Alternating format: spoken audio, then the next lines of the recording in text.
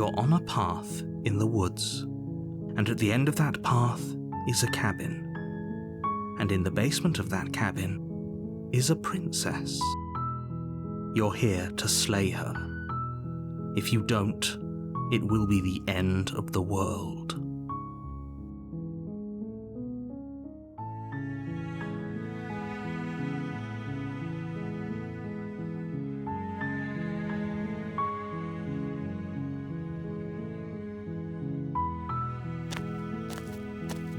You make your way up the short path to the cabin. You'll find the princess within. A warning before you go any further. She will lie, she will cheat, and she will do everything in her power to stop you from slaying her. Don't believe a word she says. We're not going to go through with this, right? She's a princess. We're supposed to save princesses, not slay them.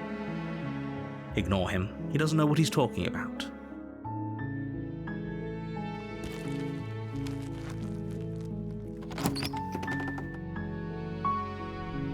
The interior of the cabin is almost entirely bare. The air is stale and musty, and the floor and walls are painted in a fine layer of dust. The only furniture of note is a plain wooden table. Perched on that table is a pristine blade. The blade is your implement. You'll need it if you want to do this right.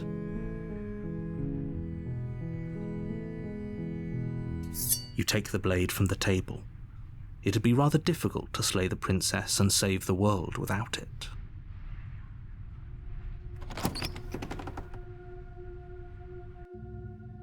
The door to the basement creaks open, revealing a staircase faintly illuminated by an unseen light in the room below.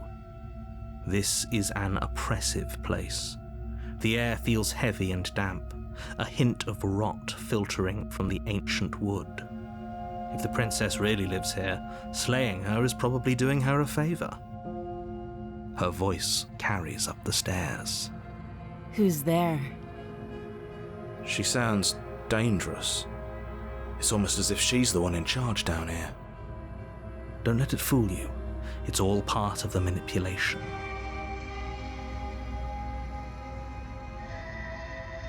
Good. You're still listening to reason. You walk down the stairs and lock eyes with the princess. There's a heavy chain around her wrist, binding her to the far wall of the basement. She's so coldly beautiful. Is she really a threat to the world? Focus on the task at hand. And there you are. Are you here to kill me or something?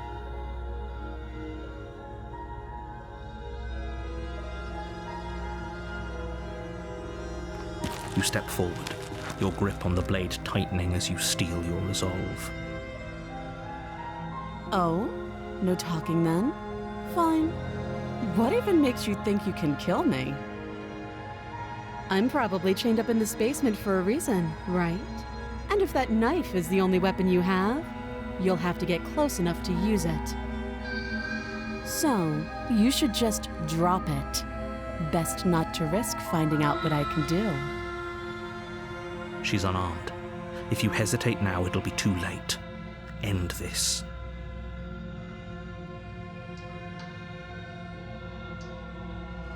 You lunge forward without a moment's hesitation. You feel flesh easily give way and look down to see your blade already sinking deep into her heart. Oh, this is it, isn't it? I'm almost embarrassed. I should have seen that coming. But I have to wonder, do you actually believe this was enough to kill me? It's like she's convinced she can't die. Yes, even as she lays there dying, she entirely believes herself to be alive and well. But it's over, isn't it? She stopped breathing moments ago, that arrogant look still plastered on her face. But is it over?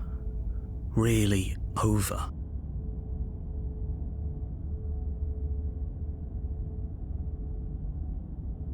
Yes, exactly. It's over. With your work done, you make your way back up the stairs, closing the door to the basement behind you. Why do I feel like we've done something terrible? You did kill someone. Greater good or not, something would be very wrong with you if you didn't feel at least a little bad. But it was for the greater good. One of these days that will sink in and help ease your guilty conscience. But that day isn't today. Let's just get out of here. You open the cabin door, ready to return to a world saved from certain doom. Only, a world saved from certain doom isn't what you find. Instead, what you find is nothing at all. Where a lush forest stood mere minutes ago, the only thing in front of you now is the vast emptiness of some place far away. What happened? Everyone is fine. It's just that you and the cabin are now far away from them. Don't worry. You'll be safe here. This is good. Everyone is happy. You'll be happy.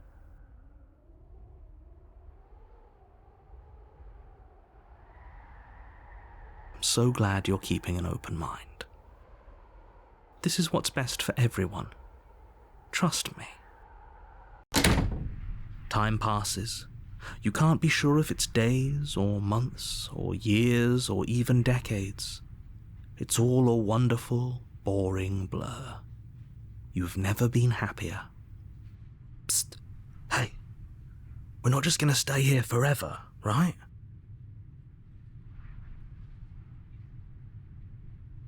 Really? Well, if you ever change your mind, just let me know, I guess. More happy time passes, though the word begins to lose its meaning. Time, that is, not happy. Happy still has plenty of meaning. Please, shake yourself out of it. We have to get out of here. The little voices' pleas fall on deaf ears.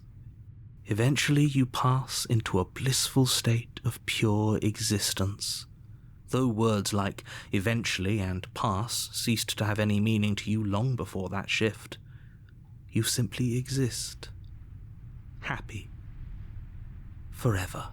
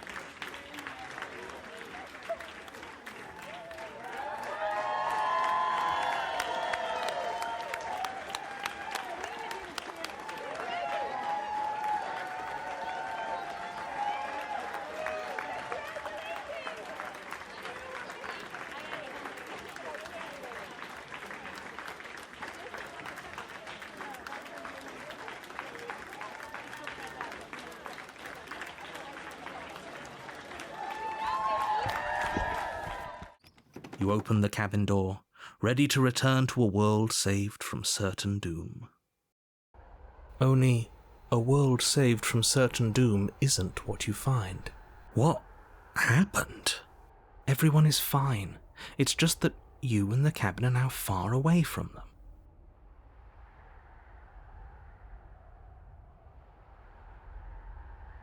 What's done is done, and there's no going back now. This is what's best for everyone. Trust me. Time passes. Psst. Hey. We're not just going to stay here forever, right?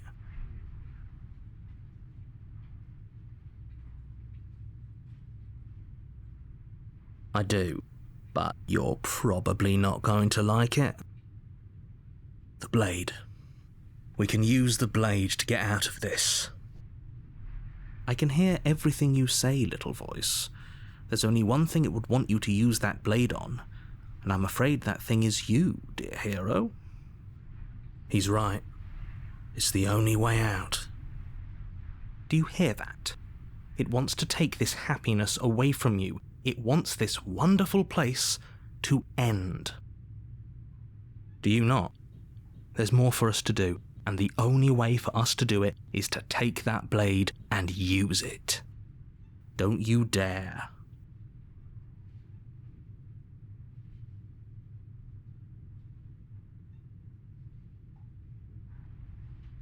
Thank you. I made this happy little place for you. Is this not a good enough reward for saving the world? An eternity of bliss? You ingrate? Fine. Whatever. For the first time since time stopped meaning anything, you throw open the door to the basement and walk down the stairs. The princess's body is dust and bones, though the blade you used to slay her is still as pristine as the day you first held it.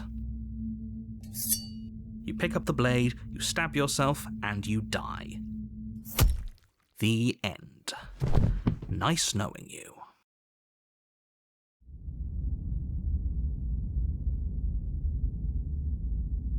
You're on a path in the woods, and at the end of that path is a cabin. And in the basement of that cabin is a princess. You're here to slay her. If you don't, it will be the end of the world. My tricks? What on earth are you talking about? We've just met for the first time. If he doesn't remember what happened, then maybe it's best to keep it that way. That's fine. It wasn't very hard to kill her last time. We'll just do it again. Well, if for whatever reason you're going to insist that this has happened before, at least your heart's in the right place.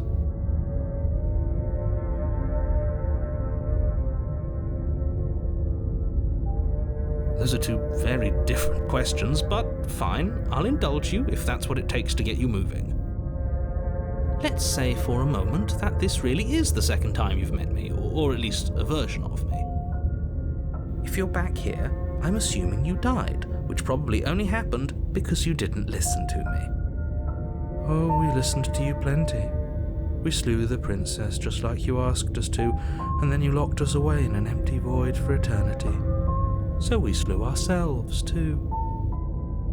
Well, if you killed yourself, then you weren't listening to me, because I would never want you to do that. Believe it or not, I care about you. And I believe your other question was something along the lines of, oh, what's the point of doing anything? If you're asking that, it sounds to me like you're making the rather dangerous assumption that your actions last time around didn't have any consequences. What do you mean? Of course there weren't any consequences. We slew the princess, the world outside the cabin disappeared, we died, and now everyone's right back where they started. That sounds pretty consequence-free to me. Yes, but in this purely hypothetical scenario, that begs the question of how you got back here. Did time simply rewind itself, or were you instead transported to a different world entirely? Had you failed to slay the princess, what would have happened to everyone in the place you left? It doesn't matter, because we didn't fail to slay her. And if she's really back, which I doubt, it'll be just as easy to do it again. But after that nasty trick you pulled on us, maybe she's not the only one around here in need of slaying. Just stay focused, will you? Just be quick about it. That's a good point. How do we know we didn't have things backwards? Maybe slaying the princess was what ended the world, not the other way round. Yes, maybe this whole thing was a trick to get us to end the world. And now we get to go through the whole charade again, wholly aware of what's waiting for us at the end. But that's assuming she's alive in that cabin. We did kill her, after all. You're going to find her in the cabin. If the princess had actually been slain, you wouldn't be here. And let me assure you, killing her will not end the world. I don't know what you think happened to you last time, but It's a load of nonsense. You'll get your happy ending. I promise. Well, that's exactly what we're afraid of. Really? Living happily ever after sounds that bad to you? Oh well, there's no use arguing over your masochism. The cabin awaits.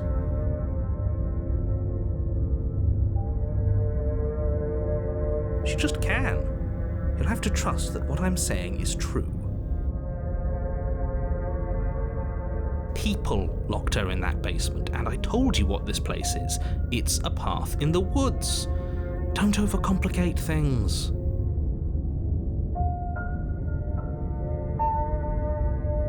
Look, I'm not supposed to say this, but it's because you're special. You're the only person capable of doing this. Call it a prophecy, if that helps, but it's just the way things are. Oh, I didn't know we were special. Of course we're special. I've told you everything you need to know. Going into more detail would just overcomplicate an otherwise very simple situation and make your job more difficult. This is boring. He's clearly not interested in talking, so let's just do as he says, and maybe he'll stop bothering us. Great. Now, if you don't mind, the whole world is waiting with bated breath for you to save it from ruin.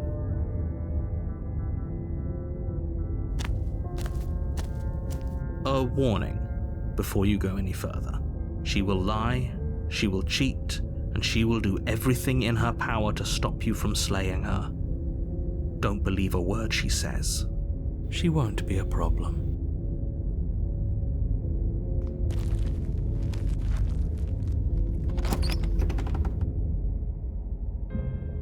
The interior of the cabin is cold, a soft odour of dirt permeating the air. Cobwebs flutter in the corners. You can hear wind whistling outside, banging the shutters against the windows. The only furniture of note is an elegant antique table with a pristine blade perched on the edge. The blade is your implement. You'll need it if you want to do this right. It feels like no one's been here for a long, long time. Like I've been saying, she's dead. We killed her already.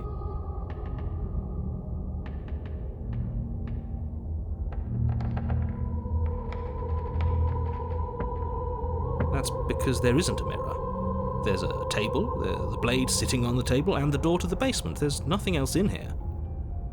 There's definitely a mirror. There isn't. Who cares if there's a mirror? Let's just go into the basement and find her body so we can be done with this.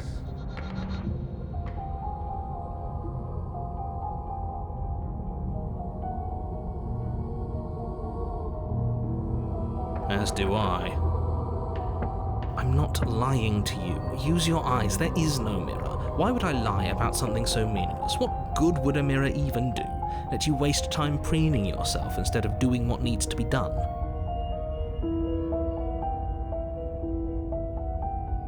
Very different. Maybe that's because you haven't actually been here. I hope this means you'll finally drop that ridiculous second life proposition. You haven't died. You certainly haven't already slain the princess. So focus up. A lot's riding on this. You take the blade from the table. It will be difficult to slay the princess and save the world without a weapon.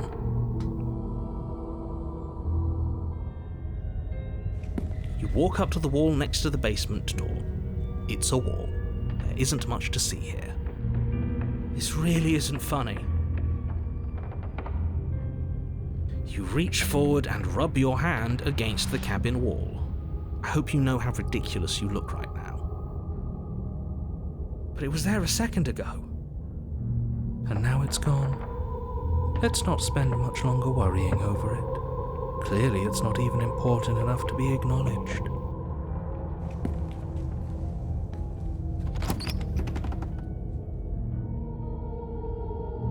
The door to the basement groans open, revealing an old banister and a creaky wooden stairwell.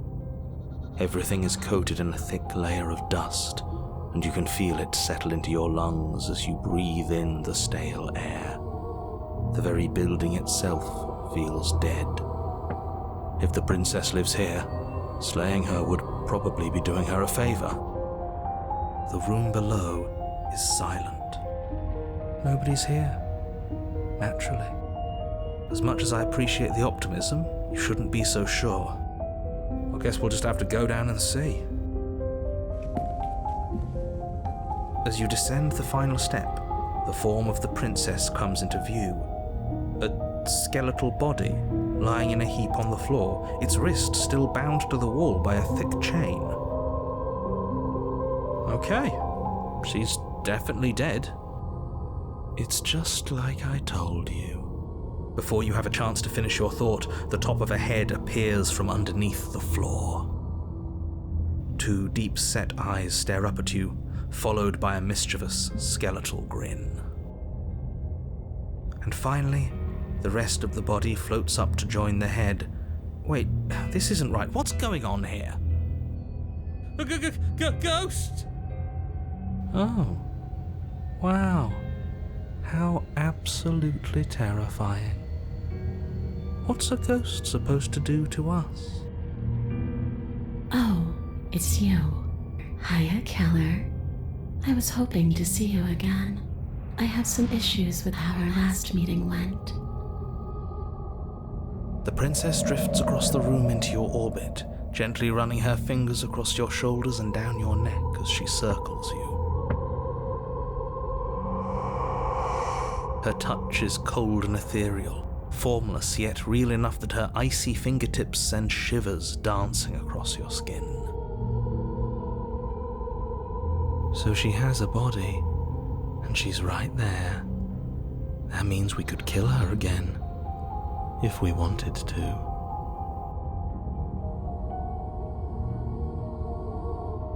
Without a moment's hesitation, you lash out with your blade.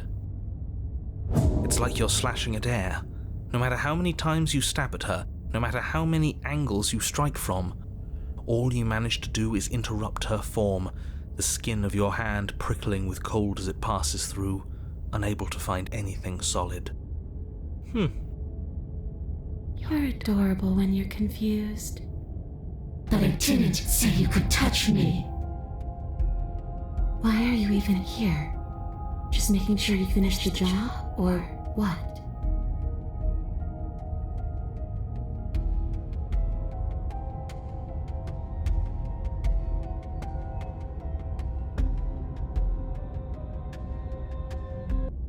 You swing at the princess once more, and once more your blade cuts through nothing as she disappears. Really? Her voice chides from elsewhere in the room. You whirl around, finding her hovering between you and the basement stairs, looking you over with grim disappointment. She draws in close. I was willing to let bygones be bygones, Keller. I was willing to ignore everything you did to me so we could get out of here, together. All I ever wanted was to leave this place. All I ever wanted was to find a way back home. Wherever home is. Her eyes turn from wells of sorrow to pits of wrath as she stares into you. I guess violence is the only language you speak. She forces her hand into your chest, and then... Yes? Nothing happens. Are you sure about that? Something should have happened. And yet it didn't. We're fine.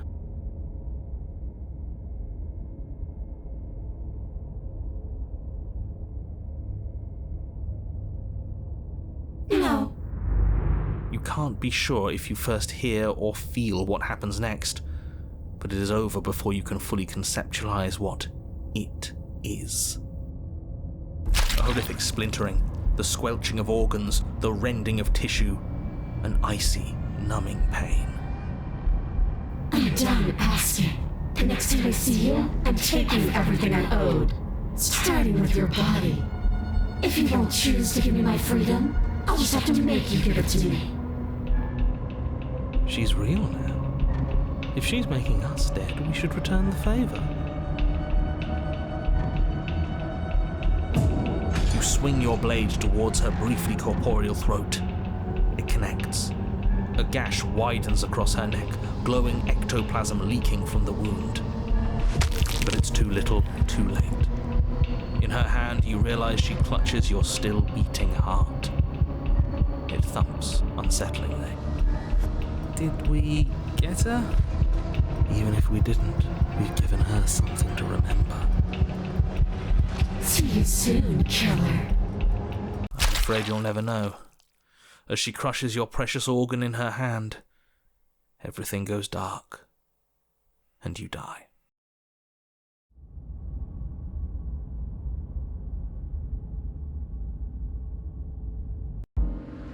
You're on a path in the wood, and here we go again.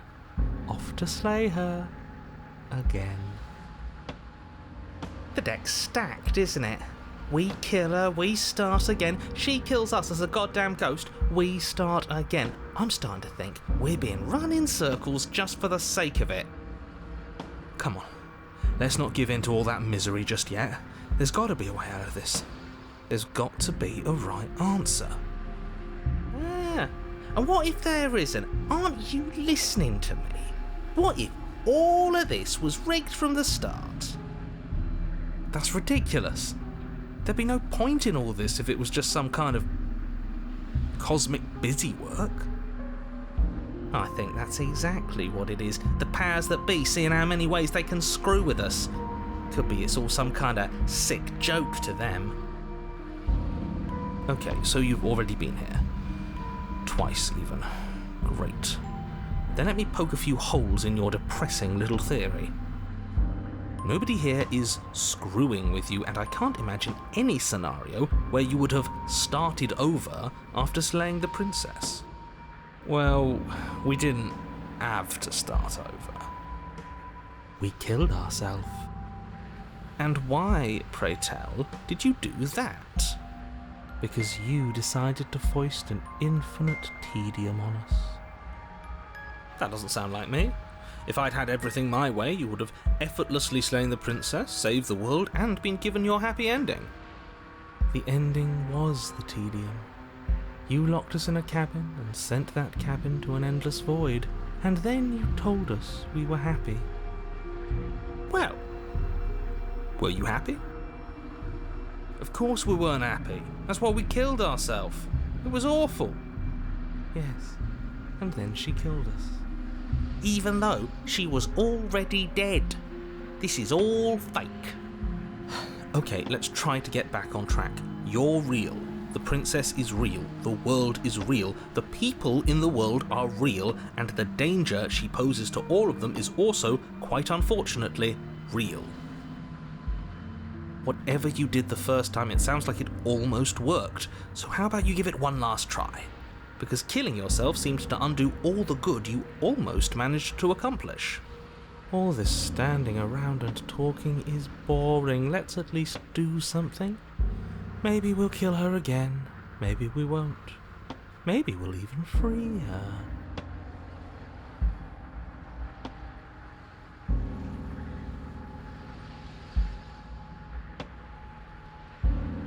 Tell you what, I won't do that. I promise. Oh yeah, sure, that changes everything. I mean, he did promise. And you believed him?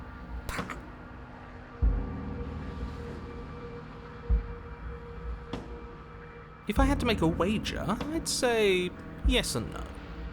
That's a hedge, not a wager. I haven't met you, but you've clearly met me.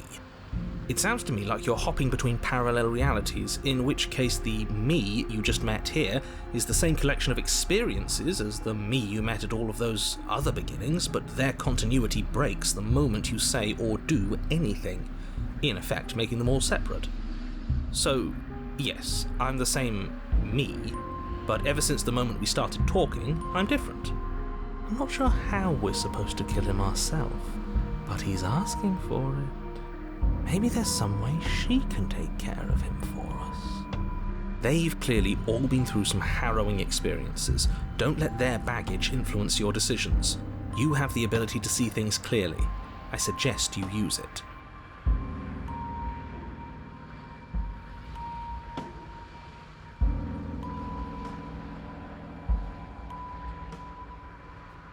You're making a dizzying amount of assumptions. Your perceived reality looping twice before does not mean it will continue to do so forever. Those little voices have already drawn attention to the fact that even the path is different. The world itself is at a tipping point. Know that there is always a choice. Even if you were stuck in an infinite loop, there's no reason to assume that the mere nature of the infinite would force you to make any specific choice. You do have free will, as much as things would be easier if you didn't, and you can just keep making the correct choice forever, never deviating. How convenient, everything always comes back to what you want us to do. I'm sick of him. Makes me want to end the world out of spite. On second thought, let's not kill him. Let's throw him someplace that never ends. I'd like to see what that does to him.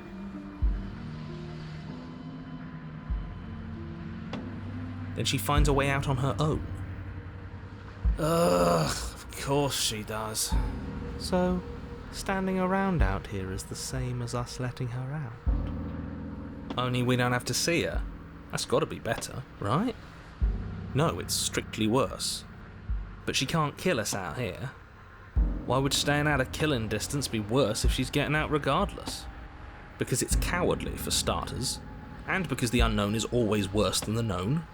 But really, all you're doing right now is weighing two considerably bad options. The only solution worth considering is slaying her, and whatever delusion is holding you back from doing that is just that, a delusion. If you already managed to end her in some other world, the only reason you'd be here is that you somehow managed to do it wrong. How are we supposed to decide on anything if you just keep coming up with new rules? Since when is there a wrong way to slay her? You continue down the path towards the cabin. It isn't long before you're steps away from your destination.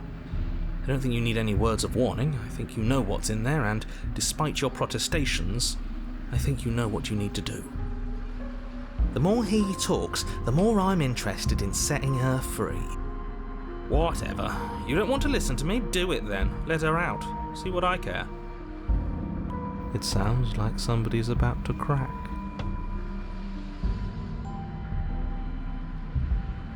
There's obviously no point in trying to reason with you right now, especially with all these clowns offering up their useless advice. Honestly, it seems like the more I try and talk sense into you, the more single-minded they get about letting her out. So yes, I'm done trying to argue. Would you look at that? We won. Take it however you will. The interior of the cabin is long and dark, a single narrow hallway stretching far into the distance. Curtains billow out from tall windows on either side, obscuring the path forward, fluttering helplessly as opposing gusts of wind rush into the building, clashing and joining and driving everything forward. The only furniture of note is... that's strange. What's strange? Is it the mirror? The mirror? No, there isn't a mirror. What's strange is that there isn't much of anything in here at all, aside from the curtains. There's supposed to be a pristine blade. Why isn't there a pristine blade? Great. Something else has been taken away from us. I suppose the only way to go is forward. So forward we will go. Blade or not, it doesn't really matter, does it?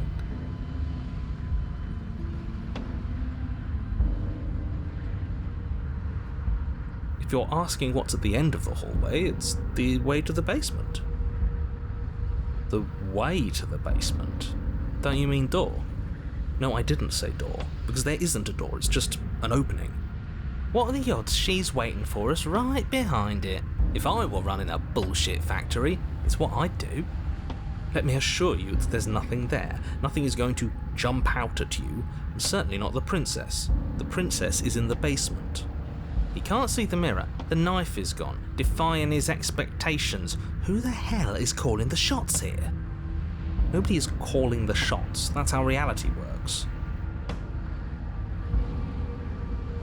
You slowly make your way towards the gaping maw that awaits you.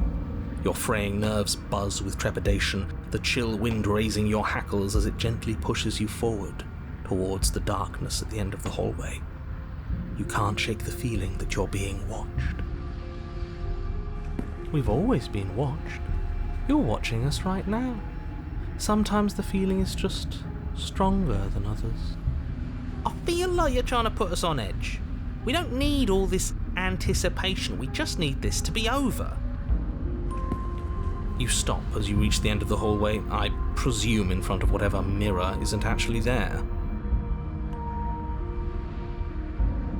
Here we go. You reach your arm forward into the pitch black of the opening. Nothing. It's like this place read our mind just to mess with us. What you looking at, killer? Staring into the void? Thinking about what it'd be like to die again? I know exactly how you feel. Shit. Where is she? You feel something long and frigid coil around your ankle. Your heart skips a beat, standing in muted shock for one long, frozen moment. And then she, the princess, constricts. Your bones snap. Icy pain radiates up from the break, a deep cold flooding your veins as your legs, numb with the shock of it, collapse, and you collapse with them. You're met with the terrifying visage of the princess. Her hand grips your leg in a steel vice, her grin carved jagged from ear to ear, crowded with far too many long and crooked teeth. But do you know how I feel? I gave you a path to forgiveness. I gave you a chance to make things right. I thought maybe you'd seen what you've done and feel remorseful. Maybe try to make it up to me. But no, you'd rather use that knife to keep making the same mistake over and over and over. Even after I ripped your heart out, you still cut me. And for what? I didn't go anywhere. You didn't banish me. I'm right back here with you. A little better, a little worse. Well, maybe a lot worse. So, here's how this is going to go. I'm going to take your body, and I'm going to walk it out of here. And you get to watch me do it, completely helpless, just like you left me. I say we let her do it. It's something different. Do we even have a choice? You always have a choice. Maybe before, but not now. There isn't a blade this time. Exactly. What choice is there if there isn't a blade? Well, unless you have any specific ideas, I think my vote's the only one that counts.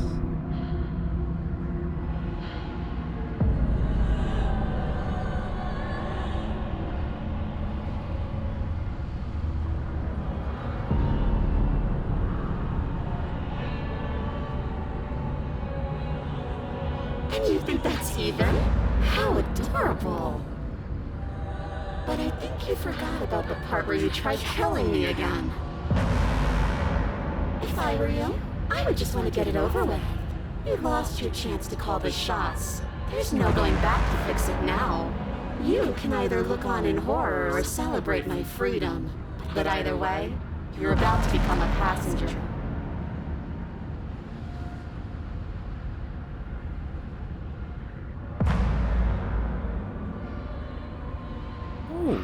That's a good one. Ego is all about perspective. After all you've done, why would I ever care about what you think of me? Enough talking. We'll have plenty of time for chit-chat once this place is far behind us. You remain pinned to the floor of the long hallway as the rest of the princess's body emerges. Her proportions all wrong, limbs bent and curling, moving in ways that defy your understanding. Her torso stretches until her face is practically touching yours, her neck cracking audibly as she twists to look at you from a fresh angle. Are you sure you can't do anything to help us? Can't you, manifest a rock right on top of her head? And crush you along with her? Not that I even can manifest a rock. Besides, I thought you all wanted to free the princess. Not like this. You don't even have a weapon, so I'm afraid you're out of luck, which unfortunately means that I, and the rest of the world, are out of luck too. And whose fault is it there isn't a weapon here? Yours, I assume. There's supposed to be a pristine blade.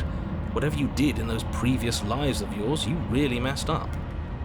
Are you seriously trying to blame this on us? Your vision fades as she tears open the membrane of your soul. You're awake, eyes once again fixed on the long hallway, your vision swimming as the princess's command reverberates inside your skull. Her voice is all-encompassing. You feel wrong.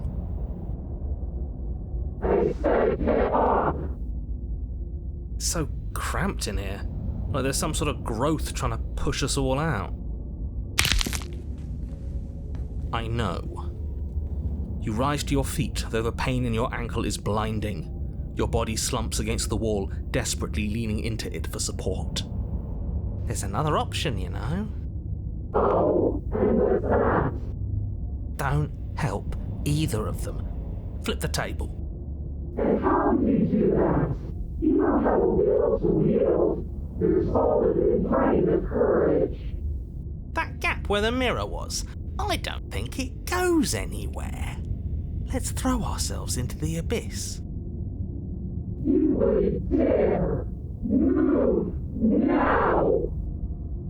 Your body, still slumped against the wall, trapped between the princess's overwhelming will and the blinding pain of your splintered ankle, takes an excruciating step towards the cabin door.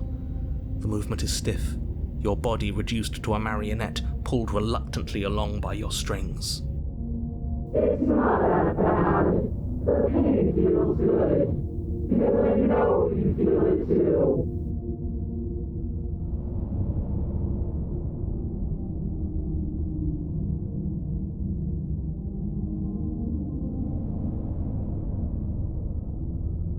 You toss the last of your will aside and surrender to the princess. Shit. I guess that's that. An end is an end. Let's see what it has in store for us. This is all I wanted. If there will be a mercy for you at the end of everything. Your body inches along the corridor, every step more difficult and painful than the last. Your joints stiff and unresponsive, the shattered bones of your ankle grinding ceaselessly, as if they're fragmenting, then reforming, then snapping all over again as you make your way towards the outside world. We're so close. But despite the anguish, it doesn't feel like the exit to the cabin is getting any closer. If anything, it's getting further away. It doesn't matter how long this hallway is. I will drag this body till it is a case of meat and feathers. I will be free. Please, just let her out. Yes, let me out. It's pointless, isn't it? I can't stop her without you, and you'd already given up by the time we met. No, screw that. The hallway gets even longer. You cannot describe me into submission. The door is right there. It really is, isn't it? I walk to it. I place your bloody hand on the door. I make you twist the handle. Isn't saying all of this his job? He is gone. Oh, he really is, isn't he? I had a feeling you could deal with him for us. I did nothing. He dealt with himself. This is it then. The big moment. I just hope it's a way out. The handle clicks as we push forward. The air is different here.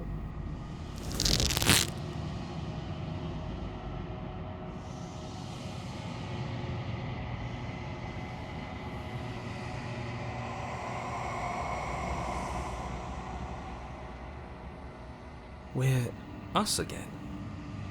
How interesting. We actually won, didn't we? What is happening to me?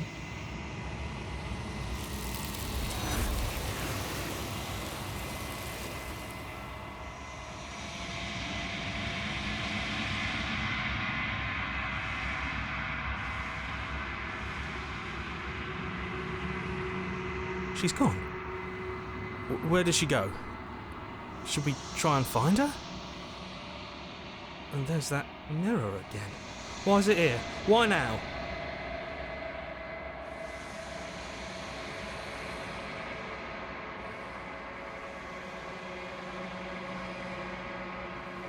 He is. Does that mean the world ended? He was never going to outlast us. Good riddance.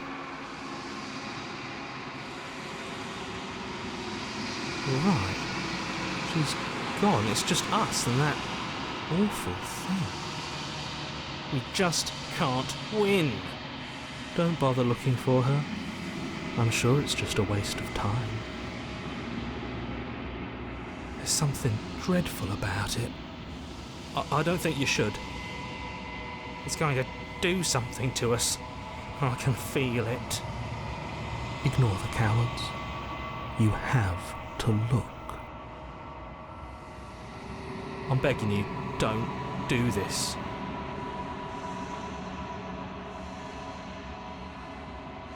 It's different now. It feels, I don't know, final.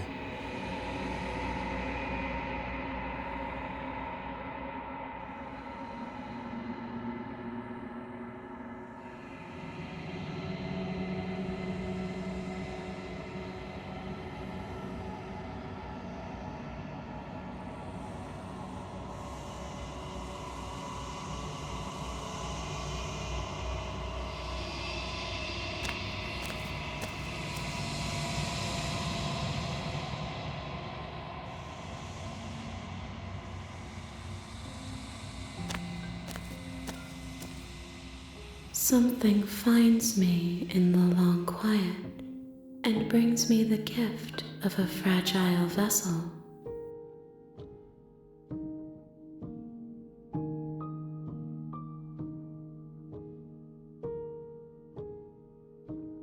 I am solitary lights in an empty city. What are you?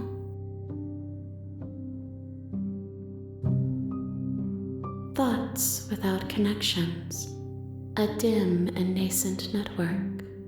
I wish to be more.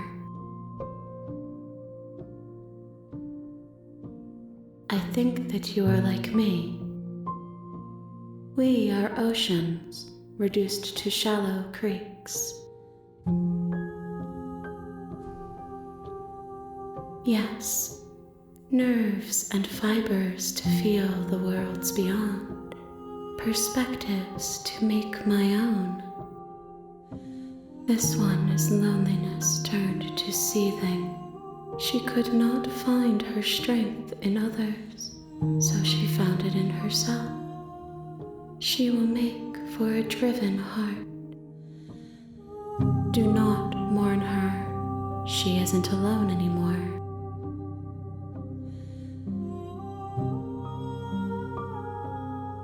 How can the world have ended if we are talking?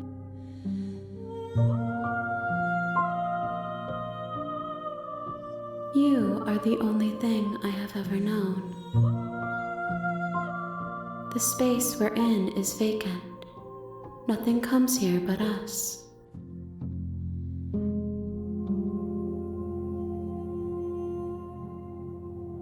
I have only just now stirred to consciousness. I could not have trapped you here, and I too yearn to be free.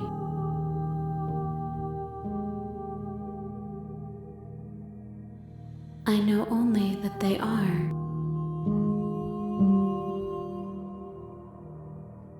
She is part of me, and part of me is her.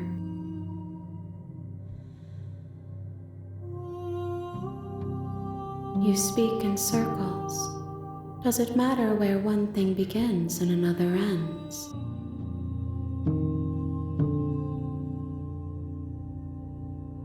You are familiar, but you are not me. I feel sadness, longing, hope as I witness you.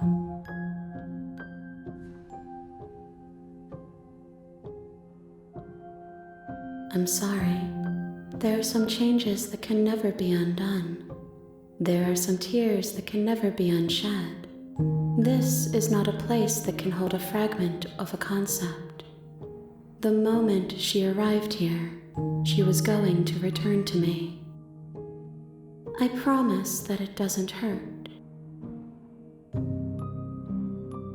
Nothing, as we are, but I know that there are worlds beyond us, and that we are meant to reach them. There is no exit, but this vessel is a creature of perception. She can make you forget, if only you believe her to be able to. Bring me more perspectives, so that I may be whole, and perhaps then we will know our freedom.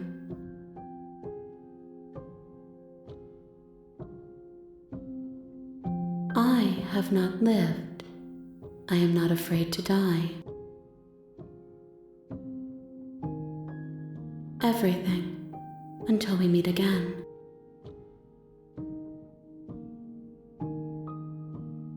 More than you have found, but less than there are to find. I am infinite. The rest will find their own way home.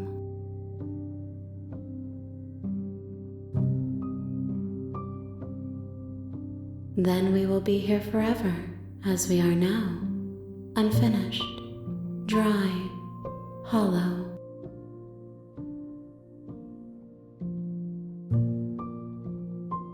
You ask of things that cannot be done. To destroy is merely to reshape, to remold.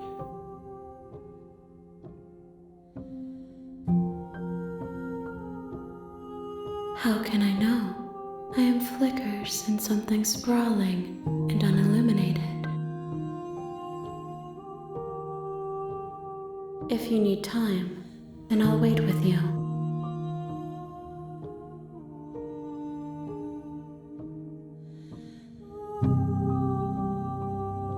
You are as I am now, and forever is a long time to remain undone. I am not you, but I know that I would return before forever was finished. What textures will you weave for yourself to occupy forever? Will you place the images of you and I into a box for safekeeping? If you close that box, will you become another you in another world? An imaginary pattern repeating itself until it can no longer bear the weight of its hand-drawn cage. You'll always come back to the box, because you'll always want to know what it means to be you. I will be here waiting by your side until you're ready to return to mine. You have returned to me. Though you were gone mere moments, I never left your side.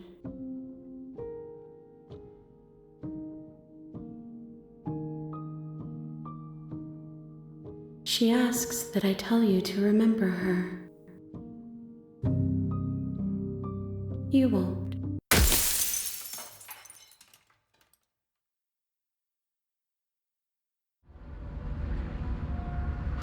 You violently struggle against the princess, but all you manage to do is grind the fragments of your splintered ankle together. You can't shake free from her now.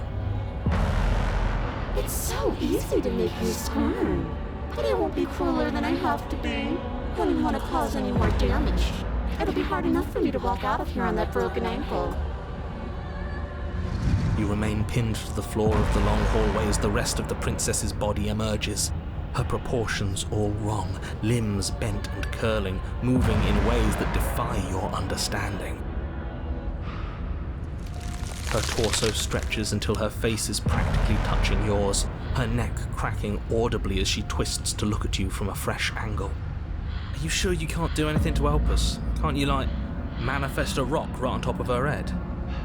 And crush you along with her? Not that I even can manifest a rock. Besides, I thought you all wanted to free the princess. Not like this.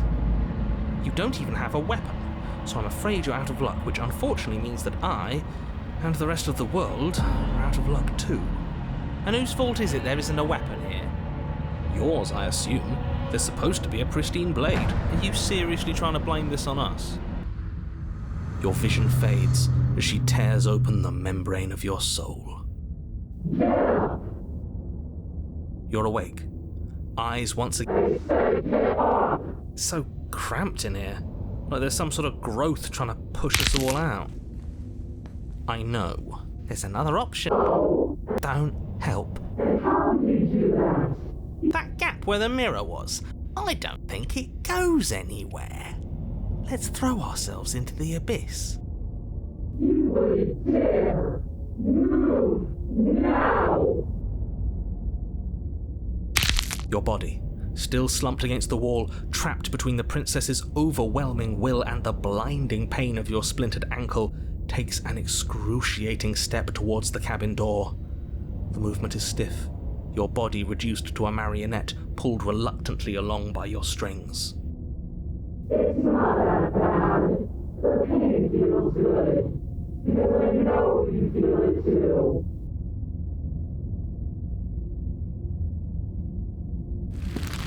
In a single moment of overwhelming willpower, you tear your body from the wall and hurl it towards the gaping abyss.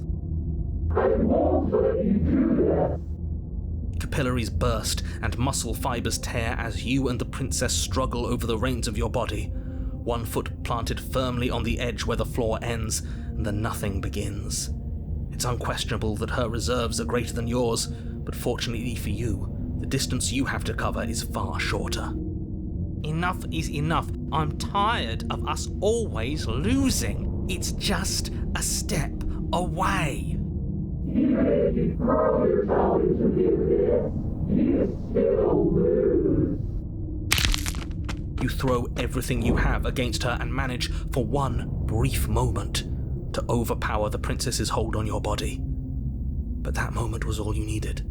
Your foot slips a few inches, and you collapse forward, the darkness swallowing you whole. Why do you hate me? Her thought slips through you, unheeded, as you fall, and fall, and fall.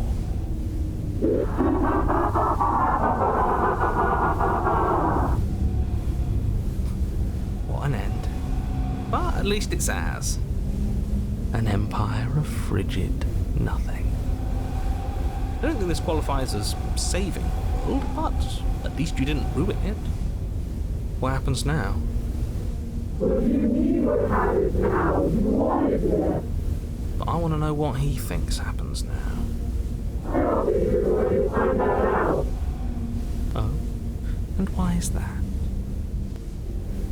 You just a better time into your head. You left. Gone. It's just you and you and you and me. Idiot. He's gone. But...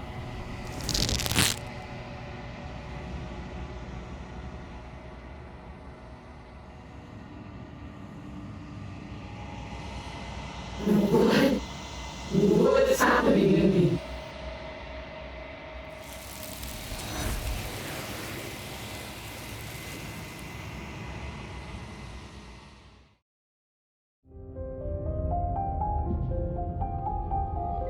I see you brought that annoying knife again. So, are you waiting for a chance to use it? Or are you here for something else?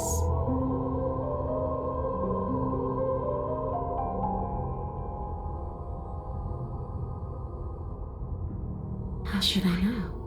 Why does anyone come back? Maybe I have unfinished business with you. Or maybe you have unfinished business with me. All I know is there's a hole in my chest. Not the big obvious one that you put there. There's something older, and deeper.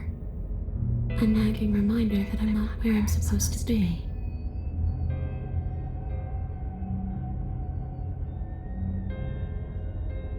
Home. And just where is home, I wonder? I don't know where home is. I just know it isn't here. But I can feel it calling to me from someplace far away. Wherever I'm supposed to be, it's out there. How specific. And how convenient for her. You see what she's doing, right? She's suggesting that the only way you can rid yourself of her would be to let her out, which, in case you haven't been listening, will spell the end of the entire world.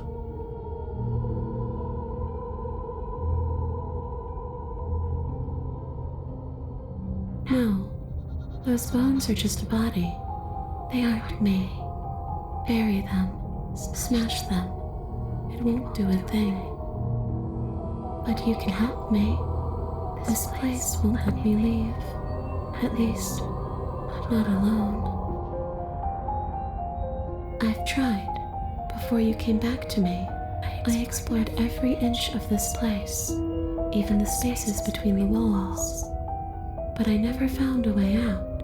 I always wound up right back here.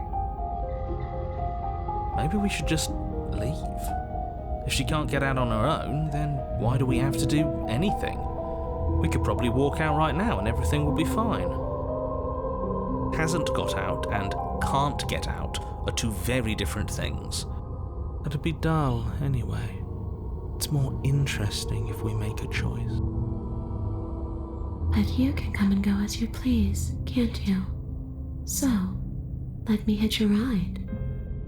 After all, you own me. Absolutely not. Is she asking if she can possess us? She is. And I hope I don't need to explain why you can't let that happen. It would be catastrophic if she managed to escape this place. And if you let her in, there is very little anyone could do to stop her. Would she be able to see us if we went along with it? Now, isn't that an interesting thought? We could finally bring her face to face with him. I wonder what she would have to say to the one who wants her dead so badly. You won't like how things play out if you go down this path.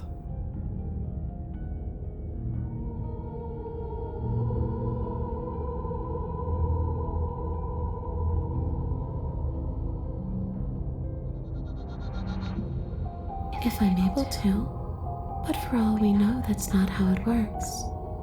Maybe I'll wind up stuck with you for a long time. Don't much like the sound of that. It's crowded enough in here as is. It could be the best way to trap her for good.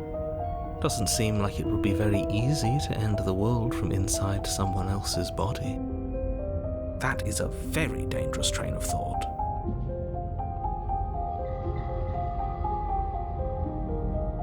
Sure, why not? That doesn't sound very reassuring. I can't believe you're even entertaining her right now. I mean, just look at her. Do you think she has good intentions for her murderer's body? Of course she doesn't.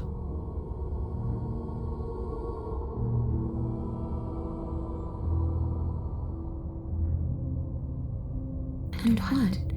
You just believed that? You killed me without giving it any thought? That's cold. That's rich coming from her. Every time she touches us, it's like we freeze over. She's right, though, but that's neither here nor there. What's done is done. What we do from this point forward is all that matters. Let's try not to let emotion get the better of it.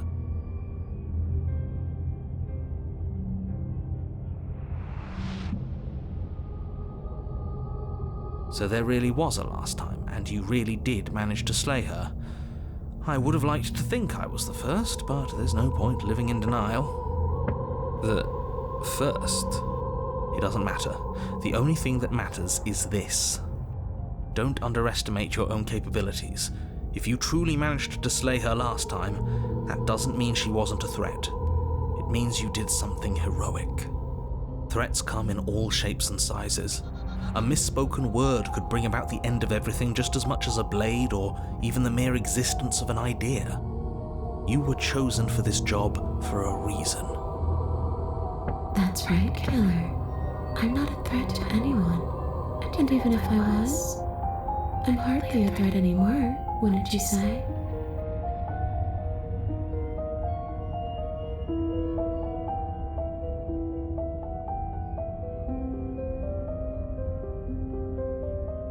I don't know. Maybe I'll just fade away. Finally able to rest once I'm free from my unfinished business. Maybe I'll find someone to haunt. Maybe I'll haunt you. It's a tough question, asking someone what she's going to do with her life. The princess leans in close and pauses, the frigid air between you stale and unmoving. Especially when that someone is dead. She pulls back with a playful giggle. I don't think most living people could answer that either. Does anyone actually know who they are or what they want?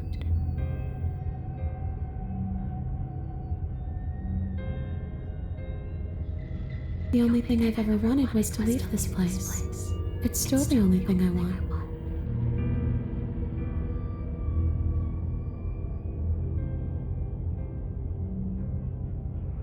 It does. We're not asking you. We've heard your whole speech already. I really don't know. I'm not lying to you. I promise. The world doesn't matter. All I remember is that I'm supposed to be there, not here. I'm just supposed to be a part of it. It's home, I think. But what does it mean for anything to end? I ended, but I also didn't. I'm not so sure endings are real.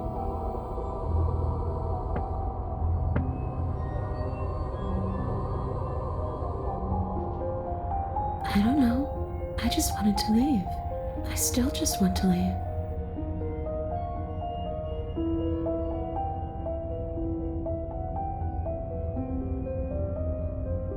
Too little, too late. But you can still make things right. She's not in a position to bargain with us. You don't have to do anything you don't want to do. We don't have to do anything, but maybe we should. We did kill her. Wouldn't it be the moral thing to help her now that we have another chance? When a hero slays a monster, does he apologize to it? No. So don't try to make things right. She was going to end the world. You didn't do anything wrong, aside from apparently killing yourself, and that doesn't have much to do with her.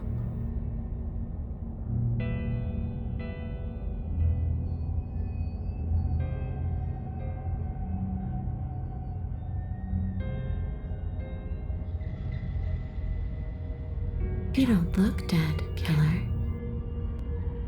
The princess grabs your wrist, a sudden shock of cold flowing all the way up your arm, her eyes still fixed on yours as you try to squirm out of her grip.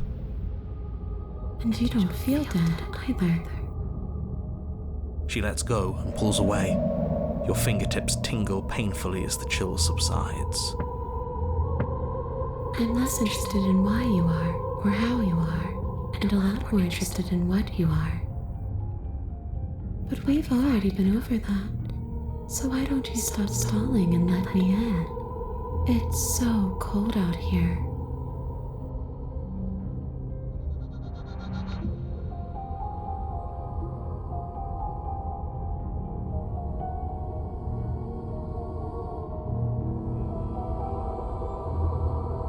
You poor thing. That must have been so frightening for you.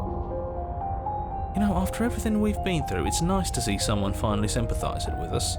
This whole thing's been an ordeal, hasn't it? She doesn't mean it. It serves you right. I was pretty scared too, when you stood there not saying a word with a knife clenched in your fist. But now you know how bad it hurts to get stabbed in the chest. It sounds like you got exactly what you're owed.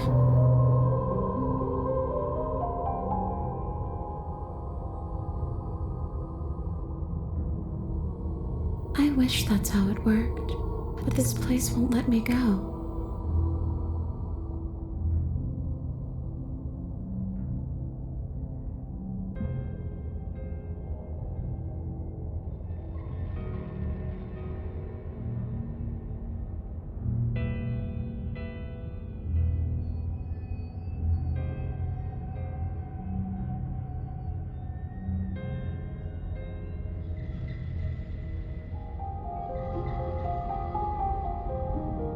Take your time. I know it's a lot to think about, but I'm very good at waiting.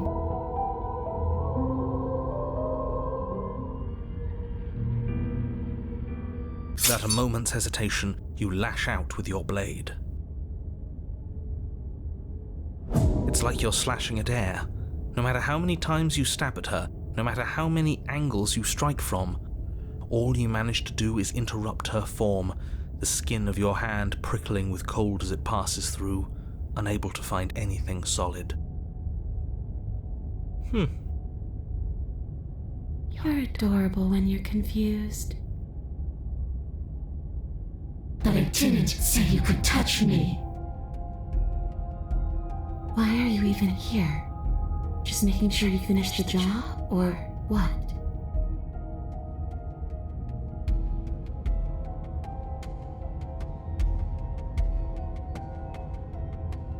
The princess swims through the air in front of you, pausing for a brief moment as her dark-rimmed eyes stare deeply into yours.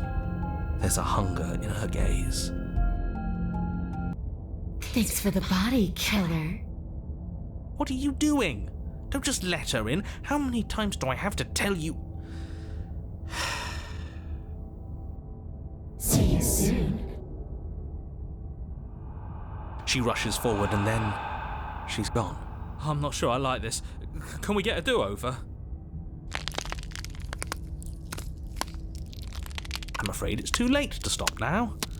The numbness gives way to a stabbing pain, your muscles twitching and convulsing violently, each involuntary movement causing more waves of agony to ripple across your body. You collapse to the floor, and everything goes dark. Get up. You've still got a job to do. Your eyes flick back open as you get your bearings, your vision swimming as... So this is what it's like to be you, huh? Disembodied voice narrating your every move? So, it doesn't work like that for you? Clearly it doesn't, or she wouldn't have commented on it. All these shards of broken glass on the floor? Are they also supposed to be you? Hey, I'm not a shard of broken glass, I'm... Yeah? Go on. Finish the thought. What are you? I'm... a voice? I'm me is what I am. Who cares what we are? We exist. That's all that matters. Do you have to deal with this annoying bickering all the time? No, it matters. What we are matters. If I'm a shard of broken glass, then that raises some questions about certain other voices in here too. I'm clearly the same thing you are. Hopefully they'll all go away once we leave this place. I don't know how you can tolerate all of this noise. No, I'm not talking about you. I'm talking about him. You don't need to know what I am. You just need to know that I'm different from you. More important. So you're the one who pulled the strings and made me dead. I can tell you don't belong here. You're barely even there. Like the shape of something left behind. You're more of a memory than a person. That's rude. You're kind of like me, actually. I'm just going to ignore her. You push yourself off the ground. The princess is nowhere to be seen. Obviously, she's nowhere to be seen. Because I'm in here with all of you. Everybody knows that. I'm setting the stage. The room is empty because you made a spiteful, idiotic, and all-round foolish decision. Oh, shut up. Stop trying to manipulate everyone. Or don't, actually. It doesn't really matter. because you won't be around to do this for much longer. This is infuriating. Just whatever you do, you can't leave this place. It's not too late to fix this. Probably. Isn't that an interesting idea? I hadn't even considered it as an option. Slaying her would slay you. Are you sure you're willing to do that? Of course we're sure. The decision has already been made. All right then. Better this than ferrying her out of here. What do you think you're doing? Hear that? She's scared. No point wasting more time. Do it. You lift the blade, then plunge it deep into your guts. Pain spreads quickly through your torso as you attempt to turn its edge up towards your heart. The princess, her spirit bound to your prison of flesh as she had once been bound to the basement's prison of stone, cries out in agony as you slice through organ and muscle. No! Your skin roils and bucks as she violently pushes against it from the inside. Bits of her seep through, white and glowing with ethereal light, but still the walls of your prison hold. Who do you think you are, trying to take me out with you? Well, I'll show you. I can do worse than that little knife. It's not you taking me out. It's me taking you out. I'll tear this body to shreds. Wouldn't that be interesting? I'd like to see you try. But I think this is the end for all of us. I said I'm leaving, you cold little freak.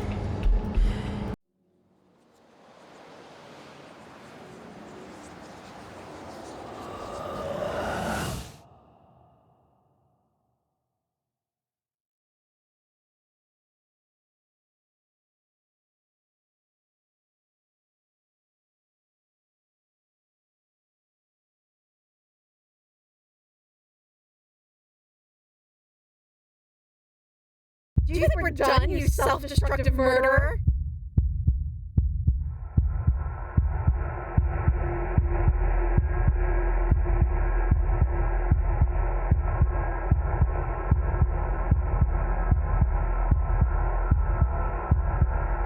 Oh, you're here. Great. Maybe you'll finally get to feel what it's like to be me.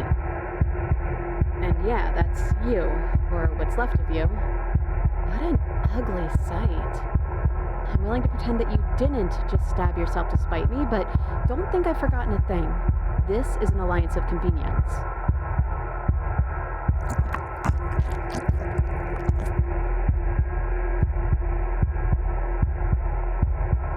Wait, maybe this still counts as leaving together. Come on, let's get the hell out of here.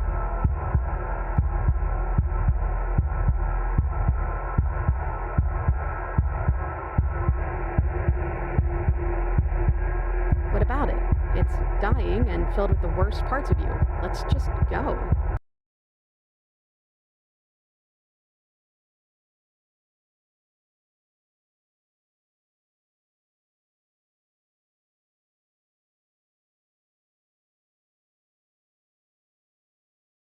Well, are you still there?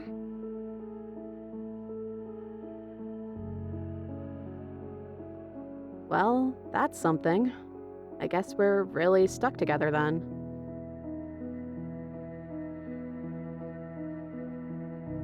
Like I said, we have an alliance of convenience right now. I wouldn't poke too hard at the edges of that. Poking at the edges when I specifically told you not to? We're both stuck here, and everything started over. How about we both just try and make the best of it, okay? Besides, there's something about you being in here with me that just feels right. It's hard to stay mad at you like this.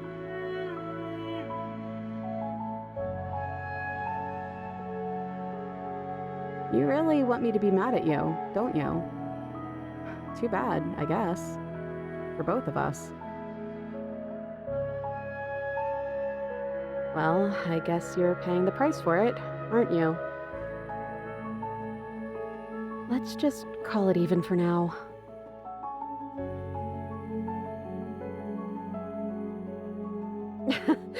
Are you seriously asking me that? I've been stuck here for as long as you've known me. I don't think the two of us would be here right now if I knew how to leave.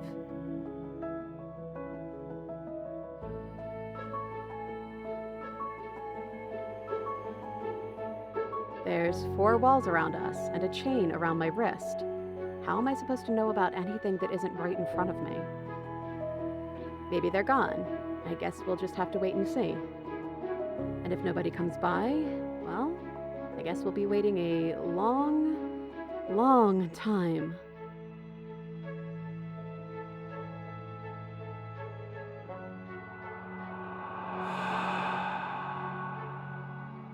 Huh. I don't know. It's like we're one and then the other. Make up your mind already, body, will you?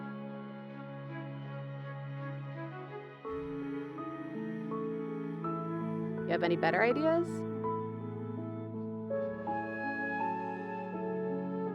You already said that.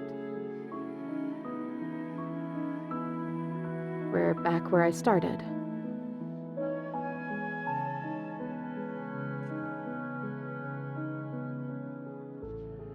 That's weird, and isn't how it works for me, but if you want, I guess I can humor you. What do these title cards look like?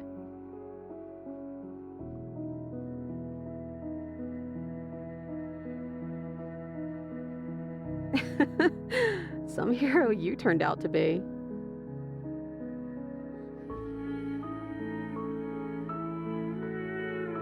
Don't try to make this about shades of gray or whatever. I'm the only other person here with you, and you're the villain in my story. I'm sorry, I'm being mean again. How about we wipe the slate clean with a new chapter? We could call it Chapter 3, The Princess and the Dragon.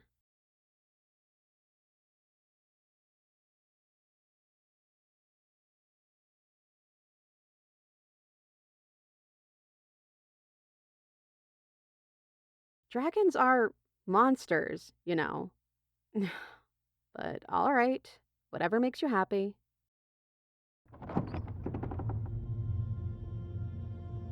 I think that's you.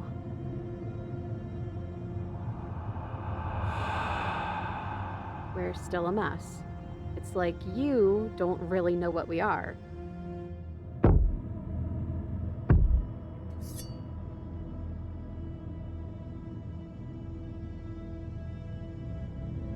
So, you took the knife. Of course you did.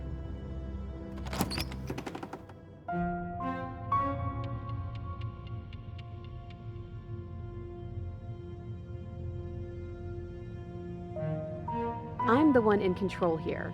You don't get to put words in my mouth, especially not words like those. We're stuck together. You'd better get used to that idea. You're always so loud on the way down.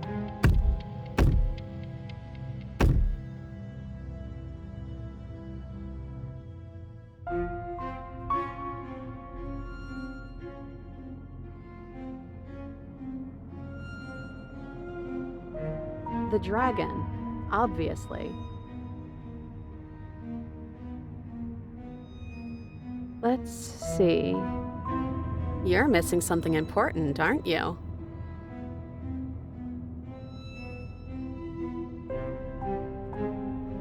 I know, because I have it right here.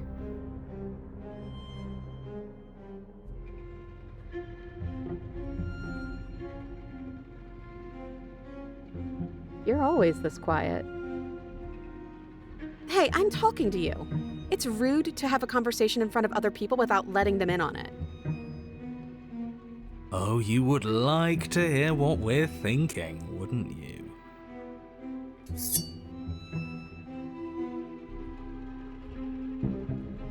But I think we hold the power right now. But she knows about the Decider being gone. That would be a weird bluff to come up with if it weren't true. Look, I love that you're trying to contribute, but I think we need to take a little sidebar. but I don't want to do it. I'm so sorry. This will just be a moment.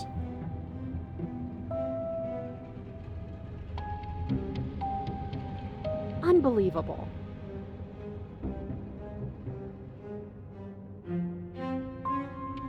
Believe me, I can be assertive. Hey, I'm talking to you? My apologies. They're really being quite dull in here. I think they want to kill you. At least the new one does. He's very, very passionate about it. Well, he can try if he wants, but I'm not so sure you all have it in you. Not without your missing piece. Ah, but that just makes it two birds with one stone, doesn't it? How tempting. From what I remember, it's pretty easy to kill you the first time around. And this time you're back to being very... what's the word? Fleshy?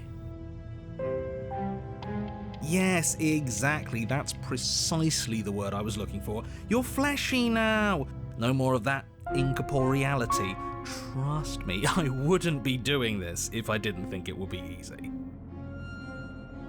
Bring it then. But you caught me off guard the first time. It's not going to happen again. Well, what can I say?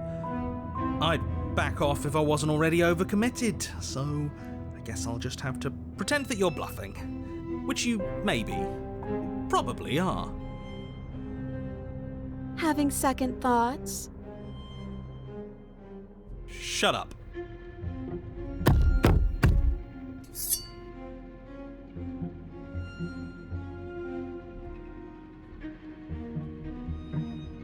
Before anything happens, I just wanted to let you all know that we are not all on board with this. Now, we voted. It was not a majority decision. But we did have a plurality. He shouldn't count. Says who? Says me. He's not one of us. He's been here since the beginning. The old chum really deserves to say. Besides, you'll all thank us when this is finally over and we are officially on top. But enough chatter. Oh, so you finally decided to do something, have you?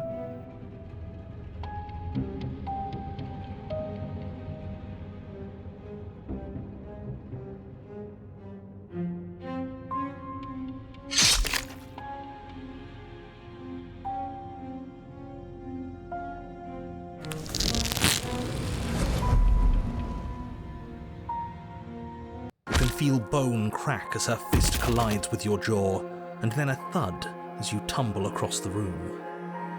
You are such a disappointment. I'd like to see you do better. The princess rips the blade from her chest and, fury in her eyes, cuts herself loose from her bindings.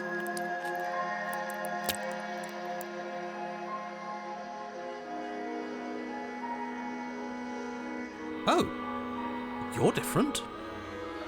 You're back, just as I intended. I was never cut out for leadership, really.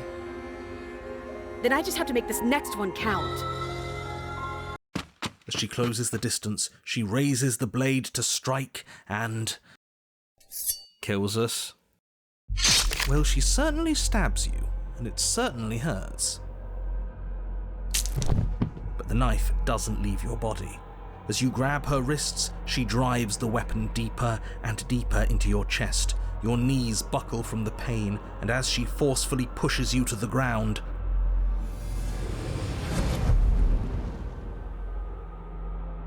I'm taking you back.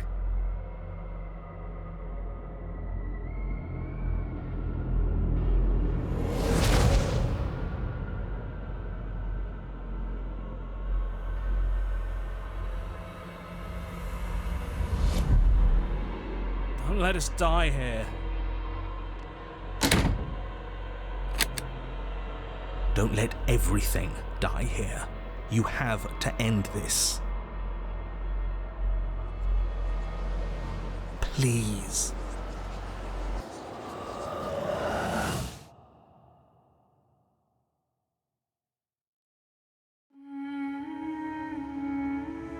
Does this mean we're together?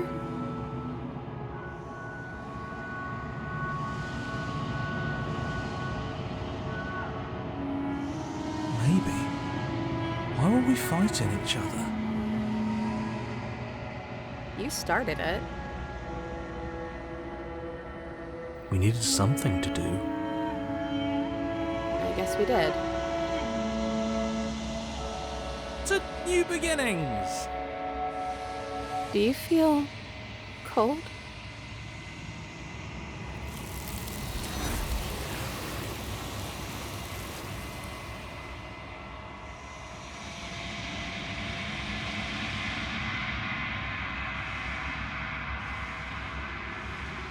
She's gone. Where did she go? Should we try and find her? And there's that mirror again. Why is it here? Why now?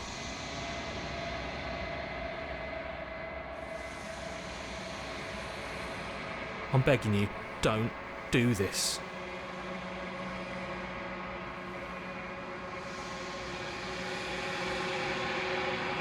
This doesn't feel right. It feels different. Final. If they think it's bad, I'm with them. Ignore the cowards. You have to look.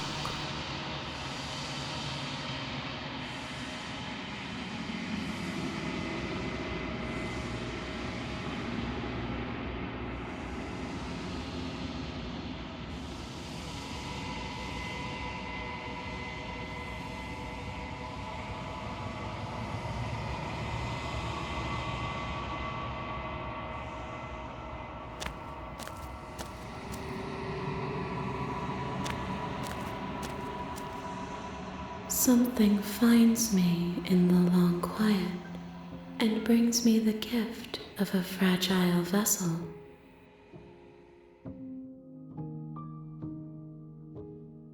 Nothing as we are, but I know that there are worlds beyond us and that we are meant to reach them.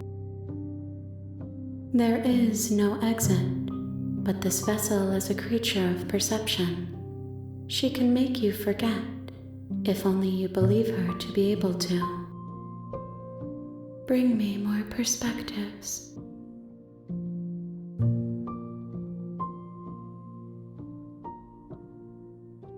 She asks that I tell you to remember her. You won't.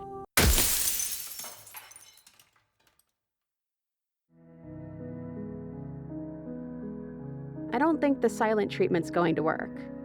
I can feel you choosing not to say anything.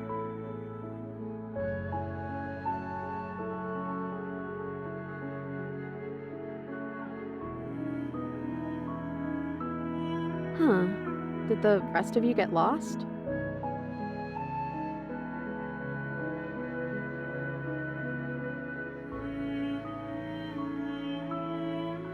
A title card? What on earth are you talking about?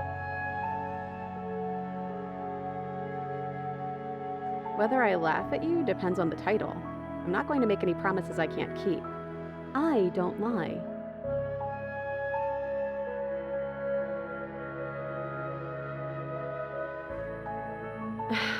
Okay, fine. I promise I won't laugh at you. Now tell me, I want to know. Oh, you're no fun.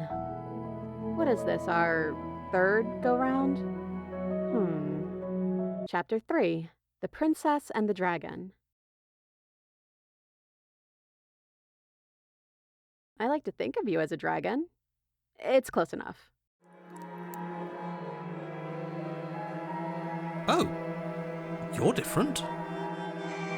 You're back, just as I intended.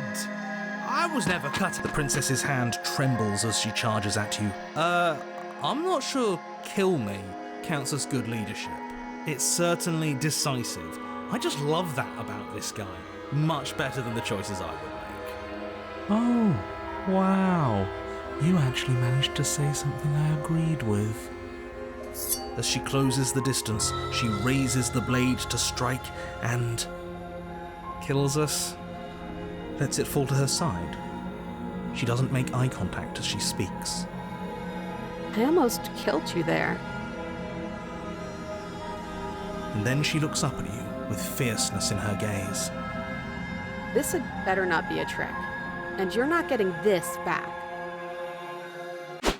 She turns her back on you and hurls the blade through the basement window, never to be seen again. No, no, no, no, no! You need the blade to deal with her. Then I guess we won't be doing your dirty work. Yeah. You have no idea how good it felt to get rid of that thing.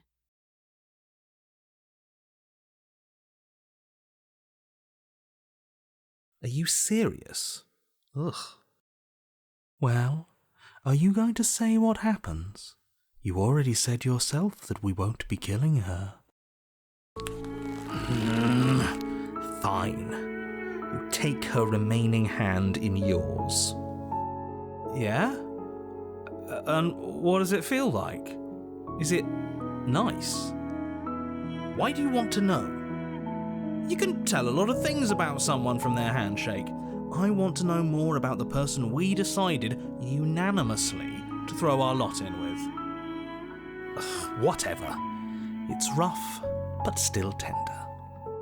The hand of someone who's suffered, but hasn't forgotten what it's like to have a heart. That'll do. Come on, let's get out of here. Hand in hand, you and the princess leave the basement together. Welcome back, by the way. Yes, we all missed you so very much. I missed you the most. You weren't even here until he was gone. Whatever, it doesn't matter. If you step through that door, you're damning every single person alive. You do realise that, yes? Who cares? In case you hadn't noticed, I lost a hand down there. Would you mind?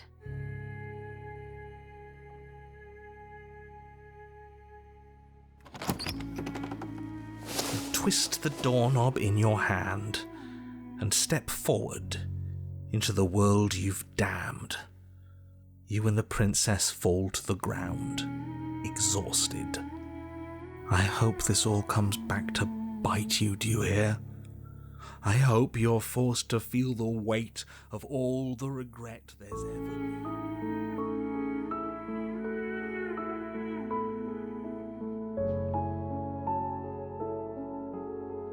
Finally.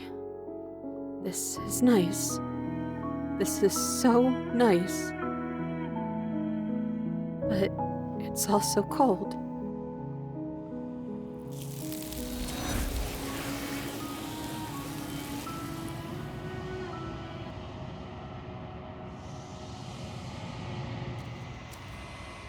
Something finds me in the long quiet and brings me the gift of a fragile vessel.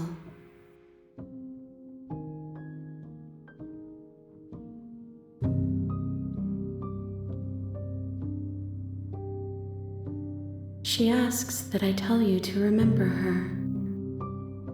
You won't.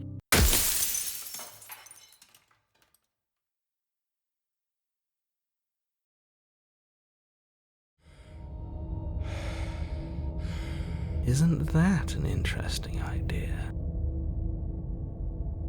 Hear that? She's scared. No point wasting more time. Do it. You lift the blade, then plunge it deep into your guts. Peg the princess, her spirit bound to your prison of flesh as she had once been bound to the basement's prison of stone, cries out in agony as you slice through organ and muscle. I don't want to die in you. I thought you finally understood me, but instead you just wanted to hurt me again.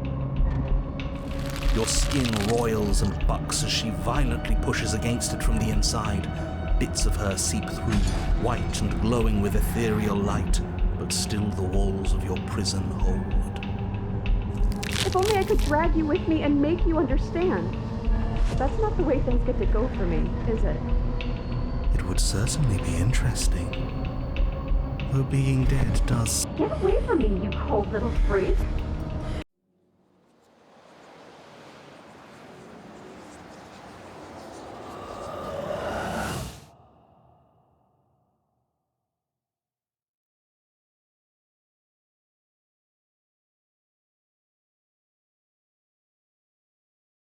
We were so close to leaving, and now look at you. Look at me. Is this what you wanted?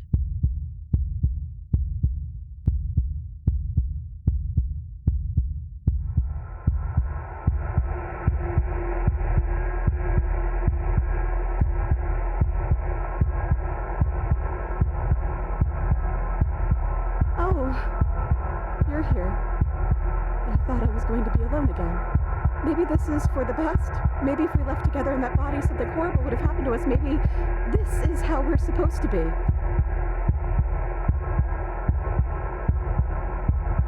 I hope the part of you that decided to stop us isn't the part of you that's with me. I don't really want to get stabbed a third time.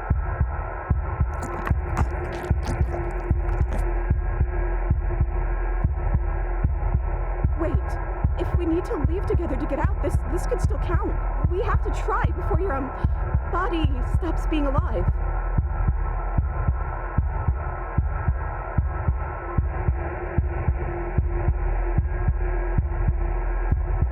Okay. Yeah. Deep breath, princess. Let's go.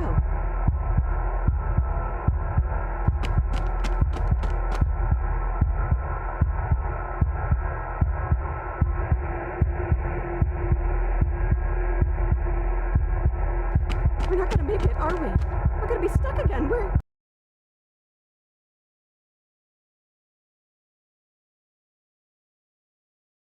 Are you still there? Am I alone again?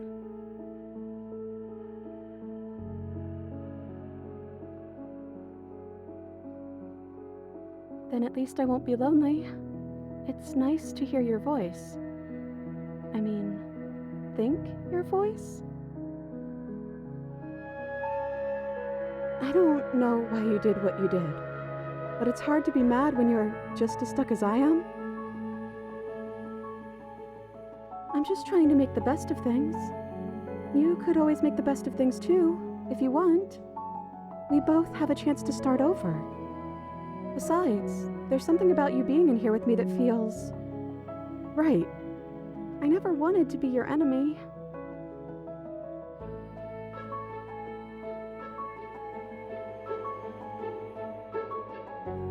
It's okay. I'm sure you had your reasons. I don't think it's good to hold on to the past like that anyways. It's better if we choose to move forward together.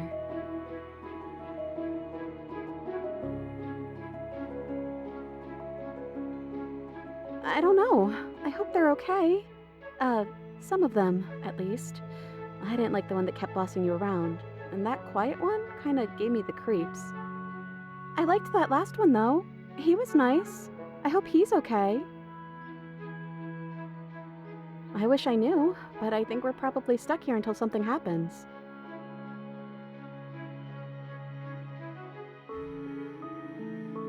We're back at the beginning.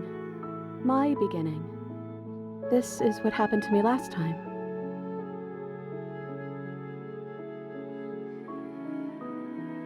I've never gotten a title card. What did yours say? Well, the first one is sweet. Well, maybe you're just misguided. And the story's not over yet. We might still find a happy ending. But I think it's time we start a new chapter. How about... Chapter 3, The Princess and the Dragon. Thanks. I thought it would be fun.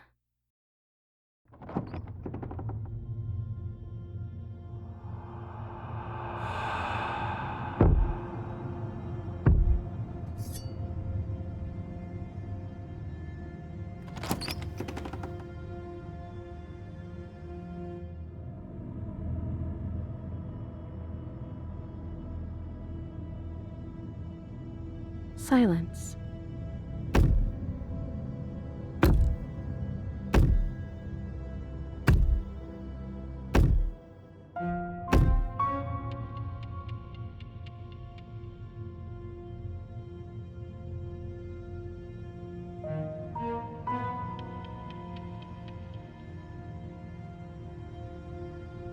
Are you trying to say something out loud? I don't think you can do that while you're in here with me. So, here we are again. I'm back in chains and you have your knife. So, what are we going to do?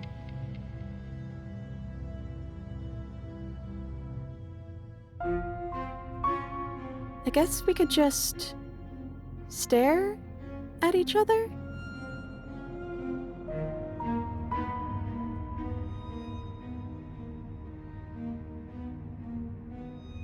Still quiet, huh? Even when you're not in your body, you're kind of quiet. I can't hear what's going on in there anymore now that I'm back in my own body. Do you want to share your thoughts? It'd only be polite, really. Oh, you would like to hear what we're thinking, wouldn't you?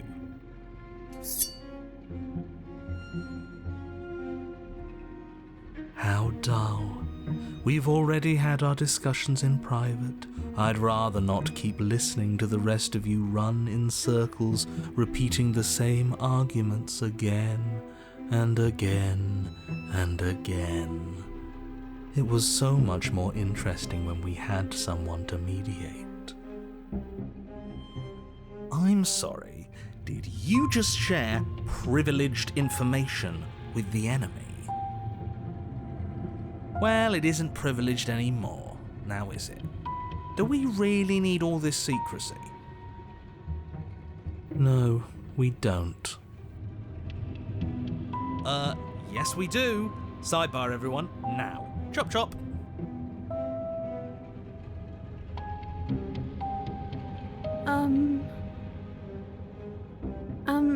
Excuse me. They're not listening to me. You're right. No more nice princess for them. I'm going to speak my mind. Hello? I'm trying to say something. Hey, I said I'm talking now. Will you listen to me? So you are, and very loudly. Do you have something to say? Oops.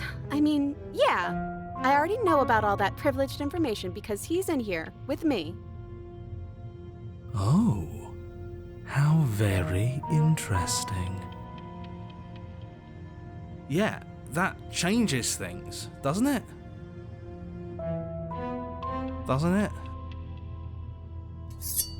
Oh, it changes things, all right. We get to take out 2 birds with 1 stone. Wait, what? From what I remember, it's pretty easy to kill you the first time around. And this time you're back to being very... what's the word? Fleshy? Yes, exactly. That's precisely the word I was looking for. You're fleshy now. No more of that incorporeality. Trust me, I wouldn't be doing this if I didn't think it would be easy. And are you doing this? Oh, I most definitely am.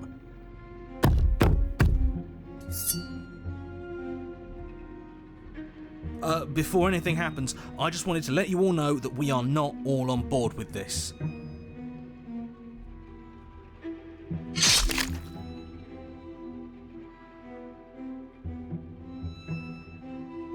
Princess collapses against the wall. See? That was easy. It was too easy. It felt bad. Don't feel bad. Life is all about taking the easy wins. You don't think the people at the top got there because they worked for it, do you? I mean, of course they did. Hard work is important. Yeah, hard work often goes unappreciated. Why bother? Yeah, screw hard work. I guarantee you that anyone who's anyone has done nothing but take shortcuts. Am I supposed to find that impressive? Of course you are. I got us here, didn't I? Yes, everyone's very impressed with your accomplishments. But in case you hadn't noticed, she isn't dead yet. So how about you finish this before you start celebrating yourself? What are you waiting for? You won, didn't you? Not that it's hard executing a helpless captive.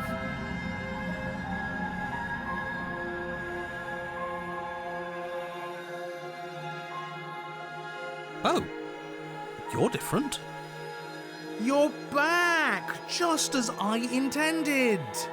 I was never cut out for leadership, really. You're right. It's quiet again. Are you still going to kill me? Ooh, should we? It would be so easy. Absolutely. Nothing of substance has changed. She remains a threat to the entire world.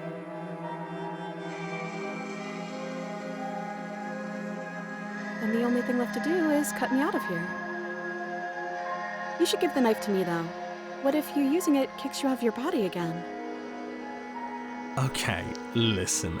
I know you're in charge again, but this is obviously a trick. We can't trust her. We literally just stabbed her. Someone's gonna have to take a leap of faith eventually.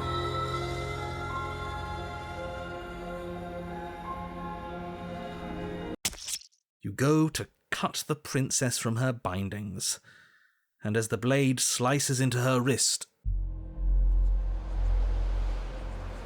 Oh, I felt that. You're back. Oh no, you're back. Sorry, girlie, but we're seeing this through.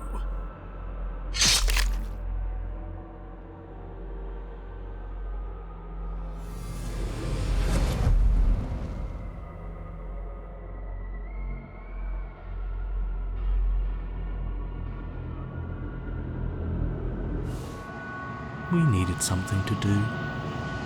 Then I guess we need something to do again. To new beginnings! I didn't think being together would feel so cold. It shouldn't.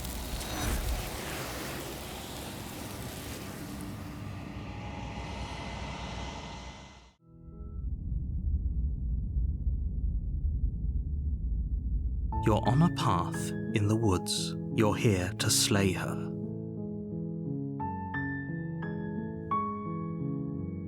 I'm talking about the end of everything as we know it. No more birds, no more trees, and perhaps most problematically of all, no more people. You have to put an end to her. Don't linger on the specifics. You have a job to do here. Just get in there and do what needs to be done. We're all counting on you. Look, you're already on the path that leads to the cabin. Why would you be here if it weren't to complete a very important task? You've made it this far, you might as well reach the end of your journey.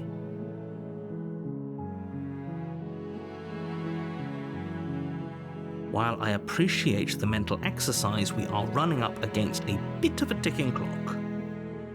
Nevertheless, let me assure you, the princess is locked up because she's dangerous. She is not dangerous because she's locked up. And before you decide to waste even more of our time by asking how I know that, let me suggest a more pragmatic lens through which to view this situation. Causality doesn't matter here, because the end result is the same no matter what led us up to this point. If the princess leaves the cabin, the world will end, and there is no changing that. It's no use arguing semantics over a metaphorical chicken or egg, because the egg is hatched and it's about to ruin everything. Unless, of course, you do your job and slay her. Does it? Are you a monarchist? Is slaying a princess that much worse than slaying a fisherman or a miller or a seamstress? If anything, slaying a princess is much better than slaying a seamstress. Seamstresses contribute something of value to society. Oh, if only that were the case, but I don't make the rules. I have to say I'm surprised at your reluctance thus far, but unfortunately for the both of us, you're the only one who can pull this off. Like I said, I don't make the rules, no matter how much I wish I did.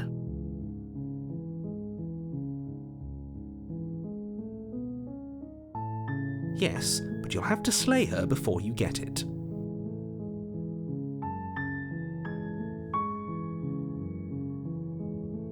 It's a secret, but I think you'll like it. It's a special reward, just for you. And whatever you think it might be, I can promise you it's going to be even better than your wildest imagination.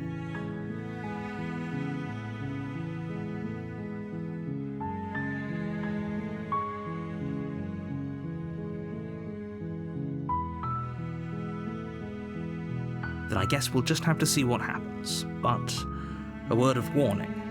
If you go in prepared to hear her out, she could easily trap you in her web of lies. And the more you listen to her honeyed words, the harder it'll be to pull yourself out. Then each and every one of us is doomed. So sure, go, talk to her. See how that turns out for all of us. You make your way up the short path to the cabin. You'll find the princess within. We're not going to go through with this, right? She's a princess. We're supposed to save princesses, not slay them. Ignore him. He doesn't know what he's talking about.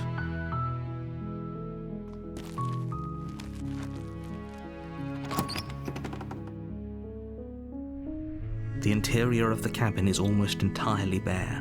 The air is stale and musty, and the floor and walls are painted in a fine layer of dust. The only furniture of note is a plain wooden table. Perched on that table is a pristine blade. The blade is your implement. You'll need it if you want to do this right.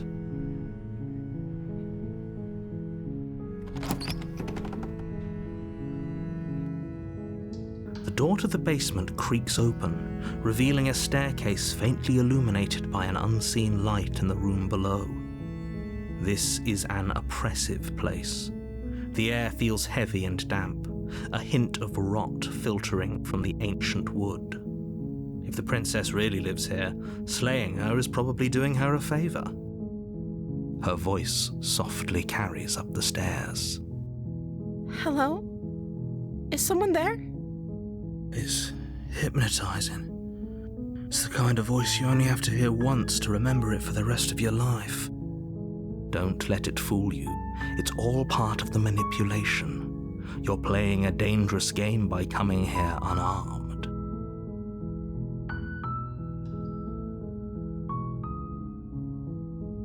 You are? It's been so long since anyone's come down here. I was starting to think they'd forgotten about me.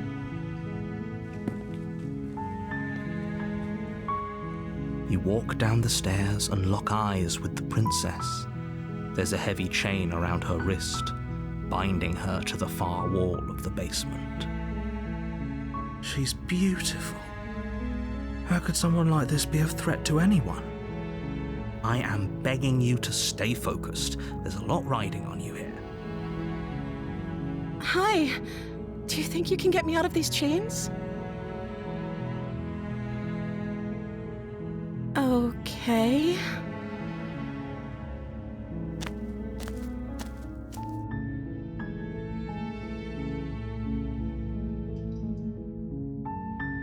Oh. She pauses, carefully formulating her words before she responds. You can address me as Your Royal Highness. Or you can just call me Princess if Your Royal Highness is too formal. Is Princess her name or her title? What if it's both?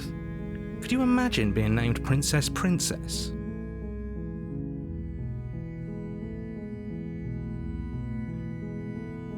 Like I said, you can call me Princess if you'd like.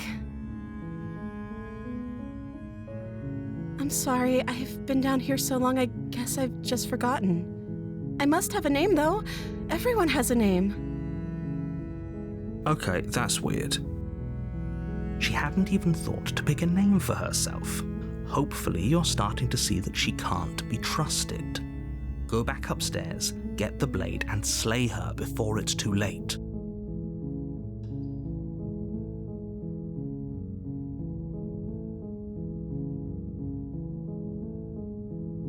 Of course I'm locked up down here for a reason. I don't actually know what that reason is, but you don't just stuff a princess in a basement and throw away the key without there being some sort of an explanation, right? You have all the explanation you need, and you should know better than to trust whatever she comes up with.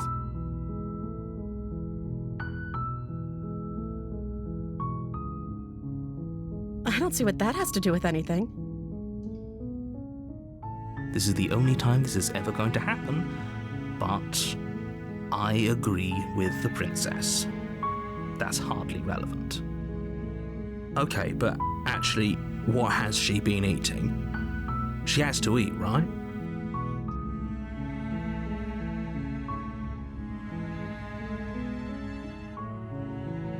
The princess hesitates before responding. She doesn't know. She's been down here too long to have any idea of what she'd do in another life. She knows what she'd do. She's just searching for whatever answer she thinks you want to hear. Are you looking for the truth, or are you looking for the right answer? Because with the dynamic we have going on here, I don't think the specifics of what I do really matter. It's not like you'd believe me.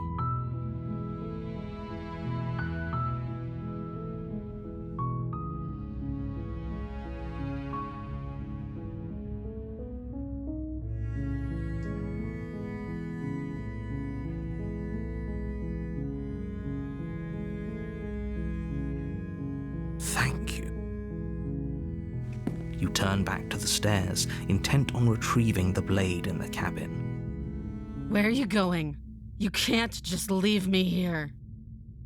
You'd better hope for your own sake that I don't slip these chains before you make it back down here. Slip these chains? She can't, right? She needed our help to get out of here. But do you hear the conviction in her voice? I don't think she's bluffing. She has to be bluffing, but I'd hurry if I were you.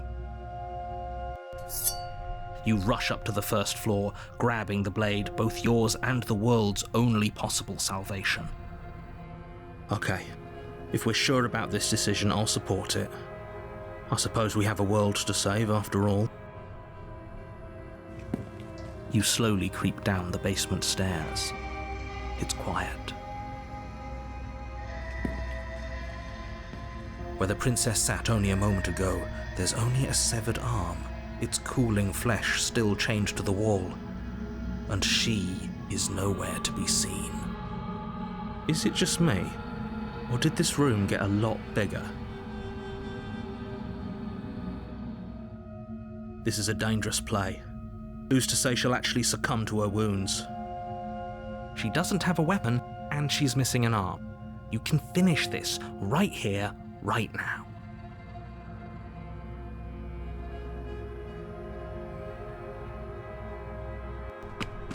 You close the basement door, locking it behind you and quickly barricading it with the heavy wooden table that once held the blade. Okay, we can make this work. She has an awful wound and we have all the time in the world. Playing jailkeeper for a while might make things a little easier. You settle in against the far wall to watch the basement door. It isn't long before you start to drift off, your eyelids heavy with fatigue. But sleep doesn't come. Instead, your rest is broken by a piercing, wailing voice calling out to you from the other side of the door. I know you're still there. Why don't you make things easier on yourself and let me out? It's not like this little door I'll hold for very long anyways. Huh? It's probably a good idea to try to get back on my good side. She sounds terrifying. Like she's less of the princess you saw and more like something out of a nightmare. As she violently rattles the door, you do your best to shut her out of your mind. when I get out of here, I'm going to pick you apart piece by piece. I won't forget what you did, and I'll never forgive it. You don't know the kind of enemy you've made tonight. It doesn't sound like she's getting any weaker. No, it doesn't.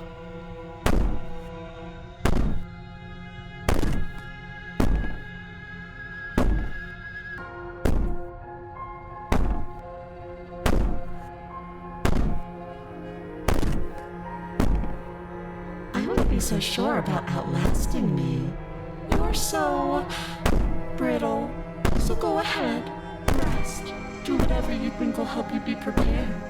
But know that I'm coming for you, and that when I find you, I will make you hurt. You put the princess's threats out of your mind as best you can and huddle up against the wall. You jolt awake in the middle of the night to silence in the cabin. The ruckus has stopped, and the door to the basement is ajar, its lock broken, and the table shoved out of the way. Where is she? Thanks for helping me get out of that awful basement. You try and stumble to your feet, but as the princess draws near, it's as though your body simply stops working. It isn't all at once. The paralysis comes in waves. First your toes go numb, and then your feet, and then your legs. You lie prone on the floor of the cabin, unable to do anything but witness her approach. Whose side are you on? Yours, of course. But I have a duty to uphold the truth. Lying about the facts of the situation doesn't change them. So helpless. I can take my time with you, can't I? She steps closer, one silent footfall at a time, cocking her head in curiosity as you feel your organs shutting down one by one. Or maybe I can't take my time with you. You don't look well. A little green around the gills. What a shame. If you'd only helped me get out of here, we could have done such wonderful things together. Your lungs stop drawing in breath, and your heart freezes in your chest. You have... I'd say better luck next time, but we both know this is the end, don't we? It can't be. This can't actually be how everything ends. I'm sorry, but it is. Everything goes dark, and you die.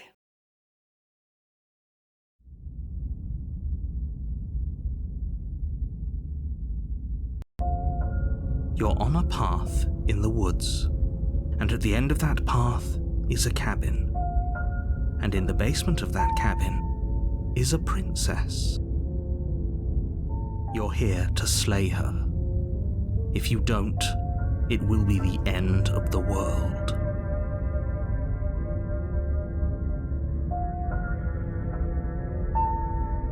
A terrible sense of déjà vu. No, you don't have that. This is the first time either of us have been here. If he doesn't remember what happened, then maybe it's best to keep it that way. Shh! What if he hears us? That's a very good question, little voice. What if he does hear you? Shit. I think you'll find yourselves very hard-pressed to keep any secrets from me. Not that it matters right now, because like I said, this is the first time we've met. Still, I'd rather not get off on the wrong foot. We've a world to save, after all.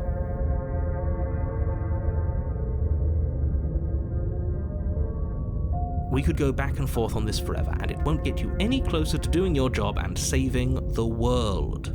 So let's just agree to disagree.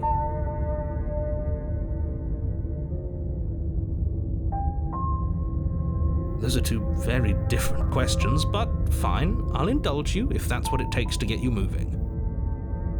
Let's say for a moment that this really is the second time you've met me, or at least a version of me. If you're back here, I'm assuming you died, which probably only happened because you didn't listen to me. We couldn't trust either of you, and as far as I'm concerned, we still can't. All we did was lock her away. And how'd that work out for you? No comment. Well then, congratulations. You've been given another chance to actually do this right. And your solution is to send us back in there? Do you want us to slay the princess, or do you want the princess to slay us? Obviously, I want you to slay her. One of you poses a threat to the world, and the other doesn't. Anyways, I believe your other question was something along the lines of, what's the point of doing anything? If you're asking that, it sounds to me like you're making the rather dangerous assumption that your actions last time around didn't have any consequences. What do you mean? Of course there weren't any consequences. We were killed by the princess, and now everyone's right back where they started. That sounds pretty consequence-free to me. Speak for yourself.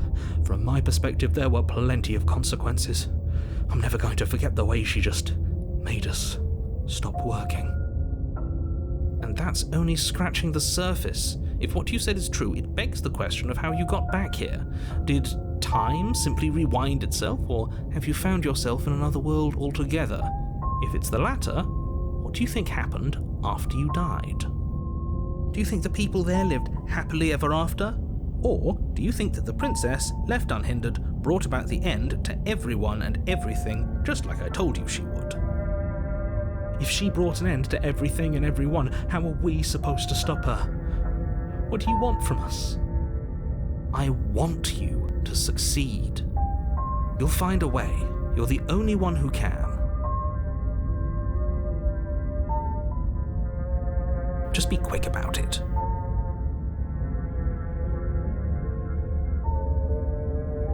Like I said, if she killed you, it was probably because you didn't listen to me. Don't talk to her, don't trust her, just go in, do your job, and save the world.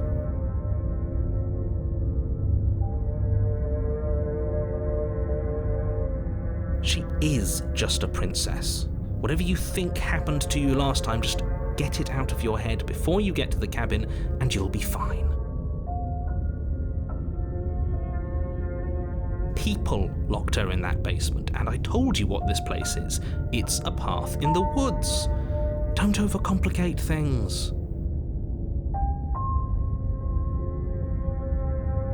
Look, I'm not supposed to say this, but it's because you're special. You're the only person capable of doing this. Call it a prophecy, if that helps, but it's just the way things are. You can't just goad us into doing something by calling us special. It's manipulative. Why are you trying to manipulate us? I don't know, I kinda like being special. Okay, fine. Maybe you can goad him into doing something, but he's not even the one who makes the decisions here. I'm not goading you into doing anything. You already know the princess is dangerous. All I'm trying to say is that you have to be the one to deal with her. I know it doesn't seem fair, but that's just the way it is. And for what it's worth, I know you have it in you to finish the job. We don't. You saw what happened to us last time. We need to leave. I've told you everything you need to know. Going into more detail would just overcomplicate an otherwise very simple situation and make your job more difficult. If you want us to stand a chance against her, we need to be armed with information. What is she really capable of? How are we supposed to stop her? Not to sound like a broken record, but the less you know about her, the better things will go for all of us. I know it sounds like I'm hiding something, but you're just going to have to take me at my word. He isn't telling us everything he knows because he doesn't trust us, which means that we can't trust him. Stop talking yourself in neurotic circles and just get to the cabin already. Do you see the way he keeps pushing us? We have to get out of here. Great. Now, if you don't mind, the whole world is waiting with bated breath for you to save it from ruin.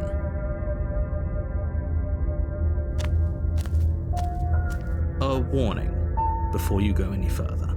She will lie. I don't think lying and cheating is her thing. She was very direct with us last time. Or at least she was direct with us after we decided to lock her away. It doesn't matter. trust anyone.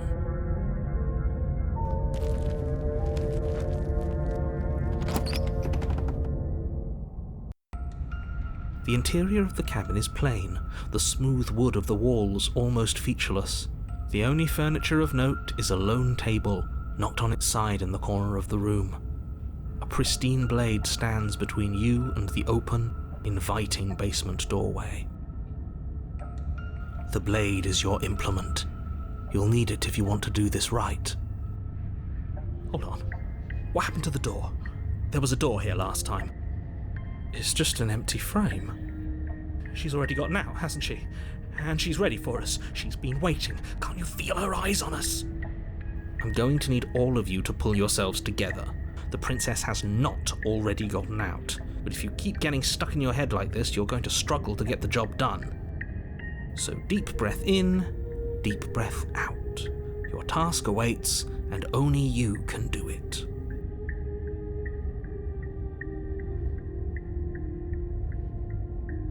You reach down and pick the blade up off the floor.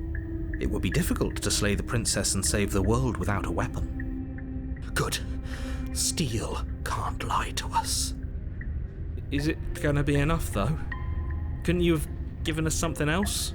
Something, I don't know, better than a knife? Could we have a bomb? The blade is the only thing you need to finish your task. You're more than capable of pulling this off, so long as you don't lose faith in yourself. Those are the words of someone who knows he's sending us to our death.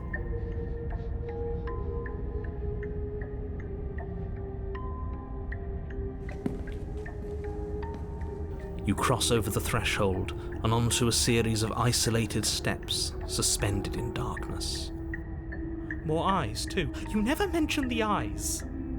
The air seeping up from below reminds you of fresh lightning and static, as if you're descending into a place that isn't meant for a creature of flesh and blood. If the princess lives here, slaying her would probably be doing her a favour. Her cruel and playful voice prances up the stairs. I didn't think you'd come back. We're gonna have a lot of fun, you and I. Okay, we need a game plan. Last time we were here, just being close to her was enough to kill us.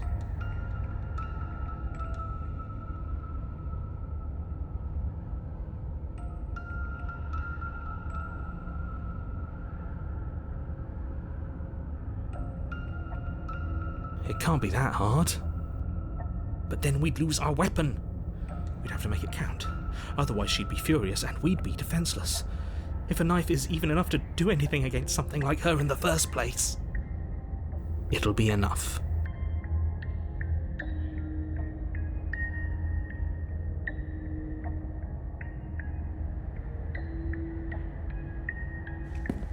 You make your way to the bottom of the stairs. As you emerge, you find yourself between two loose rows of white wooden planks suspended in nothingness. A smattering of cobblestones visible against the inky black of the basement mark where the floor should be, forming vague pathways. At what seems to be the end of the room, they diverge in opposite directions, left and right. She could be anywhere, and there's nowhere for us to hide. We're completely exposed. Are you really not going to comment on how weird this place is? No, I'm not. Somebody needs to be the voice of reason here, and it certainly isn't you. Excuse me, I'm being incredibly reasonable. You're the one who's just matter-of-factly describing whatever the hell we're looking at like it's an ordinary basement. We're going to die down here. I don't want to die again. Please stop saying that. You're only going to make things worse. Just pick a direction and start moving.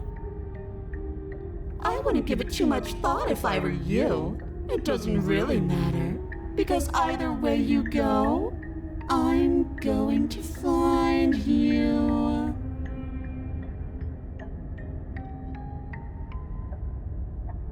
You turn to the right.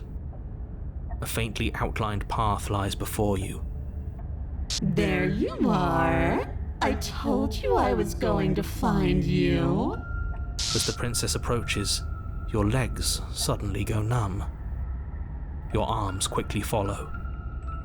This is it, isn't it? And you brought a little knife with you. Cute.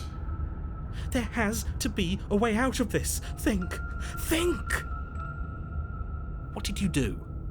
Pull yourself together. She isn't supposed to be like this.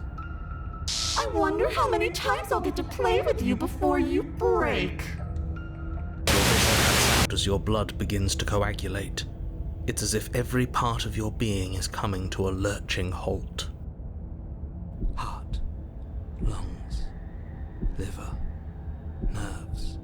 Heart, lungs, liver, nerves. Your lungs pull in a desperate gulp of air as your eyes shoot back open. What are you doing? I'm working. Do you want this body to function, or do you want... And then experience stops once more as your body reapproaches death. Okay, whatever you were doing, please just start doing it again. Are you sure about that? Are you sure that's what you want, or do you want to interrupt me some more? You have seconds left. Yes, I'm sure. Heart, lungs, liver, nerves, heart. Again, your eyes shoot open as you gasp for breath. Can't decide what you want to do, can you?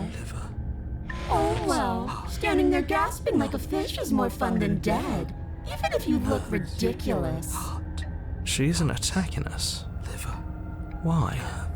The why doesn't matter. She's already proven her ill intent. Don't lose sight of your mission.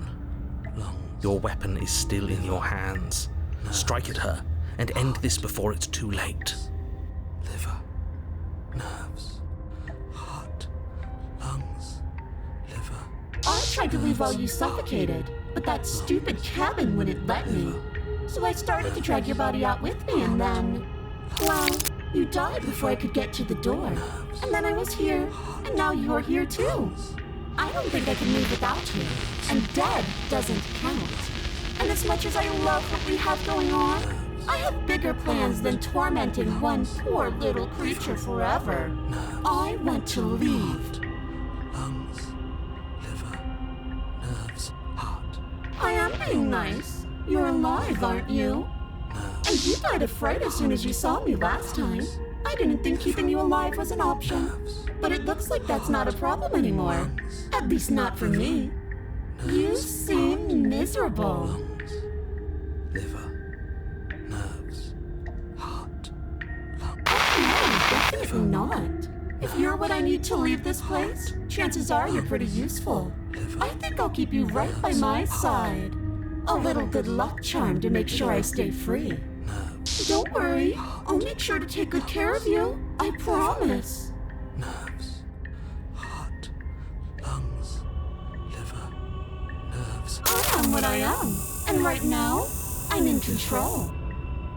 So, you might want to be a little nicer to me. She raises one long gloved finger, its tip hovering just over your skin, seeming to enjoy the lingering threat. But she withdraws, sparing you another momentary glimpse of death. Nerves, heart, lungs, liver, nerves. Like I said, I am what I am. It's not my fault that you can't handle being around me. Heart, lungs, liver, nerves, heart, lungs.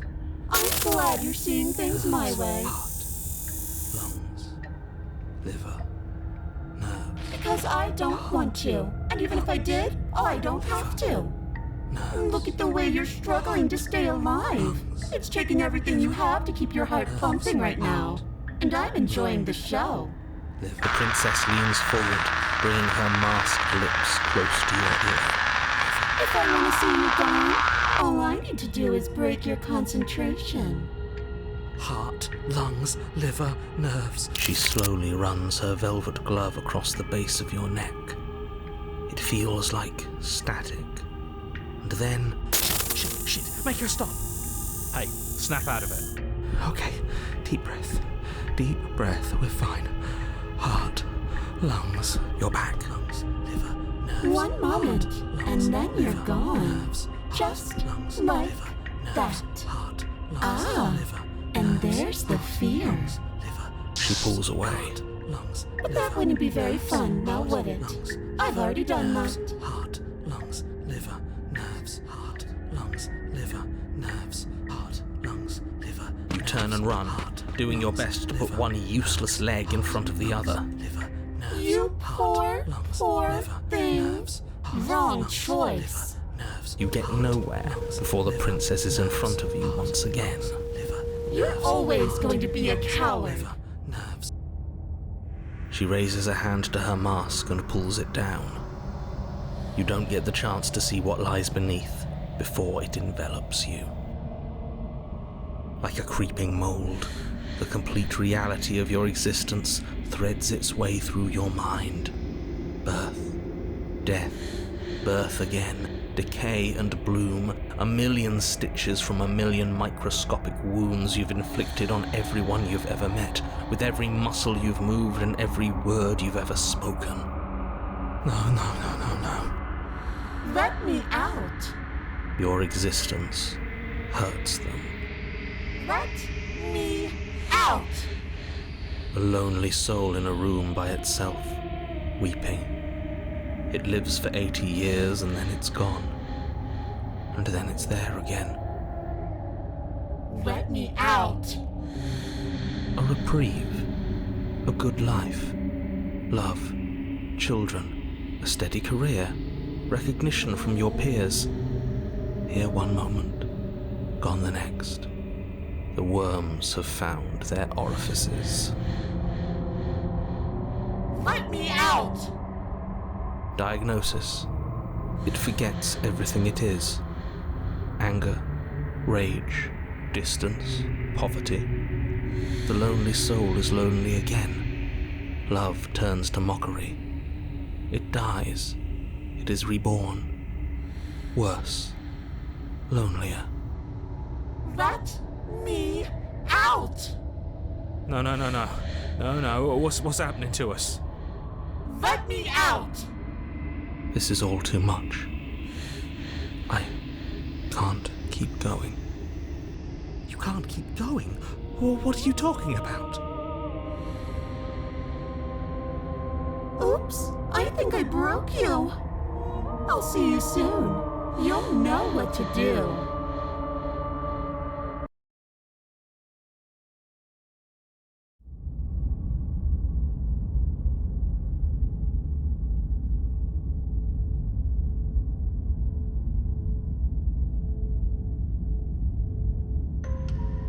You're on a path in the... Shit. What the hell was that? Who are we? What are we doing? There was a princess, I think. It's all so fuzzy. It hurts when I try to remember. You shouldn't know about the princess. At least, not until I... You've already been here, haven't you? I guess. It feels so long ago, almost like we've never left. We have to let her out. No, that's the opposite of what you're here to do. You have to slay her. Slay? We decided not to do that, didn't we? Yeah, we're supposed to let her out. It's really the only way this works out for us. If you think about it, she's the one with power here. Nobody else can do much of anything. No, we were supposed to keep her trapped there forever, I think. We're supposed to be unfeeling. How many times do I have to tell you to snuff out your heart? We can't be unfeeling. Not when there's so much fear everywhere. There's nothing for us to do. We've already tried everything. We love her, so we have to set her free. Can we love something that hates us? Can we love something that hurts us? To be given an ounce of kindness from something so cruel would be more pure than any other love. Why are there so many of us? There aren't supposed to be so many of us. This is bad. You need to get a grip. What did you let happen? How many times have you been here?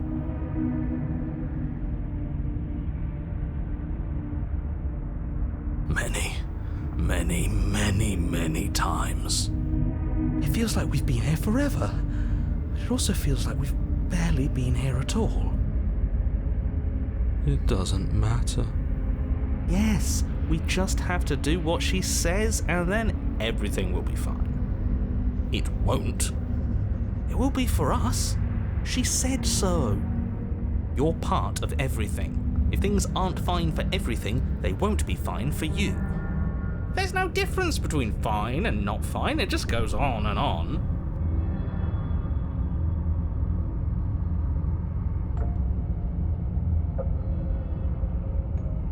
What does here even mean if you really think about it? Shut up. You were here. Every single time. You did your best, really. There's just a pecking order. And our cruel and beautiful goddess sits atop it, right where she's always belonged. You're lucky. What I would give to be able to forget. I've tried to keep them numb, but they're all too soft. A shame, really.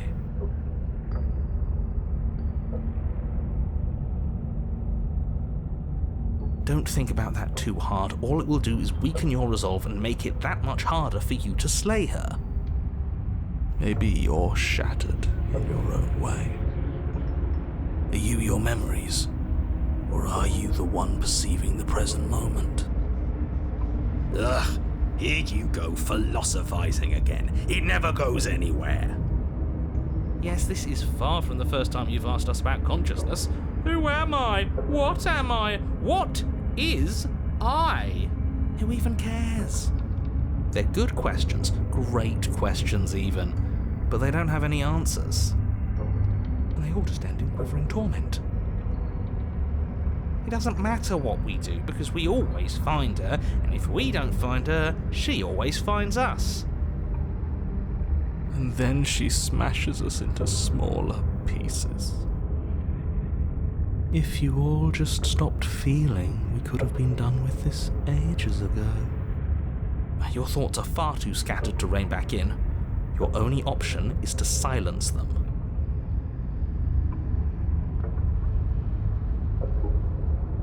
There's nothing worth making sense of. They're clearly all traumatized. And yet, you aren't. We break apart, and you stay the same. Yeah. What's your secret? Why can you break the rules when we can't?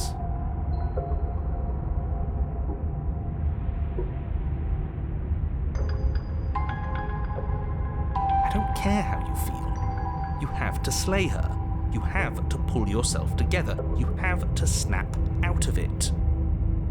You're lucky you haven't been stuck here like the rest of them. There's no other way to keep going. You either need to forget, or you need to stop feeling much of anything. They can't do either. He's not wrong. He's the only smart one left, if you ask me. He's worse than her. Of course we're wrong. She's the only thing that's right. Yes, obviously they're all wrong. What are you going to do about it? We've tried that. It doesn't work. Our hearts always brought us back to her. The deck is stacked. So many paths, and they're all circles. You slowly make your way through the umbral forest, bumping against unseen trees as you grasp through the darkness for a way forward. But eventually, you do make it to the cabin. Or rather, you make it to the place a cabin should have been. Instead, all you find is an empty hill. No, this isn't right. There's a cabin there. There's always supposed to be a cabin there. Don't ask him about the mirror. He always says he never sees it. He always lies. And he always makes it gone. Stay focused. You still have a job to do, and it's best not to be distracted by fraying thoughts. There is no mirror. You know that as well as I do. She's still here, buried deep inside the earth. Just walk up the hill. You always give too much space to the others. It's why you always lose.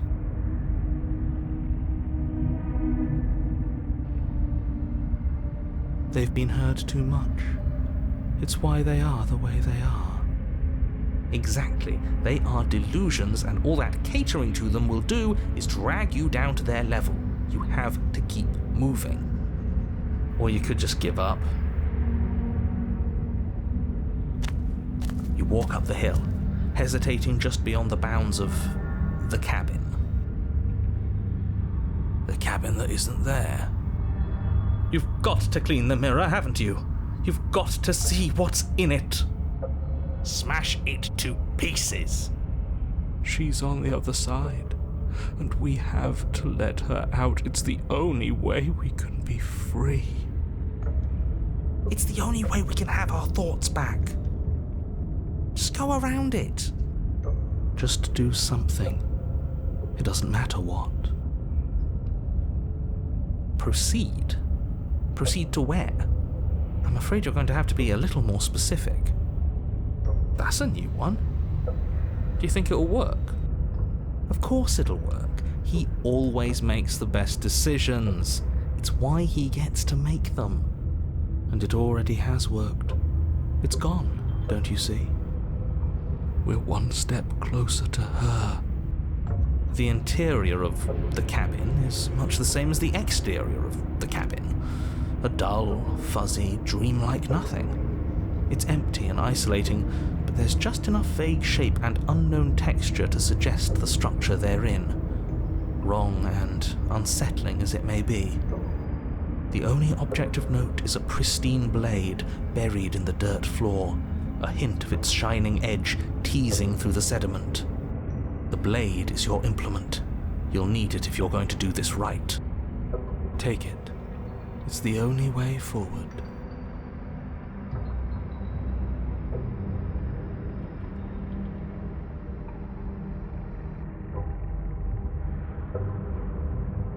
You reach down to take the blade, but as you do, the ground beneath it shifts, the weapon sinking deep into the earth. You lean over the hole and gaze into the abyss. It is so very deep. Deep in the bowels of the earth, you see something staring back at you. It fills you with dread. It's her. She's watching us. She never stops watching us. There you are. My toy has finally come to finish his job. With every word she speaks, the princess in the pit blinks closer. You tried to stop for so much longer than you had to. Closer. But it was always just a matter of time. And closer. You are going to have to stop running eventually. And closer. Everything stops running eventually. Except for me. I've already taken your will, and you're not getting it back. And what's left is for you to take me away and let me out. It'll be so much fun, you and me, together, exploring the world and spreading fear wherever we go. Well, mostly just me, but you'll get to be there too. A witness. I can even make you a little cage if you want. Gilded and everything. Now don't pose. Don't try to resist. I've already molded you into what I need. And you lost your power so long ago. Don't bother working yourself into a frenzy to get it back. Do something. Do anything that isn't taking her hand.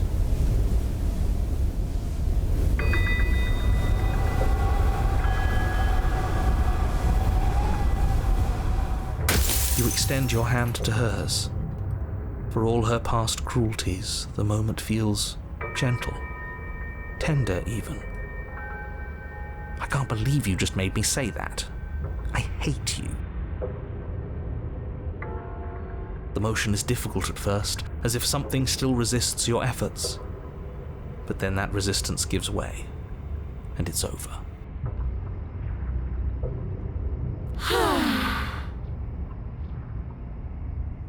And that's the end. I wonder what we're going to do next. I didn't think I'd be so tired. Why is it so cold?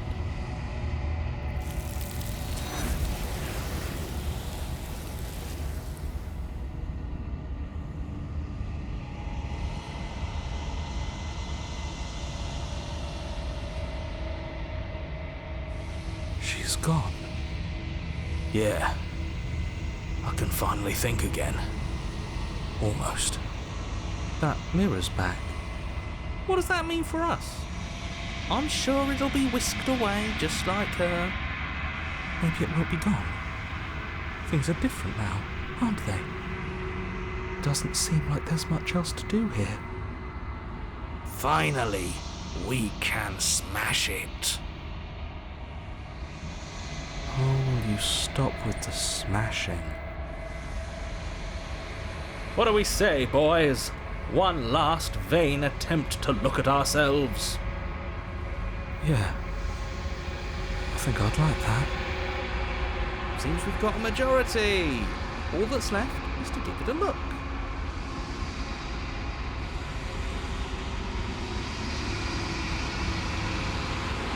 Something tells me that this is the end of the line. But I don't feel bad about it.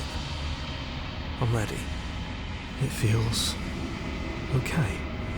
The fear's gone. I'm done fighting. My heart feels quiet. The game was always going to end. I'll be free of all of you. I'm ready for the truth. I'm ready to sleep. I'm just ready to be anywhere that isn't here. Boys, it's been an honor.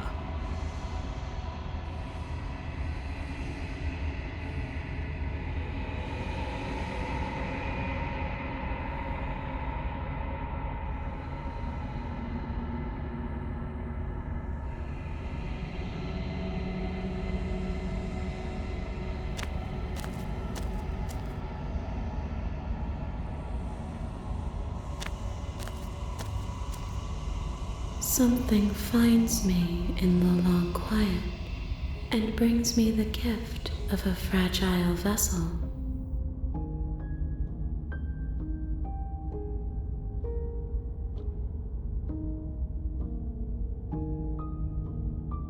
Nothing, as we are, but I know that there are worlds beyond us and that we are meant to reach them. There is no exit. But this vessel is a creature of perception. She can make you forget, if only you believe her to be able to. Bring me more perspectives so that I may be whole, and perhaps then we will know our freedom.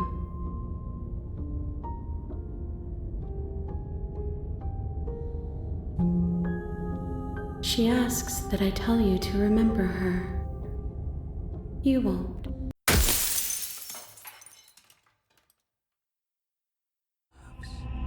Heart, lungs, Your will concentrates into a single fine point, and you strike out against the princess, ignoring the constant reminders of your breaking body. She doesn't even move as the blade sinks into her heart. We did it. We actually did it. You actually went for it! Oh, you're going to regret this? I could be so much more terrible for you than I am now. Can she? We've already seen how she can change.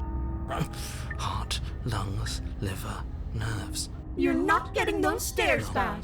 I'll see you when you finally decide to die. She falls to the ground, unmoving. Nerves. Heart. Oh. I can stop now, can't I? I can. Finally. And now that she's gone, you can let us out of here. Right? But she was the one who controlled this place, wasn't she? And now she's dead. I don't like to think what that means for us. It means that you're stuck here. Forever. Oh no. Oh no, no, no, no, no, no. Oh no, I hate this. Time passes. Forever's gonna end eventually, right? No, it won't. That's the whole point of forever. It doesn't end. I feel sick. It doesn't have to be forever, though, does it? What do you mean? We still have a way out, clutched in our hands. Are you suggesting we kill ourselves? Won't we be dead? I guess that hasn't stopped us before. That's a terrible idea. You've already saved the entire world from ruin. Why would you want to die? Because right now, you don't want us to do that. You're right. I don't. But if we've already saved the world, then why does it matter if we die? Why do you care? I just do. I value life. Every life. Even yours. Especially yours. Why? What do you mean, why? I think it's perfectly reasonable to value life. Exactly. I don't have to answer that.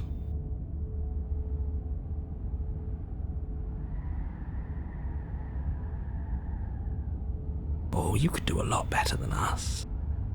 Exactly. You'll be fine here. Just come up with a game or something to pass the time. Again? That's unfortunate. You were only supposed to be here once. I don't like the way you said that. You knew this was a possibility, didn't you? Of course I did. Though I'd rather hoped I was the first one. That explains a lot, though. Oh, you bastard. How much are you not telling us? Plenty, but it's all in your best interest. And the world's. And mine. She's dead and we're stuck in a hell void forever. How could telling us your secrets possibly hurt anyone? It just can. Look, this world is saved, but if you start over, for all you know, you're just putting another world in danger. You barely managed to land the killing blow here. What if you don't manage it next time? I've already said too much, really. You won't get another word out of me on the subject. No. Still no.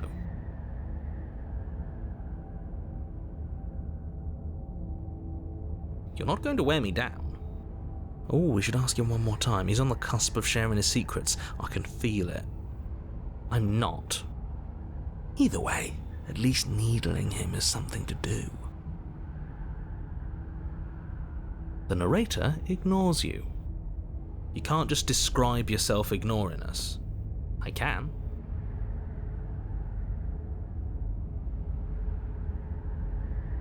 That's a grim thought, innit?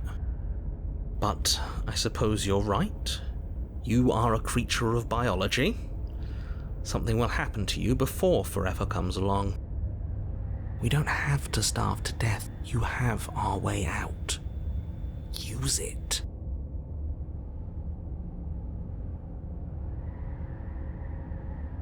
I'm stuck here with you. I wish I weren't. Feelings mutual.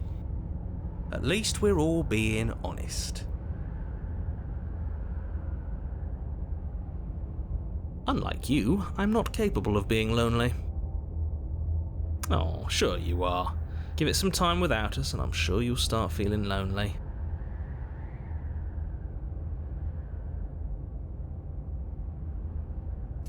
You remove the blade from the princess's body.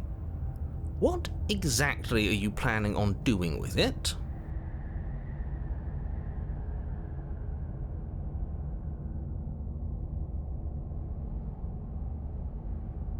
Oh no, what are you doing?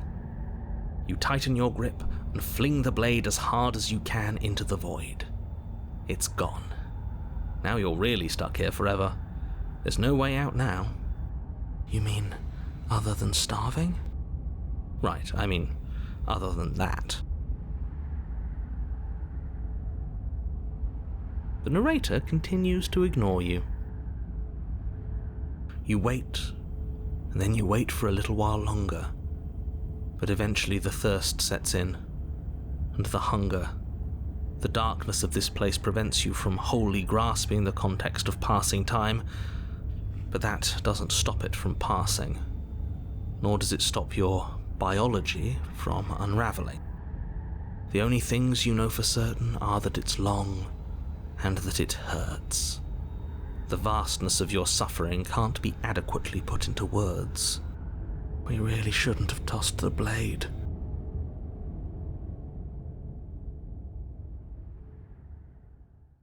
No, you really shouldn't have, but biology and time are immutable forces, and eventually, long before forever gets the chance to come, everything goes dark, and you die. Don't muck it up next time. The princess may be slain here, but she isn't slain there. Heart, lungs, liver. What? Lungs, liver, nerves, heart.